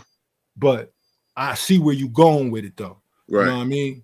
Yeah. So I would just leave it at that rather than say definite or not. You know what I'm saying? Mm-hmm. Yeah. But you're identifying that it, like, that's how an indigenous mind would look at it. You know what I mean? It's connections to the land, like all that stuff. You know what I mean? But it's shortened because that's what Europeans do. They would shorten, you know what I mean? Like, you know what I'm saying? And they definitely wouldn't be saying the name we say. No, they would translate it. Yeah, they would translate it. So these are the things that's going on. So Dane's, listen, everybody says everything. Dane could say he has videos proving that I've been hating on him. And at best, you're going to see videos of me saying I don't agree with him. How is that hating? You're never going to see a video of me calling him a sucker, losing my cool, winding up, talking to a chat. I don't give a fuck what videos he have that can prove that. He's never going to produce a video of me. Like, are you kidding? Like, it's many videos I have of me challenging people and the things they say, right? If they take that personal, that's not for me. That's not on me. That's your underdevelopment. You too sensitive. Right. It ain't for me to answer to that. I don't agree with your position. I think your position is stupid. Is that me telling you you're stupid? No, I think the shit you saying is stupid. You need a bib, nigga. Right. Get this baby a bib because the dribble coming out of his mouth is going to mess his clothes up. I'm trying to help you. You know what I'm saying? I'm telling you what the real problem is. Y'all don't really know because y'all look at people a certain way. The real problem is I'm not anti-Africa. And niggas need to be anti-Africa because they don't want to put in the work to find out who they are. So they want to be a completely Indian, and I ain't got no African in me. That way they don't have to prove who they are. And then they can take a position of we the first people. Yep. When like that means something in law. Right. And I ain't talking about European law. There was law before them. I'm talking about indigenous law. Yeah, and it's you don't want to take the new or you learning about your ancestors and then take that to now you're the forefront of being prejudiced against everybody now. It's like it's become this whole new movement. That's why I said, what is the Aboriginal movement? You have the copper colored, you have the Aboriginals, and then what does that mean now? But the brother earlier, he wasn't stating that. I'm not saying that he was, because we all know that we got relatives that married other races in our family. But the children that they still have, they still have the same great grandma as me that was Indian. So I can't look at them by the way they look or anything like that. But I'm saying not to say that these new little groups, they end up becoming antagonists and prejudice, and just now it's like a new, just a new hate group. We don't want to be that, so we want to kind of stop them. That's why I'm glad you changed the conversation, so we can just try to get to the nitty gritty and have a better dialogue between each other. Right. Now check this out. They're saying that she's posted a pic of TG with no clothes on, and one of them kissing to prove they were together. Posted a picture of me with no clothes on. So he's talking to some chick that I probably used to mess with. Like who? Like you see where this shit go to? Like you see, like this is called ad hominems. Like, and is that going to change anything of the history I speak about?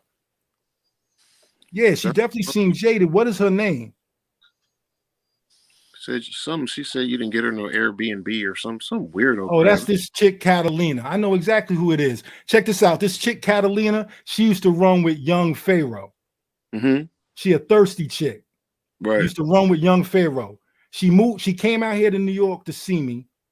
Right? We was talking. She came out here. Right? You talking to a chick, you meet a chick, you talking to her, she was sweet. She flew out here. We kicked it for the weekend, went to an Airbnb. You know what I'm saying? And afterwards, nigga wasn't really feeling her. Right. And she got real like salty, clingy and controlly. You know what I mean? So the shit went left. Bitch went and told motherfuckers I had AIDS and all types of shit. So that's who the fuck he talking to. Oh, that's defamation of character is slander. Oh my! It's just crazy because this is a chick that used to run with Young Pharaoh. Now she the clout chaser. Yeah. You feel Oh me? wow. And then she's showing pictures of you being naked. That don't they call that It's just like, binge move? man, Binge move? all that's gonna do Revenge is make you porn. pop. That's just gonna make you more popular. Yo, So take a she's just picture of helping that you for out. me. Yeah, her name is Calloway. I know who she is, Calloway. That's the only Wow. chick that it could ever be, because yeah, she was. Let me tell you something. The girl has 6 kids, and one day we on the phone talking, and her kids is talking real crazy to me, and I'm thinking like, ain't no way in hell I would be with a chick got 6 kids, and they all talk, and they in the background talking crazy. You know what I'm saying? And so I was dead in that shit. Like I could say some real ugly shit about her, but I'm not gonna do that. No. Right. We be Right. wanting to release the Right. scholarship and But bring people she back in. she definitely jaded. Yeah, we don't want none of that. I was having a debate with Taharka Bay after the first round. After I did my round, as soon as he came in with the next round with trolling pictures and this and that, I shut down after that. It was over. I didn't even want to basically speak. You can just listen. I just was like, I'm not even going there. I could have said so much stuff, but I'm not doing that. He has a family. He has a wife. You have children. Man, I'm not on here to do that. Like, what do you, bro? Man, miss me with all that, man. Everybody knows me with a deal, bro. I'm not going She there. trying We're going to to get another you. level with this. Cause she tried to get you with an on fan page. Bro, let me tell you. And this the thing. Niggas go crazy over her like she bad as hell. Like these little weird niggas will wife her, bro. Yeah, there's no way I would even let somebody or a chick just like, you can't do that, man. You're Nah, not they're supposed not to let all them do in that. Oklahoma. They're not all in Oklahoma. They're not all in Oklahoma. Yeah, the Nanticoke. Yeah, they in South Jersey. Yeah, the Nanticoke, they speak a Wunami language. They speak a combination. The Unatalatigo is a combination of Wunami and Muncie. So the Nanticoke are Muncie people who speak a combination of the language. They're not Wunamis though. They just speak the Wunami language.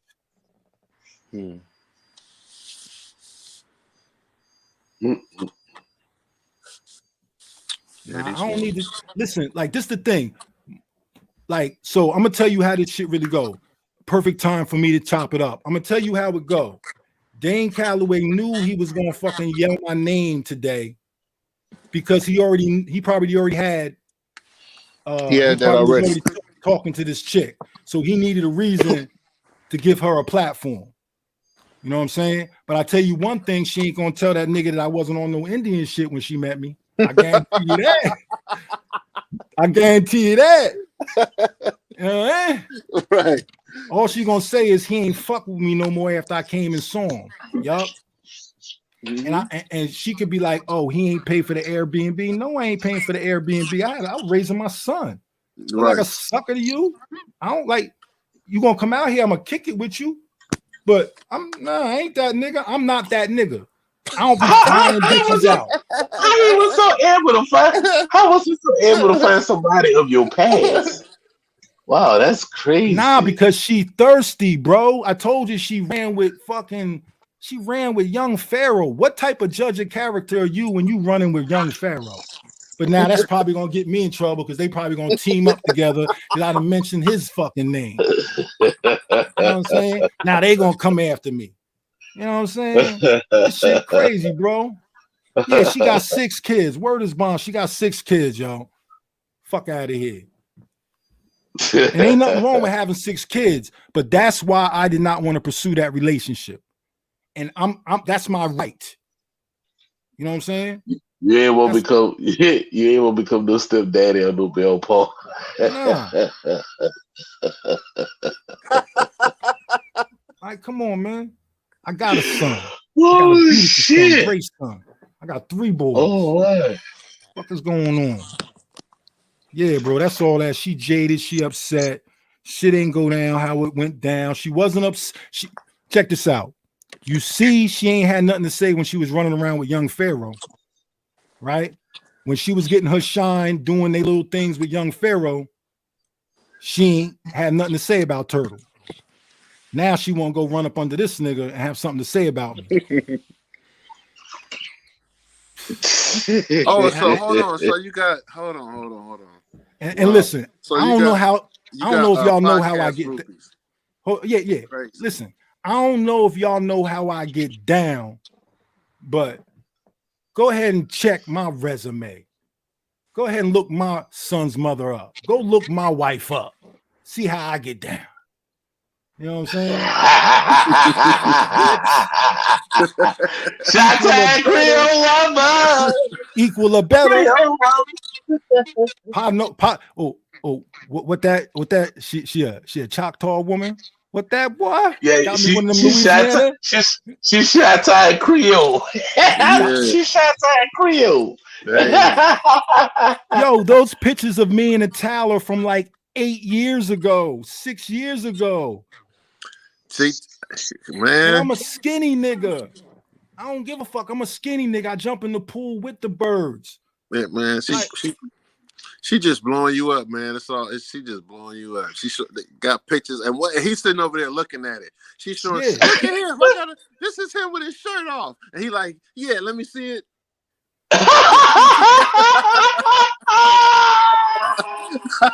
They not talking about nothing. Come on, man. Oh wow! Come on, bro.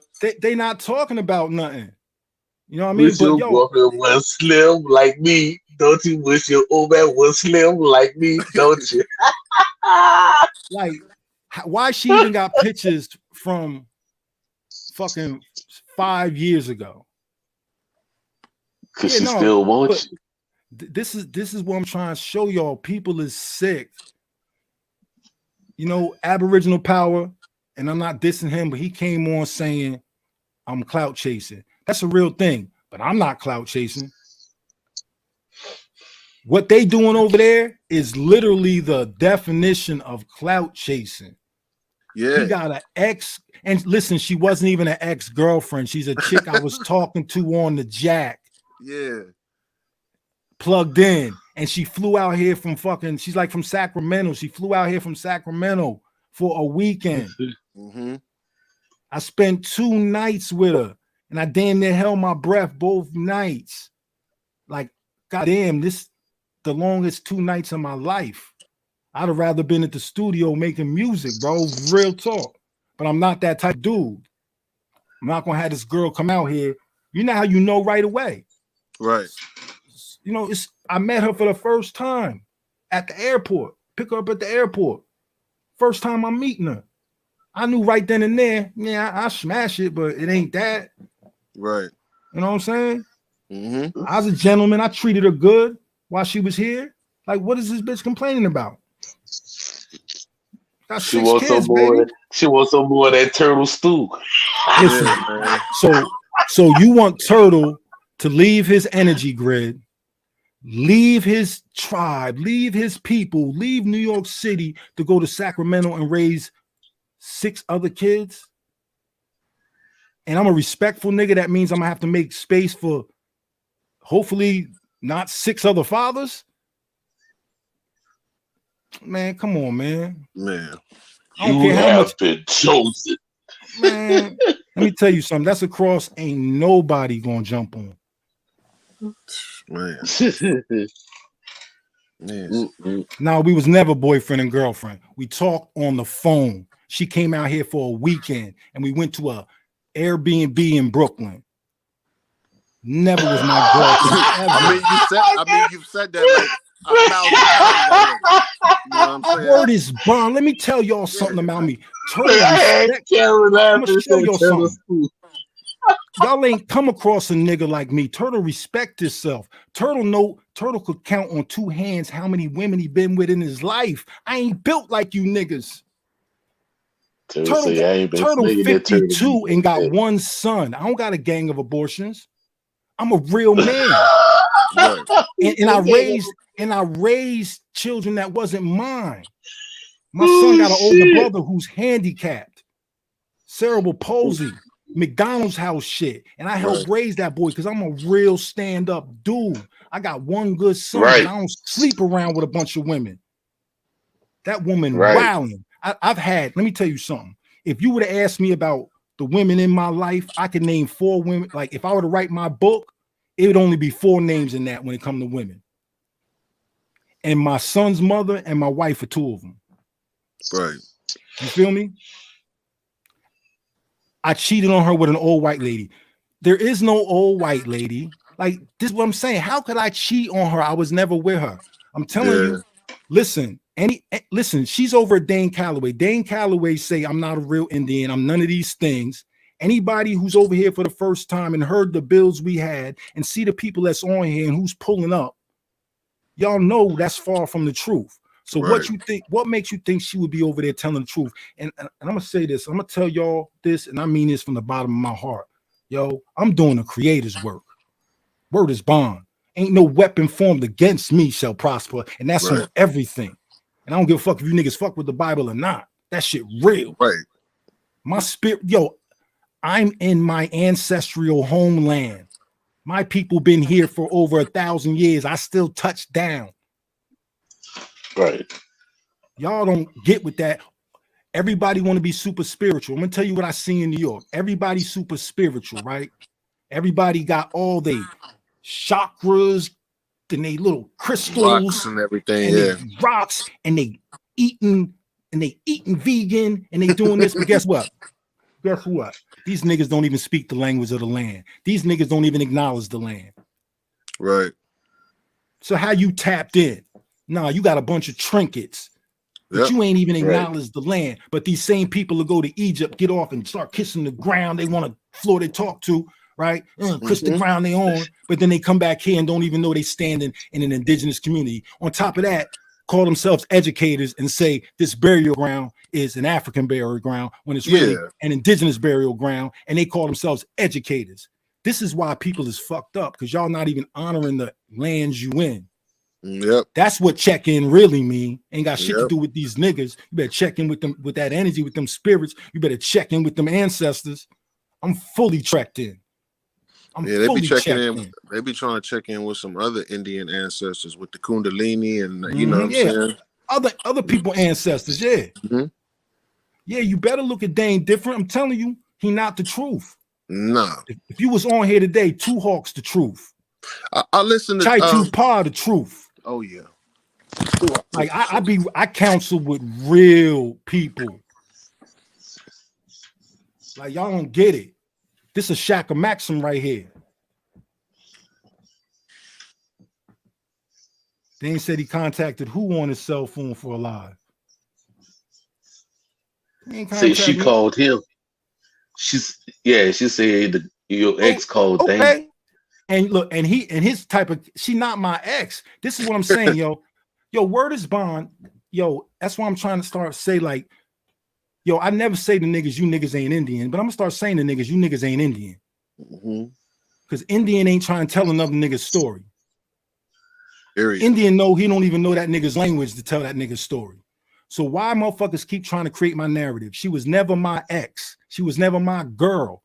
She's a chick I talked to on the phone. She flew to New York. We spent 2 days and I've never seen her again. I went on that TikTok.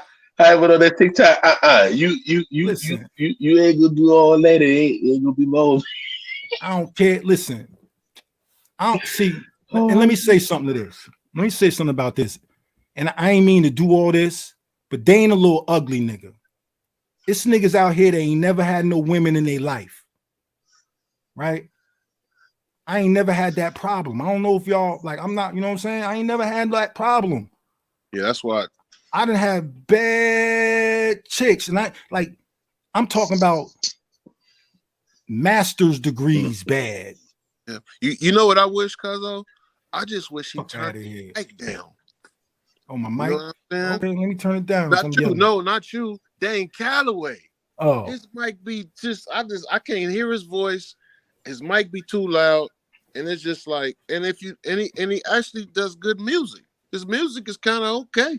Yeah, he needs to stick to his music. If you do good music, how come when you come out on your live, everything is so loud? I don't understand, bro. Because he ain't the engineer. And look, yeah, any self-respecting woman wouldn't never degrade herself in this manner. And any self-respecting man wouldn't take advantage of a woman who's clearly hurt to further his own cause. I don't know how people don't see real shit. I see demons, bro. Yeah, I can see them. I can see it on people. Yep. Like Thanks. it's so many violations going on. He's got a demon in him today. Mm-hmm. Like he doing shit that's totally out of character for him. Like could have just called and been like, yo, what y'all doing out there? I'm about to come through. Let's link in. Or whatever. But you got these guys that I've been saying it for years. You want to make money off the information, but when it comes to dealing with the people, you ain't got no time for that. Mm-hmm. You don't care about that. Now check it out. And like him having her on there doesn't make me any less of a Lenape.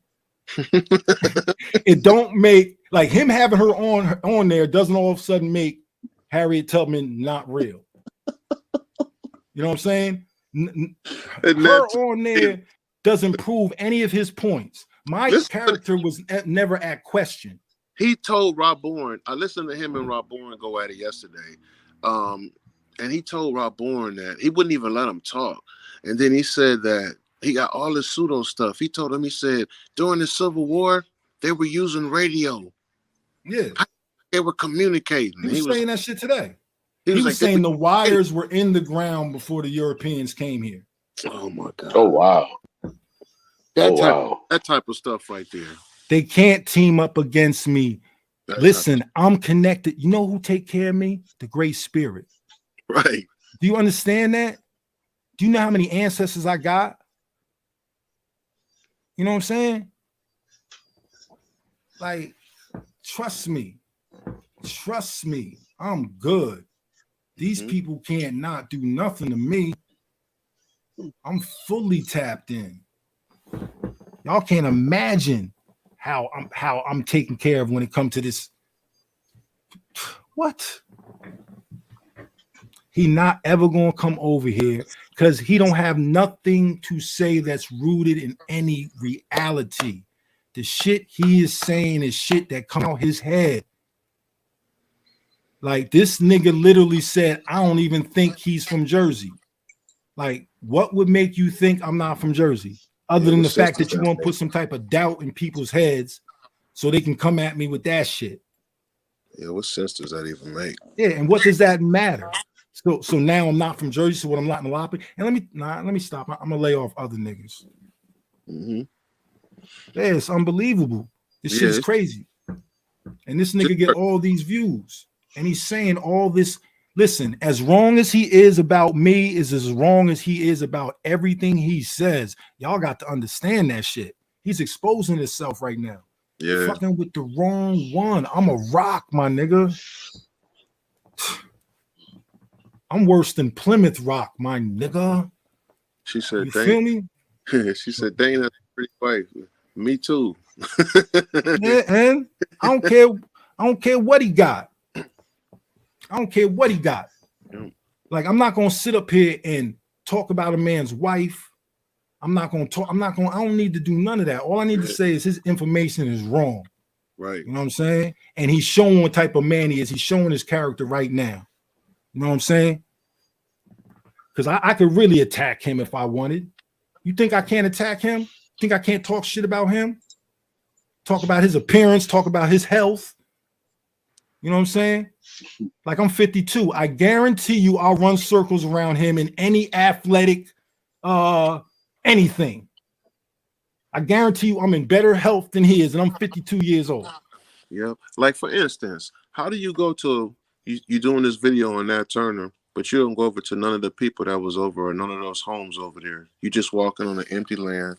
You like, yeah, see right here, it ain't nothing over there. I told y'all. Like, what? That's not scholarship. And the people that fall into that, that's crazy, because you have to go and speak to some of the neighbors. You got to go speak to some of the family that's there. And then the family came out and spoke against that type of stuff like that. Mm-hmm. So you just can't do stuff like that. You gotta be very specific. So look, So sister said, and I like Dane, but I'm confused by these actions. See, this is the thing. You like Dane, you've developed an affinity towards him, but you see his real self coming out and you're having an issue with it. No, just accept it for what it is. Ain't nobody call his name out. I didn't say nothing about him. This is all premeditated, and it's gonna keep getting worse because he can't help himself because he's sick and there's nobody that really cares about him. Like, if you think his wife cares about him, she would not be letting him have she would not be allowing him to exploit another woman. What are we talking about here? And then we're not gonna have this right here. They say this. You say, okay, Dane, who your people? I'm Cherokee or whatever. Okay, do you have some type of record or anything like that? Oh no, I don't need nothing like that. Blah blah blah blah blah. Okay, are you dealing with which Cherokee tribes are you dealing with? I don't need to do none of that. See, that's the problem right there. People, and then see when they start going the other routes and start going the opposite way, man. We just want to know the basics. Maybe I just want to know if we related. I want to know if your chief know my chief. I want to hang out. Maybe we can go to a celebration together. Blah blah blah. I want to connect. Yeah, I want to learn. I want to trade. But if you ask these questions and then they don't give you no answer, like where's your historical land at? Where's your family land located at? Just certain things. And then they just don't want to talk about none of that type of stuff. And then the next thing we're going to say is, how can we help you? Maybe we can help you. You know what I'm saying? Right. Like, you know how many people I got on hold? I mean, on hold right now. When I say on hold, I'm like, yo, and they'll come back 6 months at a time. But when they come back, they got more information, and they got to remind me who the fuck they was. I done forgot. I done had a conversation with them 6 months ago. But now when they come back, they got more information. So this time they might come back where they got information. I can say, okay, you know what? Let me call up such and such. Because truthfully, on some real human being shit, yeah, we want to help motherfuckers. But when you got a bunch of motherfuckers calling, you like, what the fuck? You know what I mean? Oh, you found out you Yamasi? Oh, hell yeah. Let me send your ass over to Chai Tupa right now. You know what I mean? Like, let me, you know what I'm saying? Like, not even on some, I'm being honest. Like, yeah, we want to help motherfuckers, but it be like that sometimes. Don't want to answer the phone because the nigga calling, you know, this call can end up being 2 hours. And you know a nigga sincerely calling because he need help. Like, niggas ain't angels. You know what I'm saying? Hold up. Pastor Darren Edmond, I need you on here, D. What's good? I thought about you. I didn't want to wake your ass up. Hold up. This is my pastor right here. Hold up. Send him the link. You know I'm sending him the link. This is my pastor right here. What you talking about? Hold up. Man, I hope your face clean. I hope you're not in bed all the way. You know what I mean? But he has these impromptu lives all the time against people who disagree with him. Yeah, he way off base. Man, way off base. Yeah, man. So it's crazy because this is how this shit works. Oh my god. This is why I say the creator watch over me. So during this little conversation today, like I said, he alluded to, I don't even know if he's from Jersey. So what happens on this live at 3:33? A brother who I grew up with, who's a pastor, he grew up on the block behind me. He pops in, right? So it's like, okay, do I need to validate who I am through him? Do I need to try and prove myself? No, I don't need to prove myself, but being who I am is showing proof for itself. Feel me? I ain't have to tell none of my people that I came up with pop in. Look, a motherfucker pop in. Right. You know what I mean? Just like the other day when I'm talking about these same notes that I was reading you about these people in Manhattan, the Dutch people, a girl jump on the thing and say, oh yeah, I'm a descendant of the people you talking about. So we jump in the little DM, we going back and forth. Okay, come to find out she a Ramapo. Okay, now she tell me who she is, and I'm like, oh, yep, I know the name. And guess what? The name is in that paper. Right. You know what I'm saying? They ain't wrong. Like, they ain't wrong for way more than this. Y'all just don't see it. Yeah. Because y'all don't have eyes to see, and that's his strength over y'all. He knows some things and he can sell it to you, But I'm telling you, it's a lot of shit he mixing in there because, like, for real, like, you don't need a world education. All you need to do is be educated on who you are and your people. Yep. That's all you need. All this other shit, like, if you not, like, why you going to Alabama to prove some slave town ain't had nothing to do with the last slave ship? What that got to do with your tribe? You know what I mean? Why are you trying to tell everybody else's story? Tell your own story. Right. Right. You done had niggas ears for fucking years and don't nobody know shit about you. Meanwhile, this weird nigga got a chick from my past. That's how real I am. That shit just validate how real I am. Yep. I gotta feel like somebody watching me. But he's telling me I'm copying him. But you sitting with a chick that I stopped dealing with almost a Years decade ago. Yeah. Yeah. But I'm Hey. running behind him. Nah, bro, you running behind me. Yeah, if you're so irrelevant, I mean, how did you even come up to in the conversation? Bro, this is what happened. They Top Cats asked the people in the chat who would they like to see him work with in 2003. And when I tell you nobody said my name, nobody. Bro, I'm sitting there watching it and I'm like, ain't nobody gonna say me. But I'm like, damn, I hope somebody say my name. I hope at least one motherfucker, you know what I mean, could recognize what I've done. The names they said was Top Cat, Rod Hayes, and Dane Calloway. That's who they want to see. My name was not mentioned. And then he starts Wait. To see who worked with who? They want to see Dane Calloway work with Top Cat and Rod Hayes. Oh. Right. So to do a talk. I don't talk about people. You know what I'm saying? Right. Let me just leave it at that. It's a lot of motherfuckers I could talk about. I don't talk about it. So nobody said my name.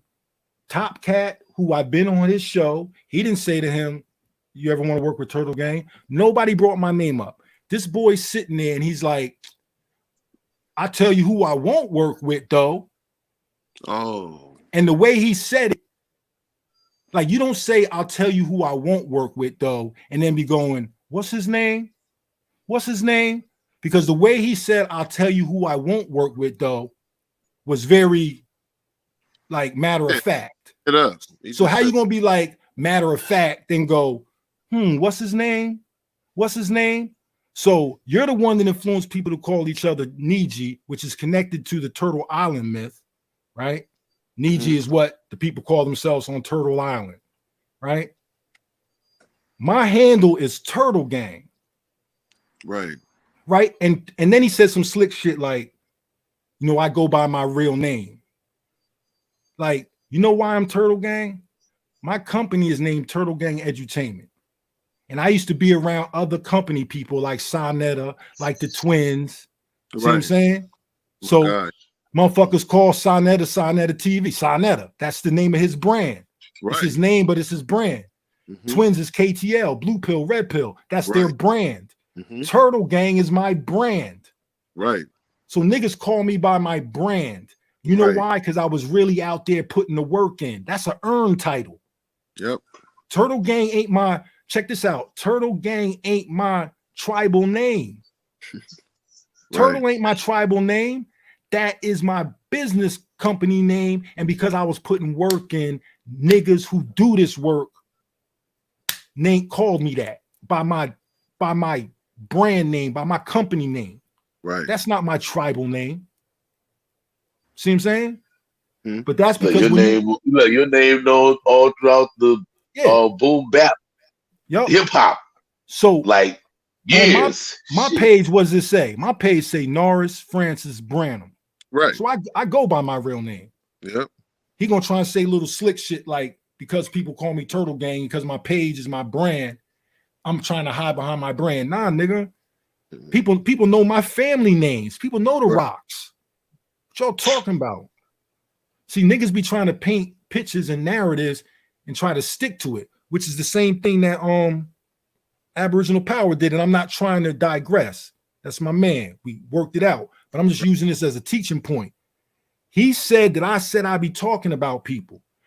I responded for myself. I have the right to create my own narrative. And if you're going to challenge my narrative, you have to show and prove for it. Because the burden is on you. It ain't on me. You saying I act like this. So the burden of proof is on you to prove it. It ain't on me to disprove it. So when you tell me, oh, people don't like you because this is how you act, and I say, nah, that's not how I'm acting. This is what I'm doing. And then you come right back and try to stick with the same narrative. I got to check you. You know what I'm saying? Yeah. It's like motherfucker saying 2 + 2 is 3. And then we finally check him and say, nah, it's 4. And then the next sentence, he starts saying 2 + 2 is 3 again. Right. You know what I'm saying? Like, bro, like, no, we're not doing that. Like, nigga, like, you gonna bear witness that I only respond to niggas when they call my name out. Because I got too much other shit to be doing. Right. Right.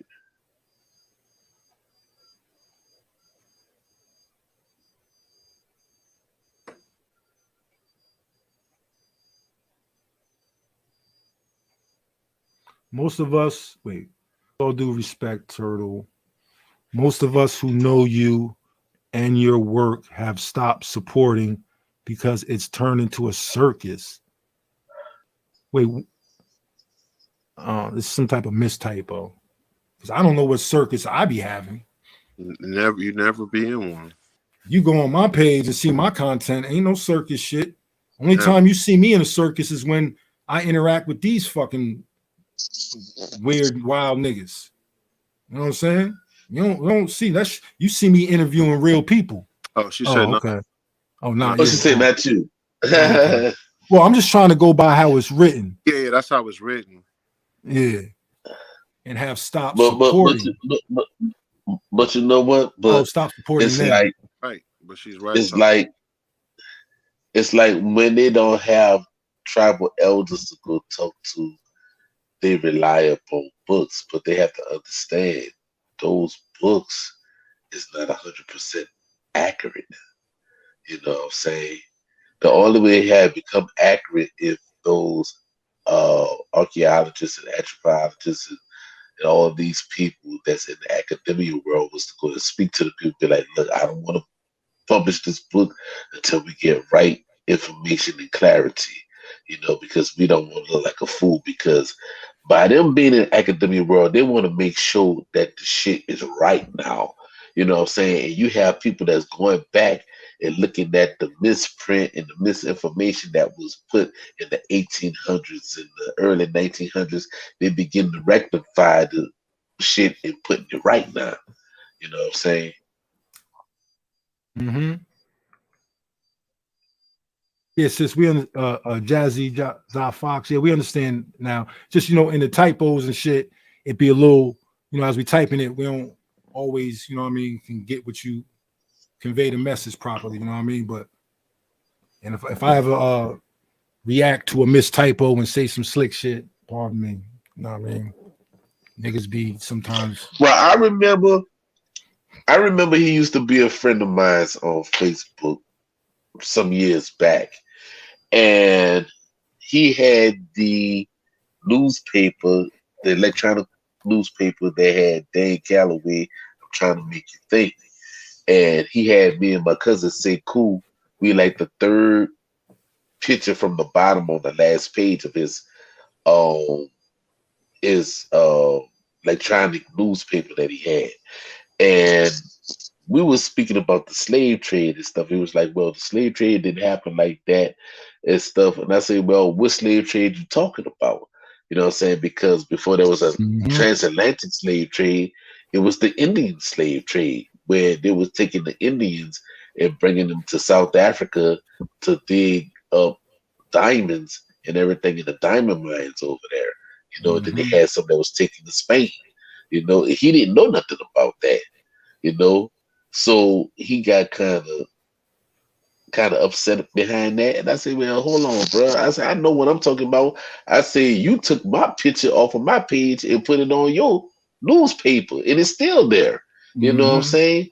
So yeah, he talking about taking people information, but yeah, he talking about, oh, the slave trade happened in reverse. Like, no, the fuck it didn't. You know what I'm saying? Yeah, you know what? It's remember that build I did with Rich years ago? Mm-hmm. Okay, Yeah. so let me put that build in context. That was at the African Festival, right? I'm there with my man. I'm there with Clico. I'm there with the Pills. Bunch of us out there, right? We're at a festival. We're chilling. By the time Rich pulled me aside, I was 4 nutcrackers deep. So that whole video, Mm-hmm. nigga was fired up. I was on one.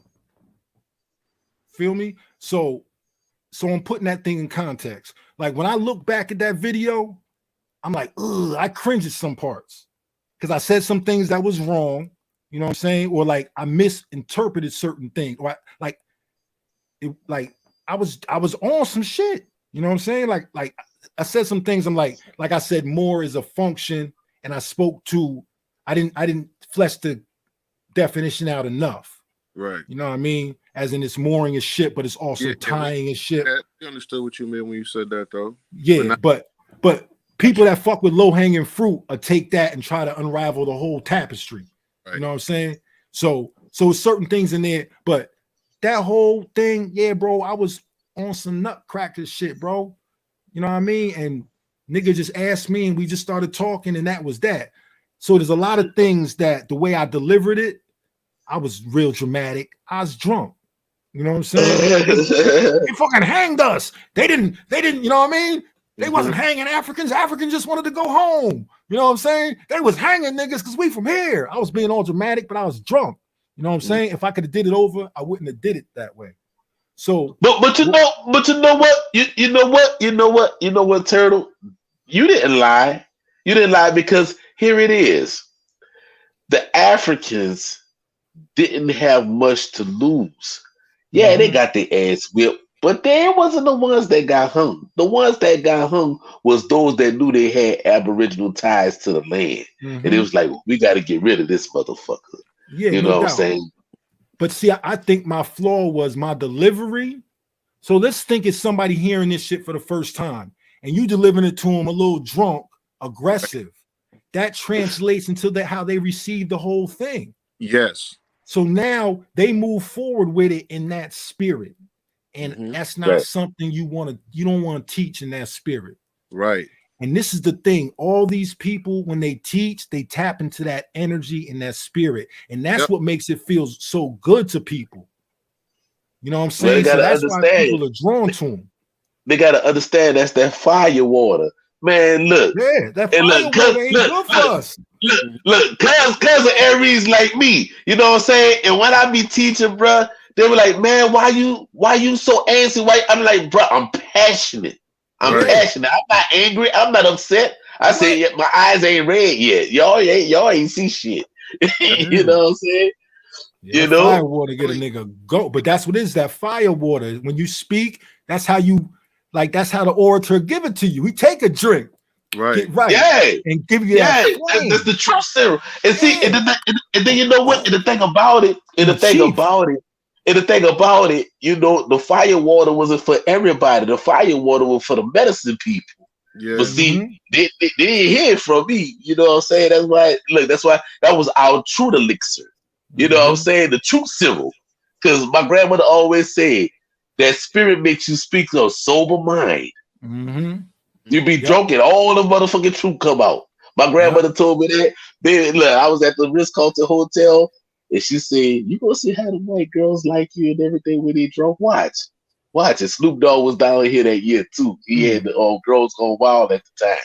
You know, with it before they got upset with him with that. And they came back to the Ritz-Carlton Hotel and it was like, come on up to our room. I said, baby, you don't want to do that. You don't want to do that. We all be in trouble. Indeed. But they really have pictures of me, cuz I ain't lying. Damn, there's about to be some shit of me online, yo. I'm a skinny nigga. So look, sister said, yeah, we're emotional people. Yeah, we definitely are. And when people speak to your emotion and tap into that emotion, they can give you They can get you to give you their money. Yeah. They can get you to give you keys to their car. They can get you to let you drop them off. They will drop you off at work while they take your whip and handle some things for the day. Then they got another bitch up in your whip. That's what emotion do. It you know what I'm saying? It make you lower your guard. It make you, you know what I'm saying? Like, let a nigga get close to you. When people speak to your emotions, they trying to manipulate you, right? And I'm learning that when you speak in certain frequencies to people, you're dealing with emotion. That's why you can say a word a certain way, one way, and then use a different tone, and the same word takes on a whole different meaning. See what I'm saying? But what I can't understand is how you get that much of Federal Reserve notes of teaching things that people can find on the internet. I mean, he ain't saying nothing. Want leaders. Our people want leaders. They don't want to be responsible for their own shit. They rather follow a motherfucker they think know the way. That's what I say. People love to follow and not to lead. But what happens is, okay, where is all his videos now? See, if we be quiet and don't be coming out with certain information, all of the videos stop. I said this a long time ago. So I said, okay, let me calm down for a minute and not be putting out stuff. I barely even post on Facebook because I want to see what do people put out. If I ain't doing it all these years or just putting out a bunch of stuff that I find, what you gonna find? Mm-hmm. Then you see that these guys' videos, their videos ain't up no more. All that stuff done come to a halt, but they making money off the old reruns, you know, off the old residuals, which is a good thing. You know what I'm saying? But what I'm telling you is I'm on a barbershop, I'm on a block, I'm in our cultural center, and everybody's coming over here because they run into me because they knew I was the first one over here with my Indian flag, but they run over here with, yeah, you know, this our land and we don't need none of this. But it's like y'all coming back with the same rhetoric, just like what the Moors would say. You know what I'm saying? So it's just like there's nothing different from what you're saying. You blaming the so-called white man for everything. You know what I mean? They took our land. They changed our name. Man, all of this is ours. We all Indians. And Bob, I'm like, bro, wait, what tribe is your family from? Huh? Like, what tribe is your family? You got some records, anything to prove it? All this stuff you're saying? No, you know that because we just all here. We was here first. It's like, see, what are you talking about? So everybody starts talking like that, and that's what this guy has created. Sorry. Yeah. Yeah. Go everywhere. And that's how people talk. Hey, you're Darren. Okay, here we go. Okay, everybody, this is my Pastor Darren Edmond, and I'm telling you, we're gonna make it official, bro. I can't get down there every week, but I'm gonna get down there, bro. I'm gonna start attending church. Real talk. I got you, bro. this my brother. We grew up together. Hey, Darren, am I from Jersey? Definitely, bro. Definitely. No doubt. You still got the BB gun mark? Oh, do I? What? Yeah. So yeah, Darren. So you see what happened today. You know, I think we're at a point now where we're really just trying to get, you know, it like the man unraveling. I don't want to, you know what I mean, make it worse than it is. The fact that he pulled up a girl who calls herself my ex-girlfriend, and she's seen a little bit of it. She's definitely a little, you know what I'm saying? Yeah. Like I said, her track record is she ran with Young Pharaoh for a long time. Go check out his videos. See what type of person he is. Bro. I know him. He got a few of them, bro. So if she's somebody who would put herself in a position to be under his tutelage, we know what type of person, right? Type of mind, you know, and she's hurt. You know what I'm saying? So I'm not going to say nothing negative about her. I think it's wrong how that man used her. You know what I'm saying? Like that's abuse. You know what I'm saying? So whatever little half-naked pictures of me that y'all find out there, please excuse me. I am not a gym rat.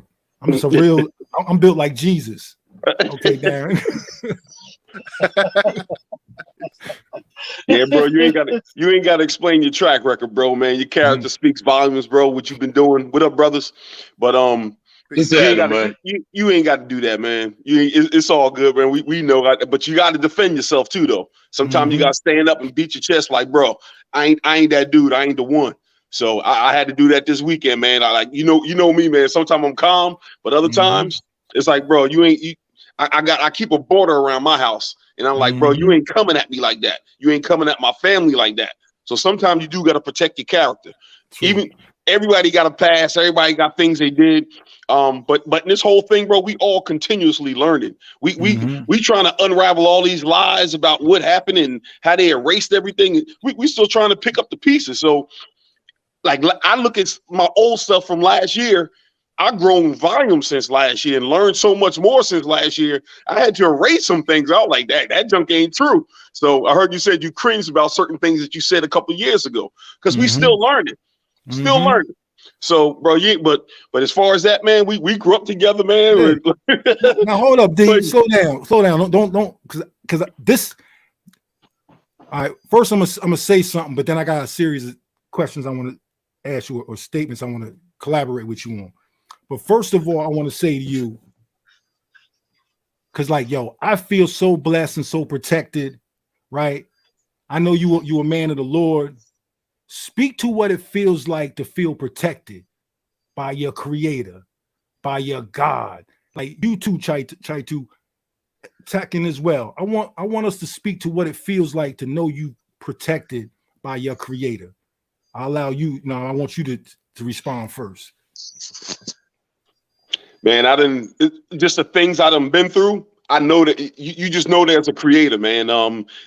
Sometimes, I mean, even things change as the more knowledge that I got. It ain't the creator that we thought he was. But now that I know, and we grew up in this thing, I done been through some things, man, that I couldn't have done myself. Even this position where I'm at now, and it's not because of happenstance, but it's because I know there is a creator. I know there is a Most High, bro. So I've been through a lot. And it's no way in the world that this could have happened on my own. So I'm protected. I've been protected. I'm in a network that we all protected, which makes us even more protected because we can defend each other in this physical realm, in this spiritual realm, in every realm that we got. We all together, man. So we brothers in arms. Like I got men that we just brothers, and we talk men stuff together. And I feel protected all around, bro. So I ain't trying to hold up at anything, but there's a God, bro, and there's the Most High that created this whole thing. Okay. Now I'm gonna come back to you, but we're gonna let the brothers chime in. Chai too. Hey, I'm staying protected. I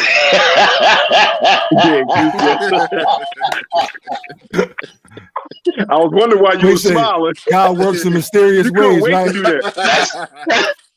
Look, all the time. So man, look, bruh, as you know, I lost a lot of weight because I've been working out, exercising, doing my push-ups and sit-ups.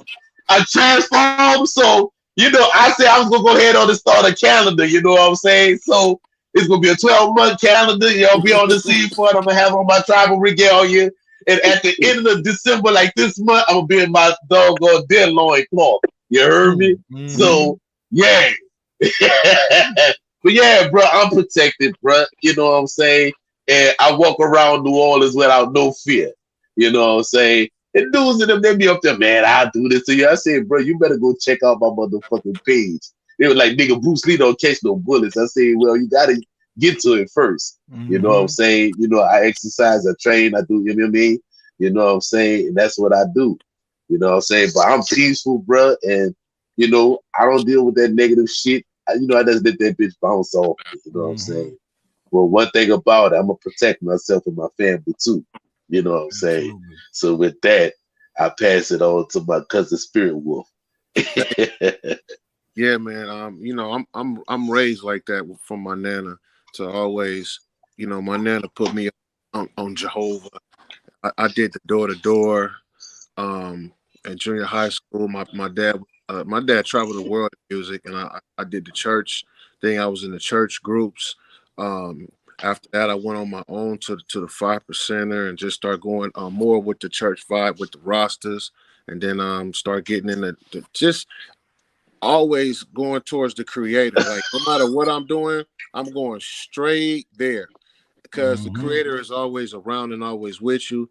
But I noticed now that the creator and the ancestors is like, you wouldn't be here without your ancestors. So it's like just the thought and the thankfulness of having to come through so many people just to be here and to breathe and to have the beautiful children that I have and the beautiful family that I have, man, I'm just thankful. And I know I'm protected by the friends that I have, the clients that I have, my community, most importantly around here, they just recognize everything. So, man, I love the creator. There is a creator, and we should all feel protected. If we woke up this morning, we hear, you know what I'm saying? Even people that passed, I had a couple friends whose parents passed and stuff like that just today, you know what I'm saying? I found out and stuff like that. So not saying that that's a bad thing. I'm just saying that you have to be thankful, you know what I'm saying, about your manifestation here and about the time when you leave. Yeah, I feel protected, bro. All right, so now I'm gonna give you an example of what, like, how I see the protection that come from me, right? Why I be feeling protected, and it's not nothing that I can orchestrate, right? So, say there is a question where, oh, is he from Jersey? Is he? Listen, let me show you how so many things get shown and proved if you know what you're looking at, right? So all this has not brought into question my character. All this does is just created a opportunity for people who might need validation to receive some. And when I say that, I mean, Dane Calloway don't tell you who his family is. My truth's so real. I'm sitting on an open panel and I got people jumping up that grew up with me. Now, if I wasn't what I said I was, a man that grew up with me, he's a pastor of a church. He does work in the communities that we grew up in. The stuff I say, he can not only fact check it, he could go to the spot and see if what I'm talking about is real. Right. Yo, that's priceless. That's the protection I receive. You feel me? Like, are you kidding me? That's not, nobody from his childhood is calling up on his build. Nobody, right. Let alone calling up and being upstanding good men, real men. Right. And we on here with real men. Right. Men that have accomplished things and done things and have families. See what I'm saying? Like, nah, bro, like, protection. My brother Darren that I grew up with, his brother got babies with my cousin. Right. How real is this? Just as real as Spirit Wolf being connected to Chai Tupa via their elders. We can't be lying. Darren, yo, check it out. I got this fantasy in my head that I tell people. I said, Pop Warner said I was the greatest Pop Warner wide receiver ever. I was nice. Darren. I was good, but was I that good, Darren? Be honest. Tell me how good I was as a Pop Warner wide receiver, Darren. Tell me. Bro, you was that good. Was I that good? No, be honest. I know Ron was way better. Let's be honest. Yeah, of course. Yeah, Ron Hunter. Way better. But was I good though, Darren? Was I good? You was good, bro. Okay, I'm being honest, because in my head, I tell people Pop Warner told me I was the greatest Pop Warner wide receiver ever. I never met Pop Warner, but that's how I feel about myself. You feel me? Right. So, but you see what I'm saying? Like, me and Darren go back to Pop Warner, y'all. Right. You know what I mean? Like, come on, man. But I thank you, Darren, definitely for tapping in. You know, anything else you want to share with us? Nah. I definitely want to link with you. You know, come to some services. I got some things I definitely want to include you in too as well that I want to be. You know what I mean? Like to introduce you to some people and all that, things of that nature. But you know, it is what it is, man. This my protection. Like real men come and build with me. You know what I'm saying? We not slandering nobody.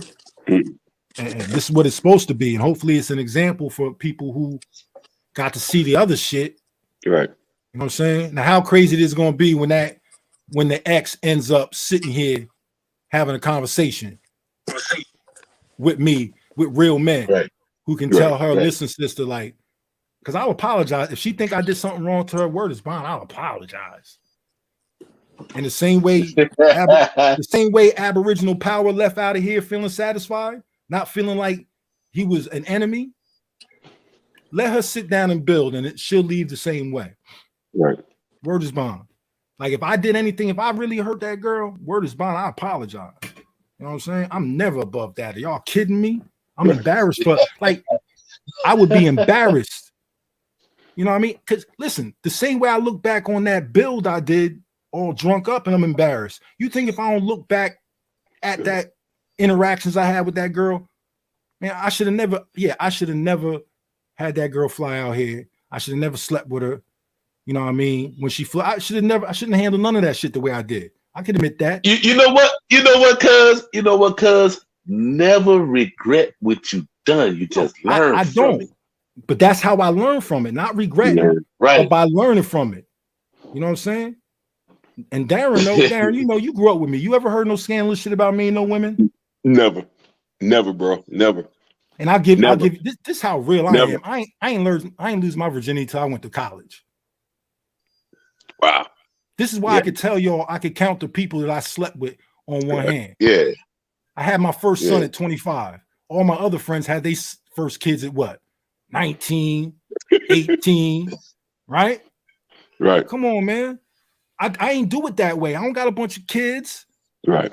I ain't do it that right. Darren know how I grew up. I grew up with a mother who was terminally ill. Mm-hmm. Well, I got my first child at the age of 21. I ain't get it till 19, bro. That's just the truth. Because I grew up having to take care of my mother. Right. I wasn't in the streets all crazy because I had heavy responsibilities. Yep. If I'm out there, I'm playing ball, I'm on my bike, I'm doing whatever I do. But other than that, man, I had to take care of my mother. So I was always a little more like I had other things. So I don't know why motherfucker would think that now at 52, I turn into a nigga that's gonna sit up here and be trolling 30-year-olds. I'm supposed to be trying to give y'all some guidance. Right. But this is what happened. Because we at halftime. We at halftime. We the elders now, man. No, we half a century now. We 50 cents in the game. But this is the thing. And these motherfuckers ain't gonna realize 50 ain't what you think it is. My 50 feel like 35, nigga. Keep like fuck around if you want. Don't think that we old niggas. This is a new paradigm, bro. Right. This 50 ain't the 50 that you remember your father being 50. Ain't no wingtips on these feet. You know what I'm saying? I'm still rocking J's. I'm still doing what I was doing when I was motherfucking 18. Right. You know what I'm saying? How they say, oh, I wish I could go back to high school with the knowledge I have now. I'm there. I'm always there. I'm still me from then with the advanced knowledge now. Right. You know what I'm saying? You're like, like, so sometimes you gotta let these young niggas know, like, don't write me off, nigga. Right. Yeah, because I ain't dead yet, and it still got fire in the furnace. Yeah. Like, I don't know what y'all think. Right. Hip hop is a young man. Look, my son, he just got engaged the night that the Saints and them played against Baltimore and everything. So the following day we went out to go eat at a seafood restaurant. And my son, he's 26, right? So the waitress was like, what brings y'all in here today? I said, well, my son had made an engagement last night, so this is an engagement party for him and his wife, you know, and a treat. And she said, your son? I said, yeah. She said, well, how old are you? I said, well, how old do I look? She said, you look about 32, 35. I said, baby, if my son is 26, how could I be 32 or 35? She said, oh, excuse me. Yeah, we all grown men here, you know what I mean? But it's a different grown man. It ain't that old man that you remember growing up. You know what I'm saying? But I'm gonna let you go, my brother. No doubt. Thank you for tapping in, bro. I appreciate you. But you ain't got to prove yourself to nobody, man. Your character, your history, your work, just your volume of work, man. You got it documented. It's laid out, bro. But sometimes you got to defend yourself, and I say put that fence up and keep it moving. That's all. A lot of times I don't even respond. I do respond, but only I respond on my side of the fence. I'm inside of my fence and inside of my border, saying, you see what I got. You see what's going on. But as far as anything else, you ain't got to take it there, man. Everybody going to come up like that because they know you grounded. They know you rooted and your history is there. And they know you speaking nothing but facts, bro. Nothing. You got a wealth of knowledge, man. You a well of water, bro, just pouring out mad knowledge and they can't dispute it. Cannot dispute it. With history, science, character, and then you got people, you got people that's behind you. I got y'all. Mad people. Like, look, you know what I'm saying? And I Nothing care about to the ones that show up. I don't care about the one, like I don't cry about the ones that don't show up. Right. I appreciate the ones that's here. All Right. 53 people here right now, that's who I appreciate. Right. Along with the people right here, I don't care about who not here. Right. Like, I don't, And every look, now and what? then numbers. Every now and then you gotta throw your boots on and just be like, yo, I'm still ready to rumble though. Yeah, I'm still ready to do that. So absolutely. I got you though. Absolutely. Thank you, know bro. what? I appreciate you. And you know what too? And you know what too? Oh, because the TurtleGang is like that when we did that the YouTube on the other show and everything, and they was asking about how did the cocaine get into the mummies, right? Mm-hmm. And I'm just saying to myself, I'm like, y'all really don't know? Like, I said, let me break it down for y'all. No, now check You know this what I'm out. saying? And you never heard nobody else say that. What do you I'm say? surprised nobody. I'm surprised nobody ain't copy biting and ran with it. I'm gonna tell you. I just seen. Well, it was a video, but I feel like it was credible. It was like some type of historical society. They did a video, and they addressed that issue. They said what people fail to address is that mummy was privately owned, and before it got donated to the museum, it was in a private residence of some rich people. And they think that the people were partying around the thing, using cocaine and all that. And that's how it got saturated into the mummy. And then those people donated it to the museum. The museum ran everything. And this is what these people are saying, how that cocaine got on that mummy. Now, well, guess what? That's a lot. That's a lot of mummies that they found. Then, so how they said it many was just the mummies one. did they own? No, listen, they said it was just the one mummy. That's why they don't take it serious. They said if it was multiple mummies they found the cocaine in, they would think it's a real thing. But because it was only found in one mummy, they think it's an anomaly. Because that's what they used down there in South America to mummify it. Yeah. That's what they were saying. They was like, they think it's an anomaly. It's not, it ain't really how we are trying to make it out to be. You know what I'm saying? So we got a brother Troops in here. Peace, brother, sister. I don't know quite who you are. No offense to either or, but you can unmute yourself and introduce yourself.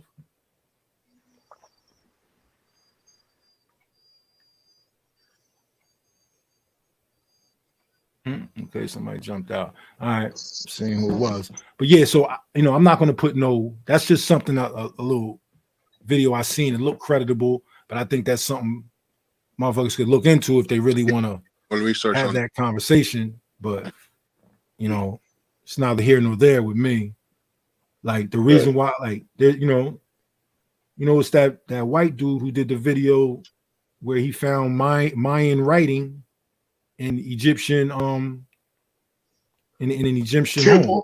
Yeah. So I have no problem that these people were interacting. You know what I'm saying? I don't got no problem with none of that stuff. You know what I'm saying? Like I don't got a problem with none of it. So yeah, I wonder whoever that was. Hopefully it was somebody that was coming with some peaceful build and shit. Right. Like, listen, I appreciate you brothers. Whenever y'all ready to get up out of here, you know what I mean? Don't let me. It is Friday. Oh yes. It's Saturday now. It's Saturday now. Yeah. It's Saturday now. Like I gotta go to work in 6 more hours. I gotta go pull a fucking double. I was in this bit like ducking off and shit. Oh, you better go get you some rest then, Chai too. Go get you some rest, bro. Right. But it's always having fun with y'all, cause what I'm saying. So yeah, man. But shit, I enjoy the build and everything. But yeah, man, people be speaking on tribal nations not knowing that we still are here. That's another thing that get me.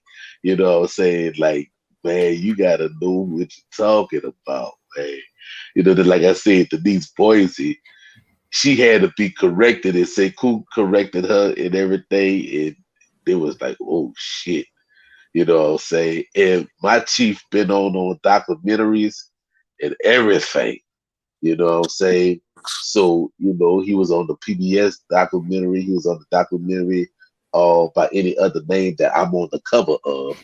You know what I'm saying? It had been all over there in Europe on the film festival and shit. So my pitch have been around. You know what I'm saying? So yeah, man, that's the whole thing right there. You know, I mean, people can say what they want, but till they show and prove, hey, you can be there until you run up across a real one.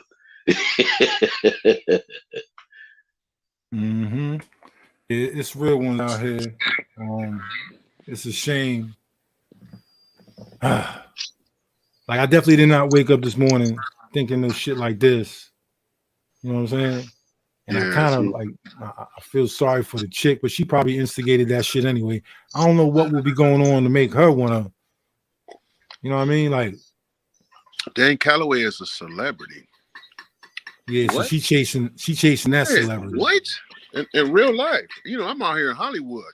The entertainers know who he is. That's not rocket science. They know. They tapped in. That's why we have to get him more tapped in. We have to put out the message of what tapped in really means. Yeah.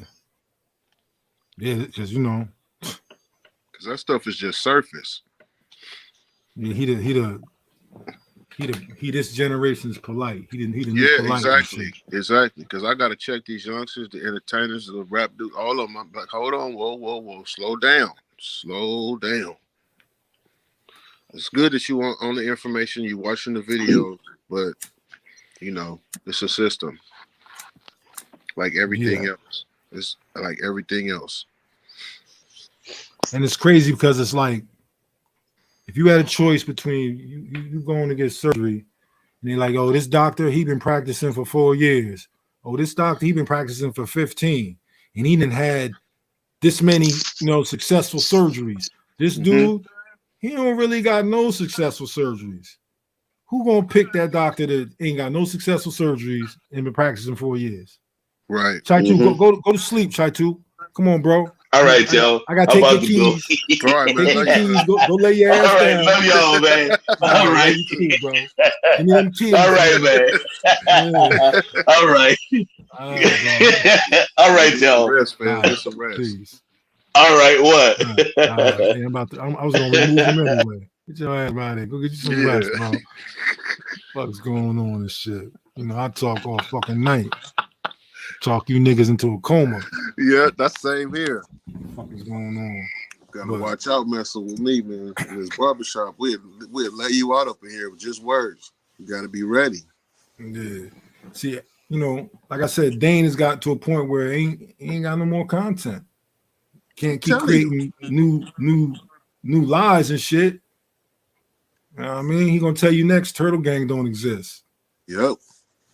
Like I'm a government agent.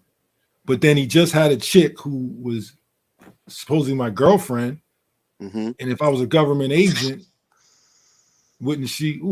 But I'm definitely not gonna watch it. I'm not even gonna entertain it. But I'm like, I wonder what type of weird shit she said. Well, after you get over this in a couple of days, maybe you have to do it just for the content, even though it's probably gonna make you feel gucky. You know what I'm saying? But no, I already got compassion in my heart for her. Right. You know what I'm saying? I mean, it's somebody that I was friends with at one point. Right. I don't see her as an enemy. You know what I'm saying? I didn't know she was an enemy. I didn't know she's like you said, she's being used. He's supposed to be like, no. I'm not coming at him like that. I'm not coming at this like that. Well, he's going to justify it that she called him. But it's like, okay, so somebody initiated. That means you have to engage in underhanded, So, okay, so she got bad morals. So because she got bad morals, you're like, okay, fuck it. Let's throw morals out. Yep. Like that's not a leader move. That's not a that's OG not a leader move. I learned a lot from I could be honest, because when I was over in Africa, sometimes I just got bored, man. I just started watching all of the stuff on YouTube. Sarnetta was keeping me going for a while. And then not the whole time just about, but I can say that Brother Jabari's the way how he can just like he it's ain't no niggerism gonna come out. He just gonna, boom. You know what I'm saying? I had to learn to respect him as a man, as a husband, as an educator. I just had to bow my head like, bro, it's just cold with it. And there's so many times that he just say words. I mean, he speaks so correctly to make me laugh. And so I started enjoying him. Then at the same time, I saw the video that Dane had did about him, where you were just talking about his wife, talking about his sexuality, just all type of weird stuff. And I'm just like, yo, where we going with this? And you see how he responded to Dane. He just got at his scholarship. Period. And destroyed him on his scholarship. Said, come here. I'm right here waiting for you. Come up here right now. I want you to come here right now.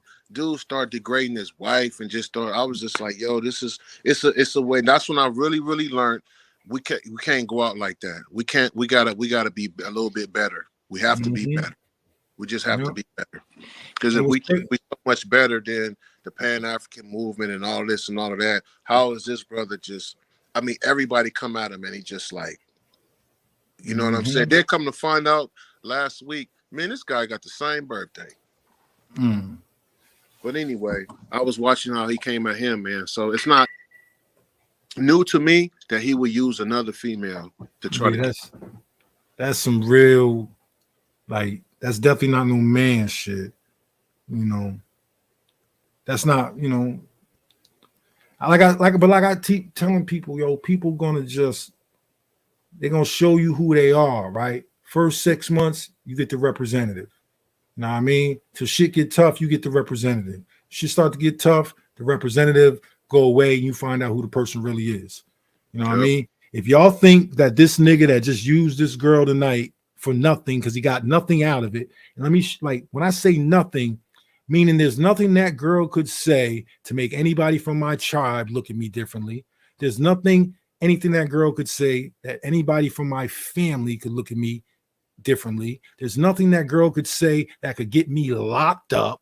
There's nothing that girl could say could change my finances. There's like, she has literally no power over anything when it comes to me. Neither does Dane. So the whole conversation is not going to change nothing. It has no effect on anything. You know what I mean? Like, that's why I keep trying to say, motherfuckers think putting somebody else down makes you more of something. Oh, them motherfuckers out west ain't Indians. We the real Indians. Meanwhile, them motherfuckers got some ceremony, they got language, and they got tradition. Right. And all you got is insults. You know what I'm saying? So let's look at it, cuz you said they asked him, who would you want to work with? And he said, I'll tell you who I don't want. Then throw you up under the bus. Then the next day, bring a sister and have her try to expose a relationship that y'all so-called had, which was, come on now. This is, whoever can't see that is just like, where is this? Like, this dude is supposed to be the top guy for this so-called, as the world knows. What does he even have time to do this type of stuff for? It's not supposed to even have this type of time. And he said he's a great researcher. And so, like, do these people know that I'm married? I don't know. They don't really care like that. They don't care like that. They just don't. The brother attacked me when he brought up my ex-wife. I was like, man, I just looked at the guy while we was having a debate. I'm just like, I'm not gonna respond because I'm not even in that type of mood no more. I'm an Aries, I'm a fire. Everybody know I blast off on you, bro. But it's just like, what are we doing for the people right now? How is that beneficial to the debate and the subject that we're supposed to be talking about? So once they go there, man, it's some other stuff inside that man that ain't right. Yeah, that's something different. Something ain't right, bro.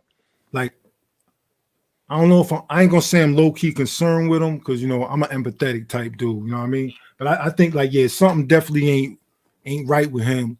you know, I heard that he was getting sued by the Shinnecock because he used a picture of a Shinnecock girl on his book cover. So I heard something like that was going down, and that's why he was more active on social media. You know what I mean? I'm not gonna say he's trying to use me to get views, because he don't need me for views. Like, this is something different. This is a spiritual thing. You know what I'm saying? Like, and however whether he contacted that girl or that girl contacted him, he still put out a type of energy that she would think she can go through him and utilize, you know what I mean? You know what I'm saying? Like, she thirsty, she hurt, she got some information she feel like she could use to benefit her, to put her in position to be close to him. Because the position she played with the young Pharaoh nigga, she wasn't with the nigga as far as I know. He had a girlfriend. Right. She was like his assistant. You know what I mean? She just wanted to get to shine any way she could. Right. You know what I mean? I'm not going to speculate anything else beyond that. But I'm just saying she ain't got no problem playing the third party. Right. To a nigga that got it popping, that got a girl. You know what I'm saying?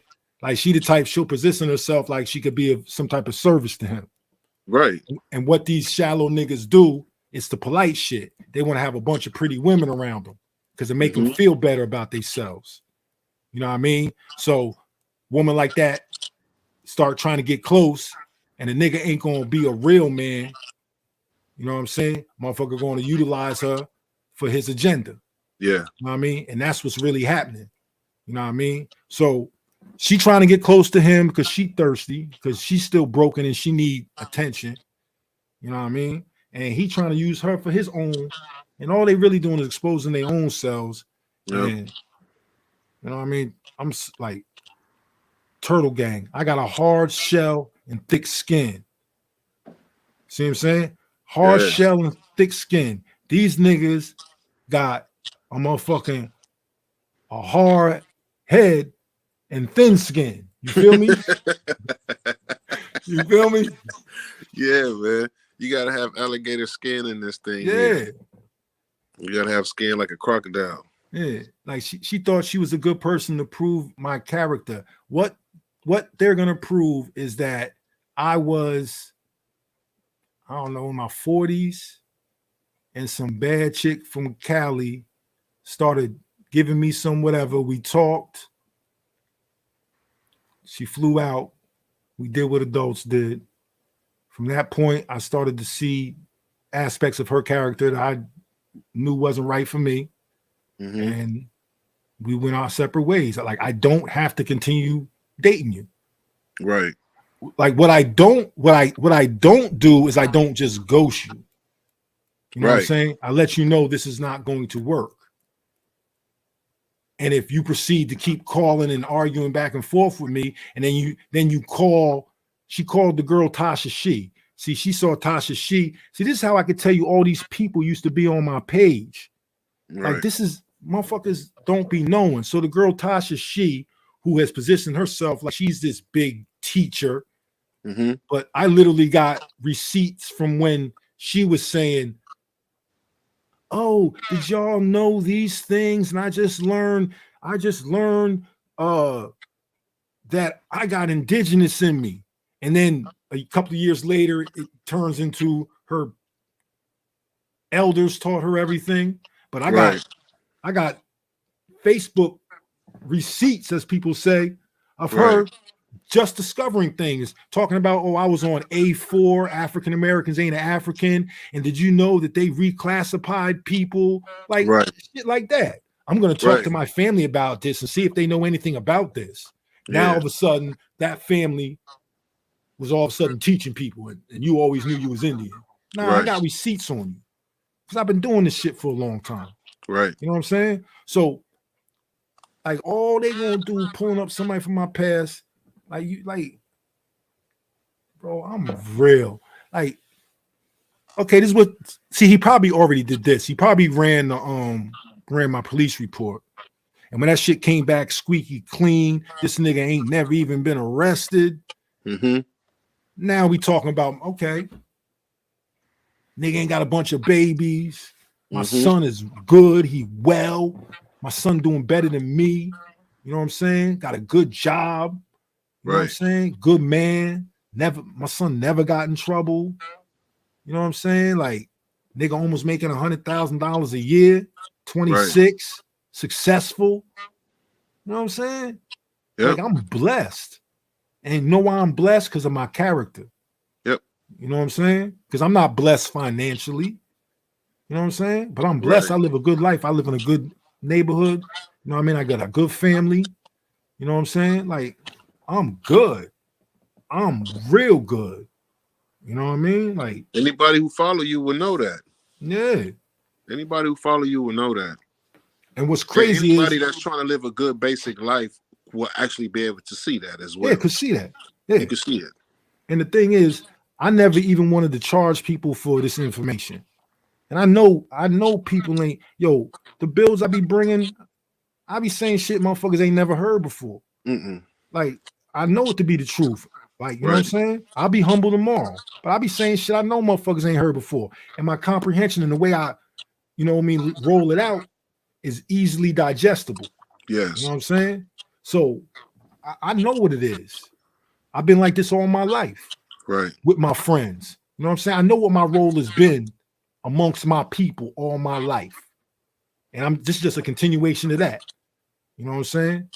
I documented shit all my life. The same way I got thousands of videos, I got thousands of songs because I was a fucking engineer. Right. You know what I'm saying? And when niggas wanted to fucking record their shit, you see the mic? This an old ass mic. You know what I'm saying? It's my studio mic. Right. You know what I'm saying? This shit like 20 years old. You know what I mean? Like, so I was the nigga with the studio. 20 niggas in the crib, everybody waiting to get in the booth. Right. I'm the nigga that when all these niggas go home, I'm the nigga mixing the song down, making it into something. Right. You niggas just came and did your verse. I'm putting it all together. I'm making it into something. I'm not just the engineer. Right. Because guess what? You could lock me in the room with nothing and I'll come out with a whole album. Feel me? And if I got the equipment, I'll come out with a whole videos. Right. I'll do it all. I'm that creative nigga. You know what I'm saying? I'm a nigga you could lock in. I don't need, I make my own music from scratch, not sampling. I make that shit out from scratch. Right. You know what I'm saying? I mean, I'm gonna sample it, but you see what I'm saying? Like, right. I ain't got to sample a beat. I could create a beat. Like, nigga, I got my shit always laying around. You feel me? I'm always like, that's how I live, bro. I got music equipment. Like, look, this is the type of nigga I am, bro. Look, let me show you something. Let me show you how real I am, bro. You're gonna see something you probably ain't seen in years.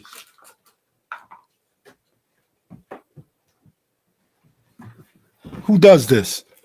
Oh, who does this, God. my nigga? Are you serious? Who does this? Are you serious? Who does this, my nigga? Look at that. You see that? Oh my God. Hold on. That's my music, bro. You see that? This is my music. Now how old this is? God, man. That's real tape, bro. Yeah. That's 20 plus. This 25 shit, years plus.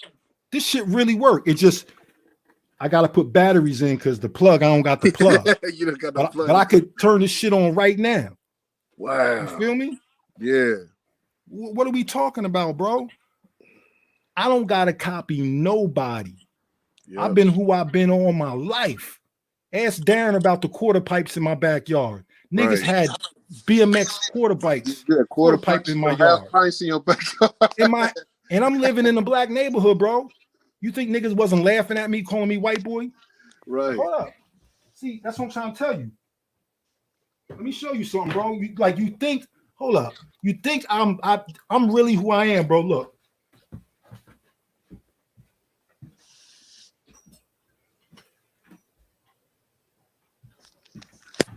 You see what I'm talking about? Oh, I'm really who I say I am, bro. Right. I still got my bike. Right. You feel me? Yep.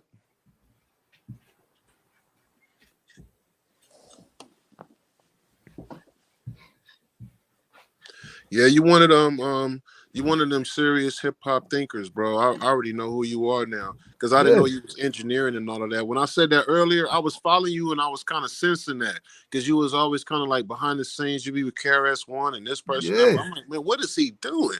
You know what I'm saying? Then you start editing this, and at the same time, you was trying to edit the cultural stuff too. You know, then when I was in Africa, then you sent me your music. I was like, hold on. Are you serious? I didn't even know you was that tight. I kind of sensed it, but now you telling me you an engineer. That's a whole nother level. Then you talked about your mom's, God bless her soul. I didn't know about that, but then you let us know that, well, you let me know that you one of them dudes like how you just put out that radio. You still got all your shit. Cause I whole document shit. Notes. You got old rap books. Like you wanted all that that. fucking RZA. You like how his mama had all this shit. She was like, "Here, take this. You're gonna need this." That type of shit. I got stacks of CDs. You just pulled out a tape. I got stacks of CDs. Listen, I got music on. I got ADATs, CDs, Tascams. We got reels. Because listen, I really live this life of documentation. Right. You can go on YouTube now. Go on YouTube right now and look up Ghetto Land's Real G's. That's a song from 1995. I'm literally on the song. I'm the second nigga rhyming. Cause I did this rap shit too. You know what I'm saying? We did all that shit. No, you got bars, bro. And you got like your songs is good with good concept. Like it's dope. You know what I'm saying? Like it can be put out right now. It's dope. You know what I'm saying? It ain't just bars over some old beanbag beats or whatever. You know what I'm saying? Hold on. You said Ghetto Land Real G's? Yep. So like I don't copy nobody. I'm really authentic. The shit I say I do, I really do. I live it. You know what I'm saying? Like I got mad experiences. Like my life, I've been blessed. Every icon that I grew up with, I literally got to work with. Rakim, KRS-One, Big Daddy Kane. You know what I'm saying? Got to hang out with Prince. Feel me? Like I've been blessed, yo. Creator been blessing me all my life. I had a tough childhood, bro. You know what I'm saying? And I knew then I was protected. You feel me? Just it is what it is. Yeah. But no, nigga. I'm the nigga that always had a bunch of niggas around me because of the things I could do for them. Right. You know what I'm saying? And I'm nice at basketball. Yeah, man, me too. That's one of the main things I'm known for. That music, but basketball, everybody know that. And then when I became an adult, it was the knowledge guy. I was the knowledge guy. You know what I mean? But that's deep. Because with the indigenous stuff, it's like the genealogy and all of that is most profound. We got to get to that. That's the first level stuff. Get that out the way. But the next thing, like I was talking about earlier, from the youth and the elders and us being in the middle, is that hip hop that they missing out on. Oh, everybody's missing out on it right now. How fun it was, how creative it was. You know what I mean? It's just like they're missing out on it. And I think we need more podcasts from people like us talking about stuff we saw. Man, the stuff I saw and the stuff we seen is very deep. And we have to explain the reason why it got to where it is right now. Like you got a couple of movies I saw on Netflix and all that type of stuff, but all the in between, man, we're supposed to be really we just got to have some more. I just think the children is missing out. Absolutely. Like missing out. Like the education we need is only an education we can get from each other. Yes. Because we've gotten the education from them. And that just puts us in a position of wanting to be, better, motherfucker just want a better seat on a sinking ship. Yeah. You know what I'm saying? As opposed to having their own ship. Yep. You know what I mean? So as you said, the genealogy, all these things that are going to tie you back in. But at the same time, people have to understand that you don't have to wait to figure your genealogy to move on the culture. Right. You just got to do it respectfully. And that means you're not approaching people like they owe you something. Right. Or trying to take something back that you think they took from you. I'm still trying to figure out what great war happened between these Western Indian tribes and the Eastern Woodland tribes. You know what I mean? To foster all this hate. Or could it be because we've both been miseducated by the same colonial system that uses divide and conquer every chance it gets? Of course, that's what it is. You know what I mean? Could that be why you people think you don't like those Western Indians? And could maybe they think reason why they don't think they like you or know who you are is because they've been educated and miseducated too? You know what I'm saying? So why are we hating on them saying they stole something? Evidently, until Dane Calloway told you that was your culture, you didn't know that what they had was yours. So all of a sudden, like you can't miss what you never had. You know what I'm saying? I ain't grow up with a dad. I can't, like, I'm not heartbroken over having one because I would have had to have had one to lose one. Right. Yes. See what I'm saying? So, motherfucker look at me like, oh, you ain't have your dad? I don't even know what that means. I can kind of imagine it because obviously I know that's a regular part of the family. Mm-hmm. So when I'm feeling sorry for myself, I could work myself up. I ain't got no dad. I ain't got no dad. But that type of shit to have me jumping out on somebody's fucking interview, talking about a nigga that ain't never did nothing to me, have me in my emotional bag. That's exactly what that would do. Like, come on, man. Yep. Well, it seems to us that you were raised right. You raised your son right. You got a wife. You taking care of yourself. It's like, what are you missing? And check this out. Not only did I raise myself right, I found out when I was 13, my mom had a terminal disease. They expected her to be gone by the time I was 16. So those 3 years, my mom was getting her affairs together, thinking she gonna be gone. Right. My mom ended up living until she stayed around until I was 24. You know what I mean? Which was like a miracle in itself. Right. But my high school years, my college years was me taking care of my mother. Right. You feel me? But nigga, I ain't had no curfew. Right. Nigga, if I wanted to walk out the crib at 12:30 at night, I was walking out the crib. If I didn't want to go to school the next day, nobody was there to tell me to go to school. Right. See what I'm saying? I'm self-made.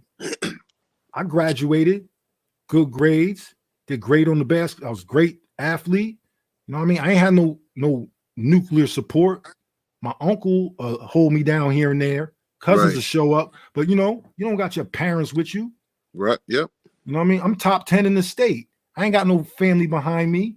Right. I ain't got nobody making sure I do something with my shit. Yeah, I know what it is. I know the same feeling. You know what I'm saying? Yeah. I fucking make the All-Star game. I get to the practice, everybody talking about where they going.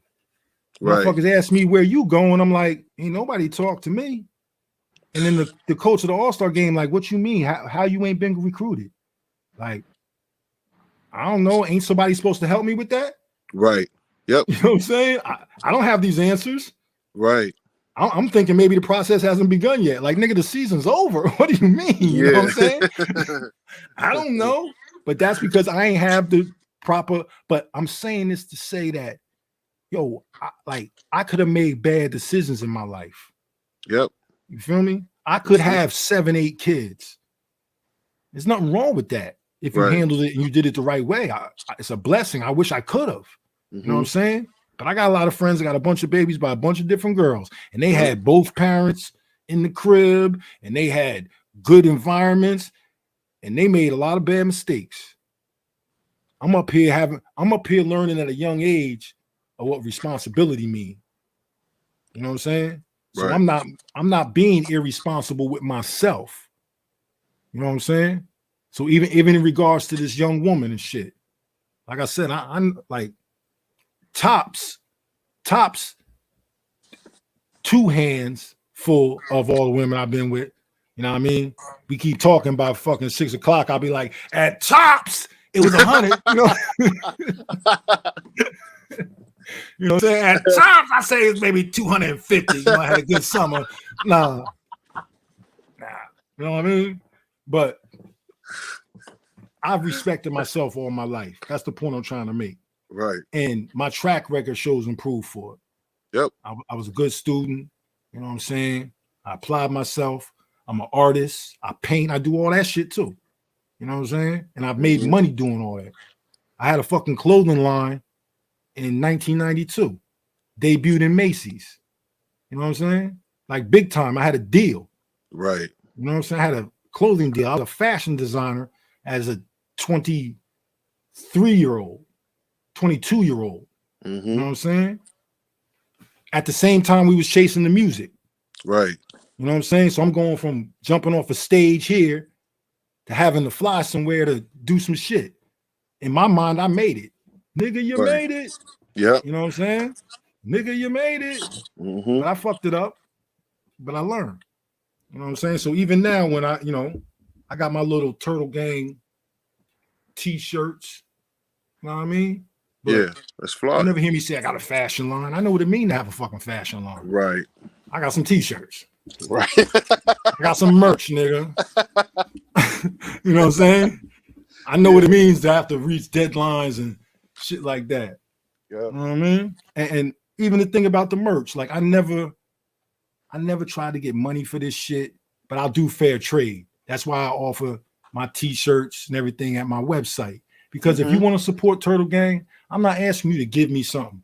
Just do trade with me. You see some t-shirts, cop a t-shirt. See a hat, see that? Make Turtle Island great again. You see a hat, cop the hat. You know what I'm saying? Let's get it popping. You know what I'm saying? Like, I'm not, people telling me, oh, yo, you should charge for consultations. I don't even know if I feel comfortable doing that. Right. You know what I'm saying?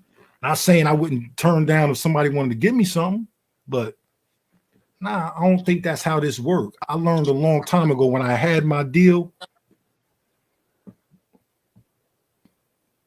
my art suffered when I was getting paid for it. Right. It affected my creativity. You know what I'm saying? Like, you can't really, once I'm monetizing it, something changes. Once I know I got a deadline, something changes. You know what I'm saying? It's not the same spiritual experience. Right. You know what I mean? And that's the same thing with this shit. You know what I mean? I would feel crazy charging somebody for some shit. You know what I'm saying? Yeah. Like, fuck it, hire me. You know what I'm saying? And let's do something. I feel much better. You want to support TurtleGang? Hire me to come shoot you and your family so we can document your family and your history. Right. So you'll have that for yourself. Right. That's what TurtleGang want to do. I don't want no donations. I don't want nothing. Hire me to come sit down with your family. And we're going to film it. And we're going to talk to the family. And we're going to help your family get an understanding of what it is you're trying to tell your family. You know what I'm saying? Because it's going to be people introducing things to their family that their family ain't going to want to hear. Yep. But if you got people that can help you articulate it and been where you've been, you know what I'm saying? When we first had our family gathering and the chief showed up, all the rest of the family was like, oh, they really not playing. The chief here. We introducing everybody, this is the chief. Whenever y'all ready, you can come up here and grab your little paperwork. Right. You know what I'm saying? The tribe is here waiting for you. You know what I mean? He chilled with us. You know what I mean? Whole time. Sat there with the family. You know what I mean? Motherfuckers that didn't take it seriously or taking it seriously now. Right. And every year just keep growing more and more. To the point now where we got the elders in the family wanting to really be a part of what we doing. That's now these are the people that have the better facilities, people that have more connections. Yep. You know what I mean? My elders. Right. You know what I'm saying? Like me and cousins just had to do the heavy lifting. Yeah, I can shoot your son skateboarding, but this is how real I am. My specialty is indigenous culture. If you want your son to get a dope skateboard video with him shooting skateboard, I advise you to hire one of these young boys who run around here and do that shit all the time. So your son can get exactly what people want to see right now. If I come film him, I'm gonna film him like it's a documentary. You know what I'm saying? Yeah. Like I know what lane I'm in. When you ready to do the family doc, You know what I'm saying? Or a movie. If you got a movie and you really want to shoot, my team, we shoot films too. I got directors and everything. We prefer to do indigenous content. But if you got some bread and you want to shoot a movie, cool. You know what I'm saying? Mm-hmm. But we really on this, we'd rather be sitting down with families and documenting their history. Yep. You know what I'm saying? Indeed. Like, so yeah, and we got a long track record. You know what I mean? I don't know why this man chose today to yell my name out, but I tell you, Great Spirit, Creator, Most High, do what it do. You know what I'm saying? And all this do is gonna drive traffic to me. You know what I'm saying? And even if I never say another thing again, I got enough content on my page to get people right. Oh yeah. And if you want that first grade content, just scroll back further. That's it. Right. Just go all the way back. I start with the baby food, but that's from like 8 years ago. So you got to scroll way far back. And you probably gonna have to go to my other YouTube page. You know what I'm saying? But a lot of that is when I was running around Harlem and Brooklyn and, you know, getting money with the conscious community. So I was filming everybody. You know what I'm saying? So, you know, I got all types of stuff. Man, you've been around. Yeah. Yep. Like all these people whose feet they sit at, like I work with these people. These people have asked me for my advice and things. Right. You know what I'm saying? Like how could they not? I mean, you've been doing this for a long time, so they have to. Like I was talking to a brother the other day, and I brought up red pill or blue pill.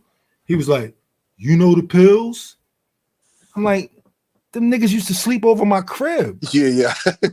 Like we brothers. Yeah, somebody did that the other day. Yep. Yeah. I showed him that. I showed him the pictures because I don't know what it is.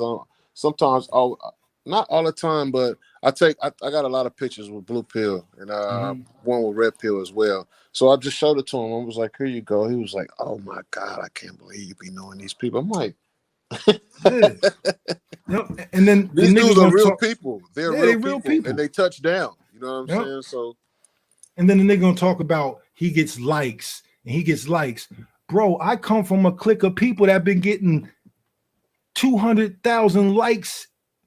I've been around these people for fucking 10 years. Yeah. Like, I'm not impressed with your likes. Like, I literally come from that. That's my crew. Right. Like, these niggas don't even know who Ram Omar is. Yep. How far gone he is. How successful he is. You know what's crazy? Just like I said, one time, Blue Pill came, said, "Yeah, I'm coming with my brother." I said, "Come on, yeah, come through, come on." He's like, "Cool, touchdown, cut me up." He came through, and he had this other brother with him, with the Nation of Islam headband on, but he wouldn't say nothing. You know what I'm saying? I mean, he spoke when he came in, but I think you on the block. It's probably his first time over here. It's a little wild over here. And, I'm just talking, going off on some, and I noticed he was like real quiet. Come to find out, it was 19 keys. And then I always felt a little something because I was trying to get a picture. I was taking a picture with the twins, and then and I was like, he was just sitting there, and I was like, man, why am I not telling him? My mind said, either tell him to get in a picture or go take a picture with him. But he was so quiet, I just didn't want to like impede in his space. I just wanted to give him his space. You know what I'm saying? But it ended up being him, and now he's doing so good now. It's just like, it's amazing to watch him. And his success, he do millions. His numbers do incredible. Yeah. He ain't running around here acting. You don't see him exploiting no women, arguing with niggas. Oh, no. Everything is about decorum and diplomacy with him, which is good. You know what I'm saying? He uses his upbringing and what he was trained with, and he's using it, and he's successful. And it's levels to this shit. And this is why, like, the pills utilized the platform they had to help this brother. You know what I'm saying? Right. I don't know if they opened the door for him. I would never say that. I'm sure the man put his own work in, but I know they helped each other. You know what I'm saying? Yeah. Like, And that's a good thing. You know what I mean? Brothers should look out for each other. You know what I mean? Especially if what you're concerned about is the people. You know what I mean? So, you know, really what's going on, like I said, people have peaked. The nigga is doggy paddling, been telling people he could swim, but he's really doggy paddling. Right. That should take a lot of energy, bro. And it's a panic. It's a panic stroke. You know what I'm saying? Because you're gonna be trying to, they're gonna be trying to run in. They're gonna run into a bunch of brick walls. Like I be saying, all that stuff is YouTube, and this is stuff, information. I mean, most people know me have been with the Moors since '96. I've been putting out information and all this stuff that we kind of regurgitating for a long time now. Now we just know that we indigenous for real and can prove it. But as far as the information, it's kind of the same thing going out, but now it has to be directed into the right place. I follow your channel, Phoenix Moon. Everybody, I watch everybody. I'm a barber, so if I'm not cutting, I'm checking out what's going on. If I'm not reading, it's doing something with my children, I'm checking out what's going on with our folks. Just yesterday, I comment all that type of stuff on even on Sunnetter. Today he said, yeah, I'll be touching down. I go to all of the neighborhoods, blah, blah, blah. I went to LA, boom, boom, boom. I said, yeah, you came over here to the hood. I cut your hair. He said, everybody go punch it up. He said, hold on, what the? He looked, he said, oh my God. Then he looked at my picture. He blew it up. He said, is that, oh my God, that's my barber. That's blah, blah, blah, blah. I didn't know that was you the whole time. But man, I just be sitting chilling. I'm watching. I'm supporting. I donate. You should start putting your cash up here too, brother. Yeah. Like, you got to start doing that. Yeah, you're right. You've raised a whole internet, this whole world is something you created as far as this indigenous internet is concerned, brother, right now. So you need to be getting your just due. Period, man. So people catch feelings at hearing something like that. You know what I mean? I don't care.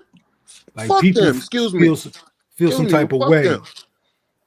And I don't, but see, because I know, okay, so check it out. I will give credit to the Moors, not for teaching me who I am, but for teaching me what that really means, for teaching me how law is, you know, how law can protect people, and showing me the connection between what it means to be Lenape and the law. The concept of nationality, just that alone. Yes. And finding yours. Just that concept alone, and the law too, and the Constitution and stuff like that. It's you got to give it to them. So my family taught us who we were. You know what I mean? Because a lot of these people also think like I come from some traditional family that is from a federally recognized tribe. No, I don't come. I come from the same thing y'all come from. My people we not federally recognized. We just are known in our communities as being Indian families. You know what I'm saying? Yes. Like all the families in my communities know who we are. You know what I mean? But all of us weren't traditional. There were certain family groups that were traditional. And when they had the powwow, your mom would be like, come on, we going to the gathering. Right. Like, oh shit, I don't feel like going. You know what I mean? Then you get up there and it's like you're in some Indian shit. Like if you grew up with me running around playing, say we in Red Bank playing, and I'm like, damn, I got to go to this thing. You want to come with me? You'd be like, all right, going to a family gathering. All right, we get there, and then you get there and you be like, oh shit, I didn't know you was Indian. Right. You know what I mean? You wouldn't know it unless you came to some family gathering. And if it ain't the family that is part of the family that's traditional, you still won't know it. Right. You see what I'm saying? Because it wasn't like that for us. It's okay, yeah, we're Lenape. You know what I'm saying? They still do the old Indian stuff. And then I want to play football. I want to be in the streets with my friends. You know what I mean? Yes. Not thinking how we thinking about it now. But the Moors, when I started learning shit from the Moors about law and about all the things that really happened to the people, and I got a better understanding of it, that's when I started to get a better understanding of my traditions, and what my people's supposed to do. And what I first noticed is when I was studying Noble Drew Ali, I'm looking at him, I'm going, okay, so all the shit he do is what a chief would do. Mm-hmm. You know what I'm saying? Yes. And I started to see the parallels. Yes. I'm like, oh, he kind of just, oh, I get it now. Yes. And that also freed me from thinking this somehow was about me. Because Right. they taught it like, yes, we're the Moors are the indigenous people. So I'm thinking, is Lenape another name for Moor? You know, I'm trying to figure these things out, not knowing that it's such a broad title. You know what I'm saying? It's not literal. You know what I'm saying? So this is why I say, yeah, I can understand when people say we're Moors. Yeah, I get it. me too. Of course. In the broad construct, in the broad sense, yes. But nationality wise, no. Don't say I'm a Moor nationality wise, and that ties me into Morocco and all that shit. Right. And we not those people. Yep. So it's gonna tie you into some country in Europe. You know what I mean? So yeah, I give respect to the Moors for what they brought to the table, but at the same time, when they overstepped their boundaries, I also had to address it. Yeah. You know what I mean? How can I not address it? How can the spirit let me not address it? You were gonna have to. Yeah. Because your culture was gonna get infringed upon if you don't say anything. Yeah. And you're gonna sit there and let it keep getting infringed upon. And not only are you hurting yourself and your culture, but you're also hurting them by not informing them. You're hurting your brother and you're not informing him. You're sitting back and you're like, that ain't right. And then you let him just keep saying what he's saying. Then he just go off and now he's gonna go off and keep spreading it because he came to you was supposed to get checked, but since he didn't get checked, now he's running off and spreading this damage all around. And I knew something like that was gonna happen because you was when I first saw you was with the Brooklyn Moors. You was with them. It's like you was building with them, like you were there with them. So you were in there getting the information, but with the information that you had in your backpack, it wasn't going to be able to. Well, see, at that time, the Brooklyn Moors, they was asking me to come because they wanted me to teach because they were embracing.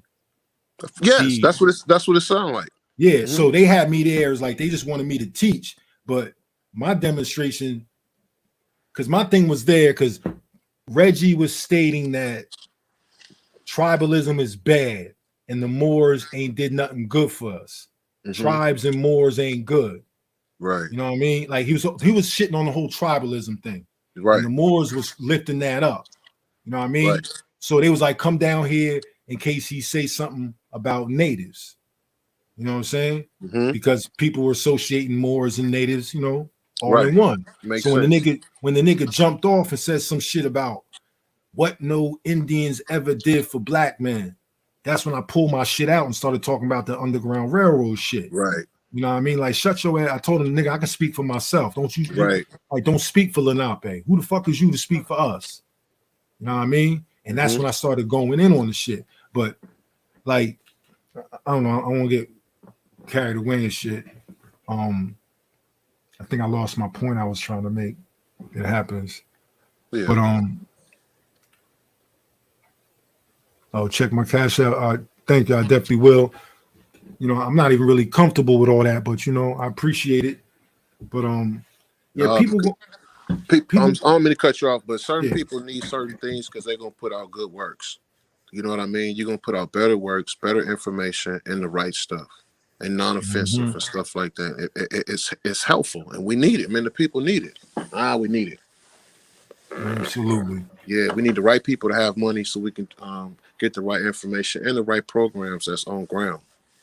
Thank you, Darlene. I appreciate you. Definitely appreciate you. The gesture means more than you can imagine. Yep. You know what I'm saying? Thank you. Definitely appreciate you. Anishik. That's how we say thank you in my language. Anishik. Anishik Kisha Lamokwang.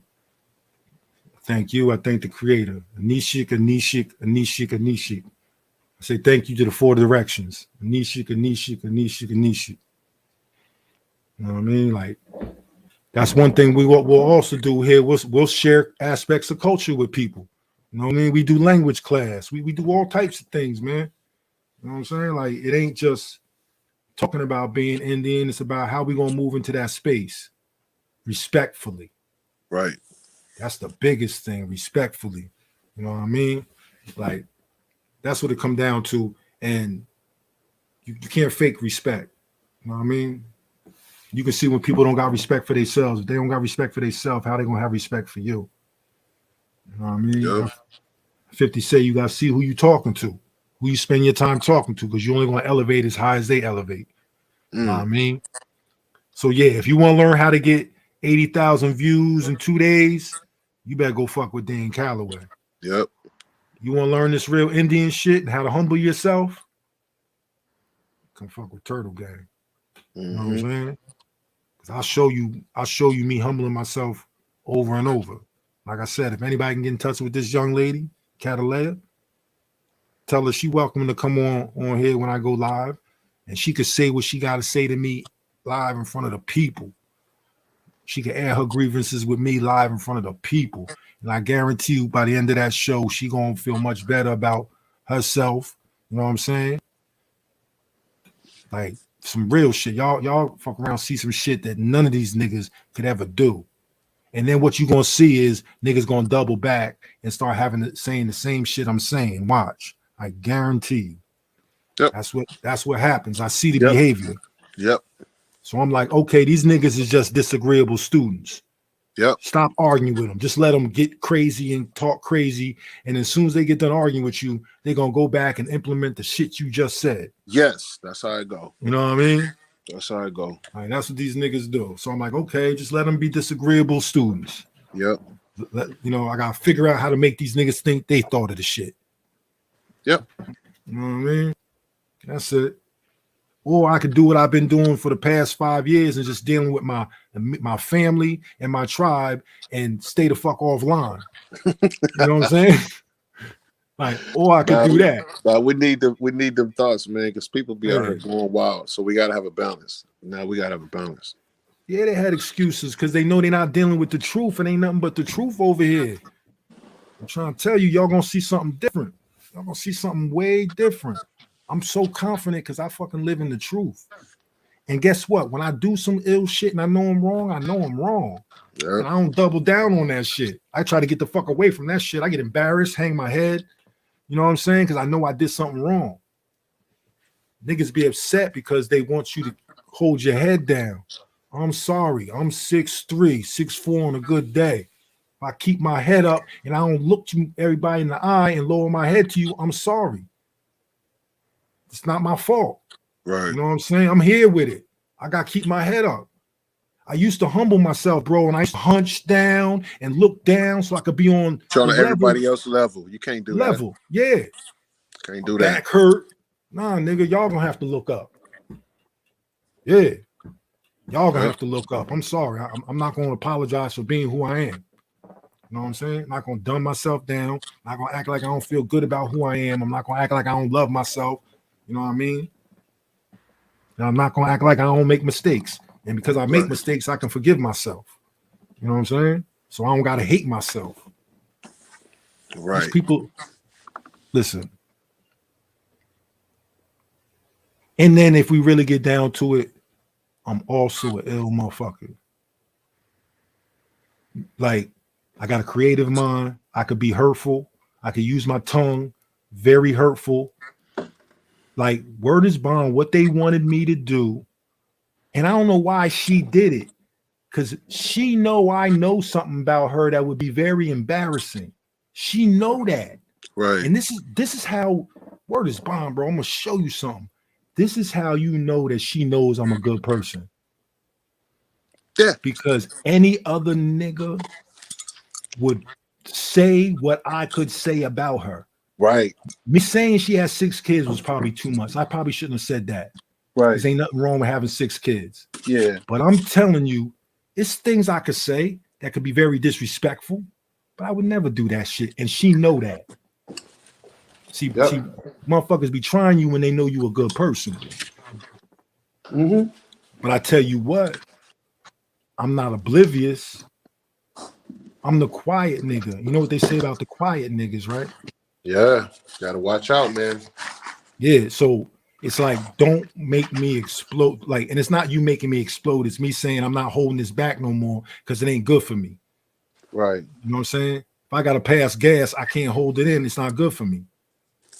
You know what I'm saying? I'm gonna have to let this energy out, and I'm not gonna misdirect it. I'm not gonna misguide this energy.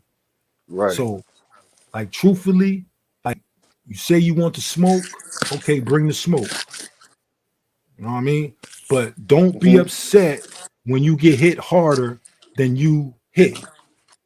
You know what I'm saying? Right. Don't be upset when you hit me twice and a whole team jump on you and then you talk about it ain't fair. Right. Ain't no That's fair what's in gonna this. happen. Ain't no fair in this. You know what I'm saying? Ain't no fair in this. Like, for real. It's a whole lot going on. Yup, it's duality. And I'm the best of both worlds. And I love that about myself. Like, me and Tupac share the same birth date. So you see how his energy go. You know what I'm saying? June 16th. Yeah, I'm a Gemini. That's right. I'm a fucking Gemini. People can say all the shit they want to say about a Gemini. But yeah, I'm a Gemini. You know what I mean? I'm definitely not trapped in anyone. You know what I'm saying? I could be multiple things.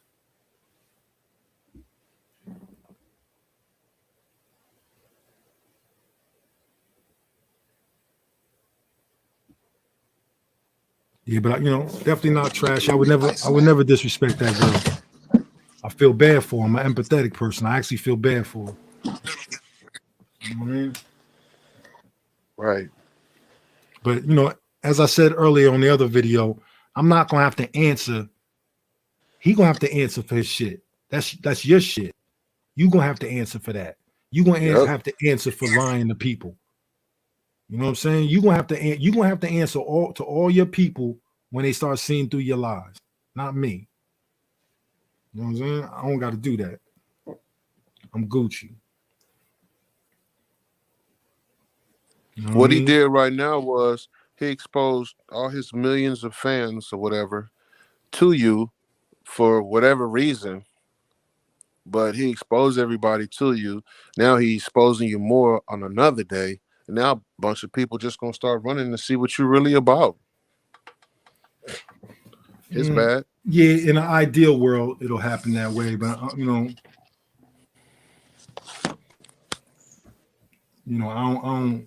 like. That's why they I say really, all publicity is good publicity. but check it out. I really believe in Cointel. Feel me? Like, let me tell you something, bro. Yeah. This is what these people don't know. My family really participated in the Underground Railroad and helped to assist to free over 10,000 slaves. My family really did that. We're on record, documented history. My third grandfather really owned the first colored newspaper in New Jersey. Right. My family was really responsible for teaching the black communities in my area in Monmouth County. My family is a family that has been contributing to the culture from day one. Listen, my uncle at the time when black people were Republicans, everybody talks about that, right? Right. He used to be Republican because we were the landowners. My uncle was the one in Monmouth County who told all the black farmers and all the black landowners, we're now going to become democratic, because at that point, white people were now the majority owners of land. Wow. So that's when black people switched over to Democrat, because it wasn't just because you could be black and you had land, but the majority of your people didn't. So even though, the interest should be that of the Republicans, you had your people's interests at hand. So a lot of these black farmers became Democrats, even though they're landowners. And Republican deals with the landowners. Right. Yes, sir. And the Democrat deals with the mob, who try to use mob rule to get their way. That's what they do. See what I'm saying? So this is what's going on. We got the Republicans, the people connected to the land, right? being put in a position where the mob is trying to mob rule something. So because he got 80,000 viewers or followers, wherever the fuck he got, you know what I'm saying? He got the mob, and the mob thinks might is right. Yep. But might ain't right. It ain't. You know what I'm saying? And that's why he keep talking about ain't no views and ain't nobody. Yeah, but that's not what that's not what I shit is built I got a few videos up. One of them got like maybe 4 views. Another one got maybe 20. Another one got 100. I don't even care, bro. I feel like this. If I could get 1,000 views on a video, I'm good. Like, because truthfully, if for every video I could help, like how many people, like if it's 80,000 people watching my video, how many of those people do you think I could really help? You know what I'm saying? What if 20%? What if 20% of them people fucking decide they want to call me? What the fuck I'm gonna do? What the fuck I'm gonna do for That's them what people? I said. I go out a good 5 people. What the fuck I'm gonna do with them people? Right. You know what I'm saying? I got 13,000 followers. You know what I'm saying? What the fuck I'm really gonna do for them people? I'm here to inspire you, to show you some shit.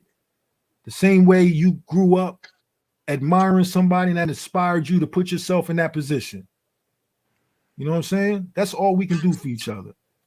And it's shit that we figured out and we ironed out, and we're trying to leave it behind. Yep. But you niggas want to follow a motherfucker who's looking in a book. You know what I'm saying? Nigga, we got the GPS. We don't need the map no more. Yeah. Nigga walking around with a big ass map talking about, look what it says here. Nigga, we got the GPS. Right. Siri telling me make a left here. You know who Siri is? Siri is the culture. Right. Siri is the tradition. You feel me? Yeah. Man. I just be wanting to get some more land, to get some more people over there so we can start doing some stuff. Because I love talking like this and communicating worldwide or internationally. But at the same time, I'll be wanting to get busy in the ground. I'm a carpenter, so I'll be wanting to get it in. See, this the thing with some folks. This the thing. We like, okay, we want to build, right? But before we could build, we got to put the infrastructures and everything together so we can build. We got to get the funding to build. Before we can get the funding, we got to get the vision. We got to be able to motherfucking present the vision so we can get the funding. And then when we get all that, we can start with the hands-on. You know what I'm saying? Like, that's just the reality of it. So what do?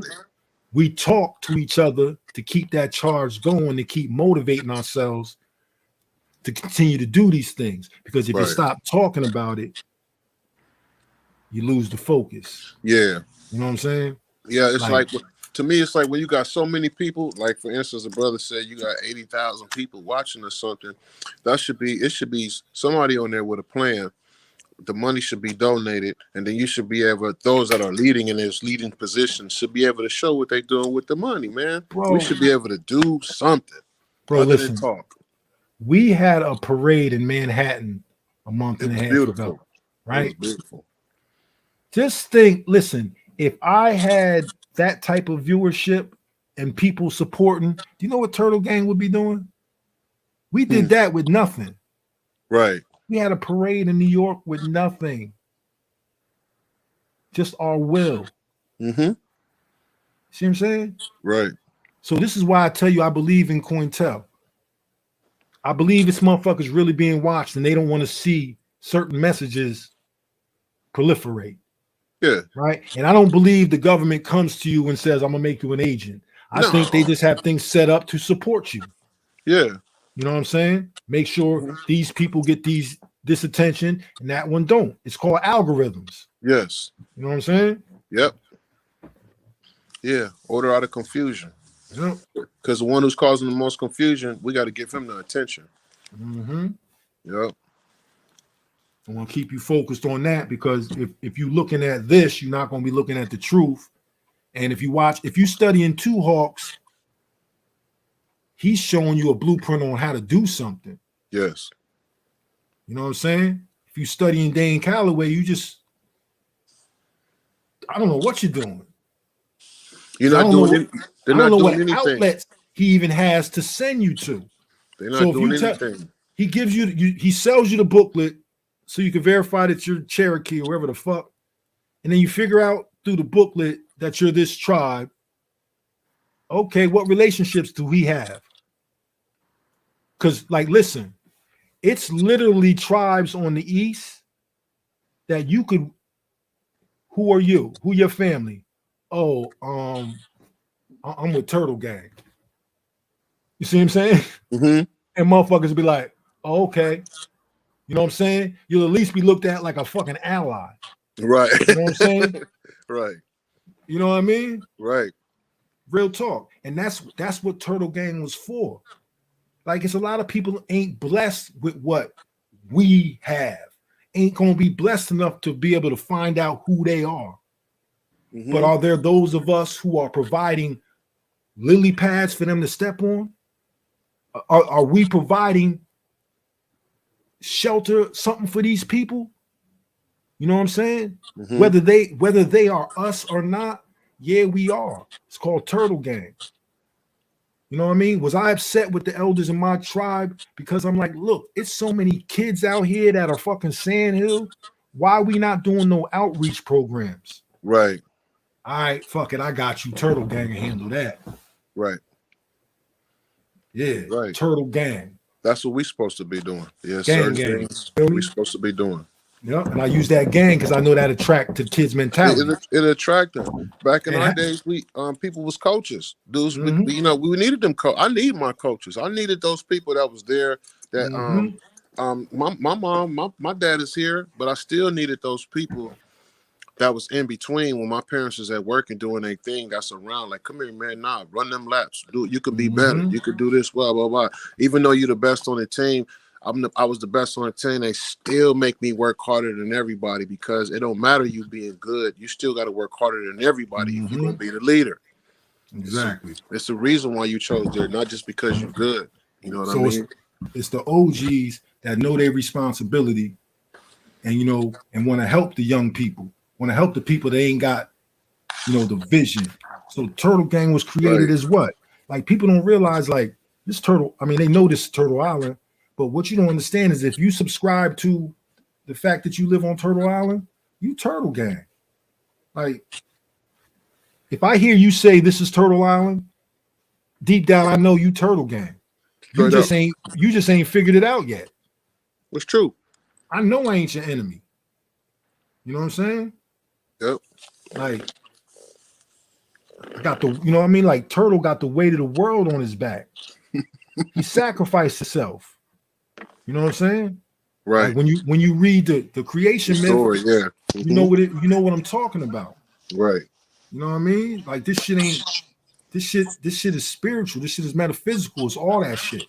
That's why I tell people TurtleGang real. Like, y'all might not get it. You know what I'm saying? But this shit real. This shit like real. You have that COINTELPRO, like you were saying, but you have like you said, it's not like they're recruiting. But what they do is they leave certain or they cast off certain spirits. Let me say it like that. They cast off certain spirits, and then those who are not aware, they leave themselves open.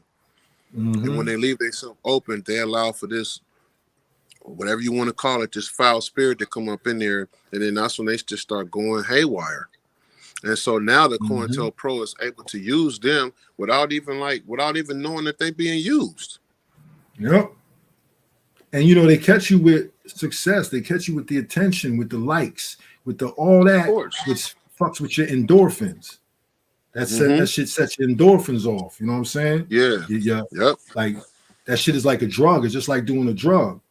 You know what I mean? Yeah. So getting 80,000 views on a video, that's a drug. You know what I mean? And every time he continues to get that, it charges him up. And this is what we chase. So they can control you through that addiction. You don't realize you addicted, but you addicted. And then you get in a monetary thing attached to it. That shit damn near sexual. You know what you mean? You a superhero. Your wifey can't tell you nothing because all you got to do is go on the YouTube and start blabbing your mouth. You got all these views. You making your money. The ego is just gonna go out of control. Yeah. Sister said we way more powerful than we think. Yup. And guess what? Facts. They tap into our magic. Want me to show you how they tap into our magic? This is what happens. You get dressed up. You say, I'm going to the club. You go out, spend all this money, right? Whole club full of motherfuckers that spent all this money to get up in the club. What's in the club? Liquor. Yep. What's in the club? The drum. What's in the club? The dancing. Yep. Right? And then what happens at the end of the night? A blood ritual. Y'all think y'all was at the club. Y'all was at a ritual.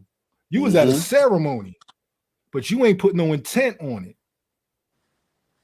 The motherfuckers that got all y'all gathered in there put some intent on it. Yeah. You know what I'm saying?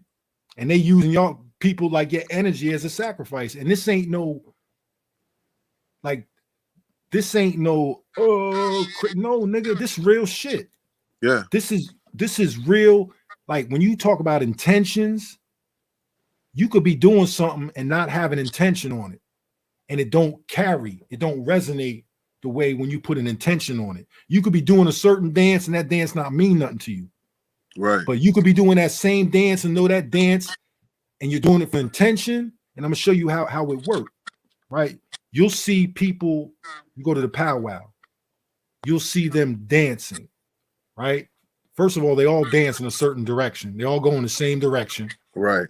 You know what I'm saying? It's a reason for that. And when you look at certain dances closely, these dances might be reflective of a migration path, right? Mm-hmm.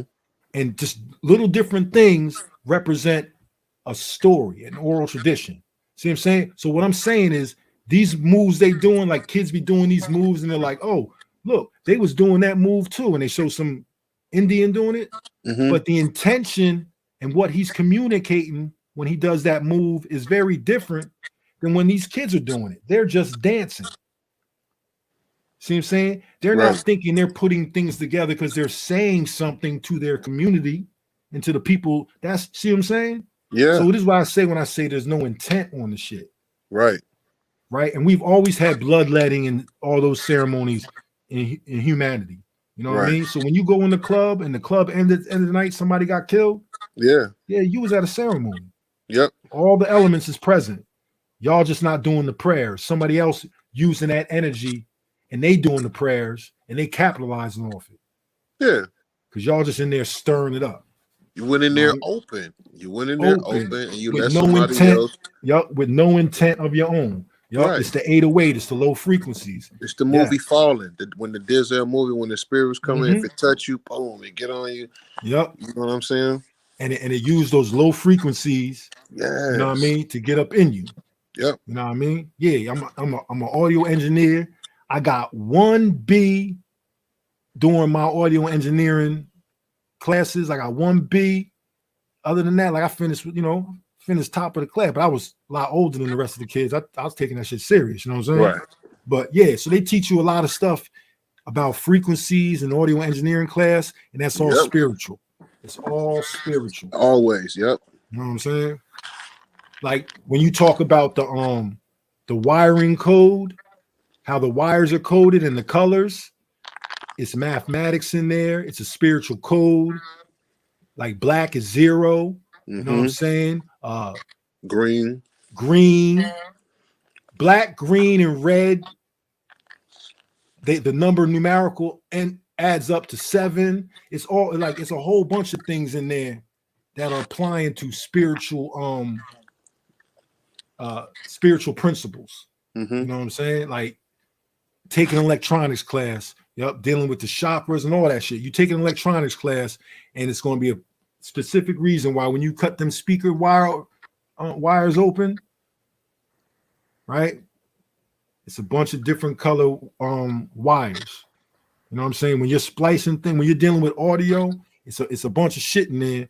I love that shit when I was learning. I'm like, oh shit, I was old enough to understand they teaching me some spiritual shit, but it's you know what I mean? It's electronics, but look that shit up. Look up the electrical code and see how there's a numbering system behind it and everything, and see how them numbers add up. The numbers that we use that represent black people, red, black, and green, in the electric code, they add up to the number 7. You know what I'm saying? So we all know what the number 7 represent. That's So incredible. like red is 3, green is 4, and black is 0. You know what I'm saying? Like that's how the numbers are, something like that. You know what I mean? But yeah, it's a whole bunch of shit. But listen, bro, we about a great day. I appreciate you. I love you. You My too, brother. cousin. Thank you, everybody who stayed on with us. It says 41 people. It's probably about 30 of them sleep. So you 11 people.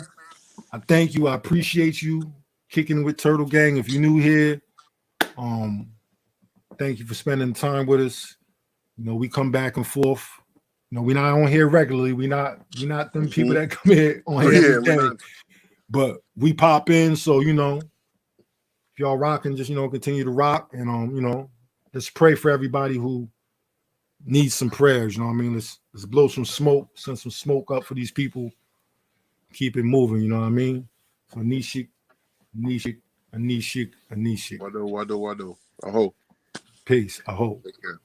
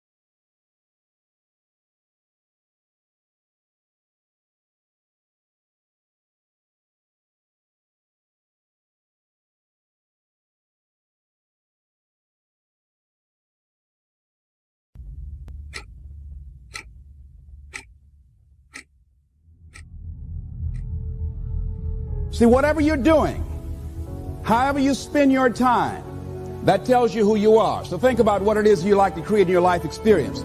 Once I look at how you commit your time, once I do an evaluation on how you spend your time, I can tell you exactly what you're committed to. How much time do you spend working on you? How much time do you spend every day working on your dream? In the last 90 days, how many books have you read?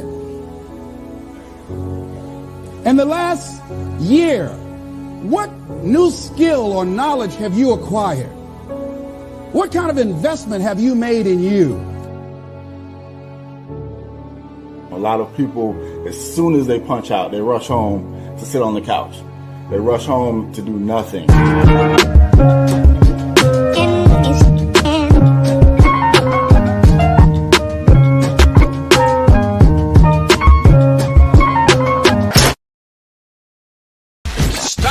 Trying to explain yourself to somebody who is committed to misunderstanding you. No matter how clear you are, they are going to still leave muddy. No matter how many times you say you're sorry, they're going to still leave with an attitude. So instead of giving them speech, never waste your time.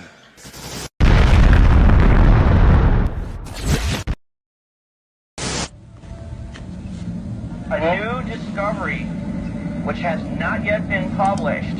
It relates directly to the black communities across America. But before I tell you about that, people will say, well, big deal, so what? Why is history important at all?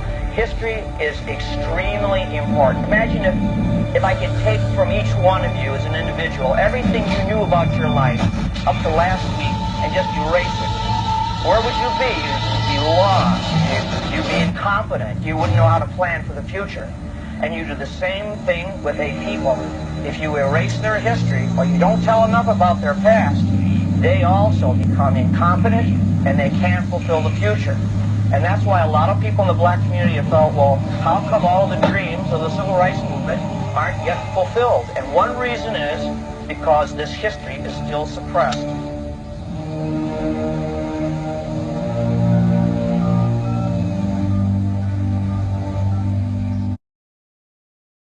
Some viewers may find the following video disturbing. Viewer discretion is advised.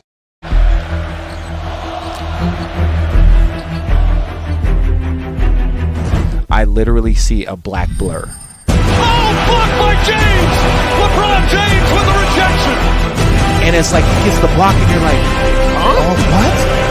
But I had still never seen anybody move that fast to the point where it was a blur. It's over! It's over! Cleveland is a city of champions once again! The Cavaliers are NBA champions! This is for you!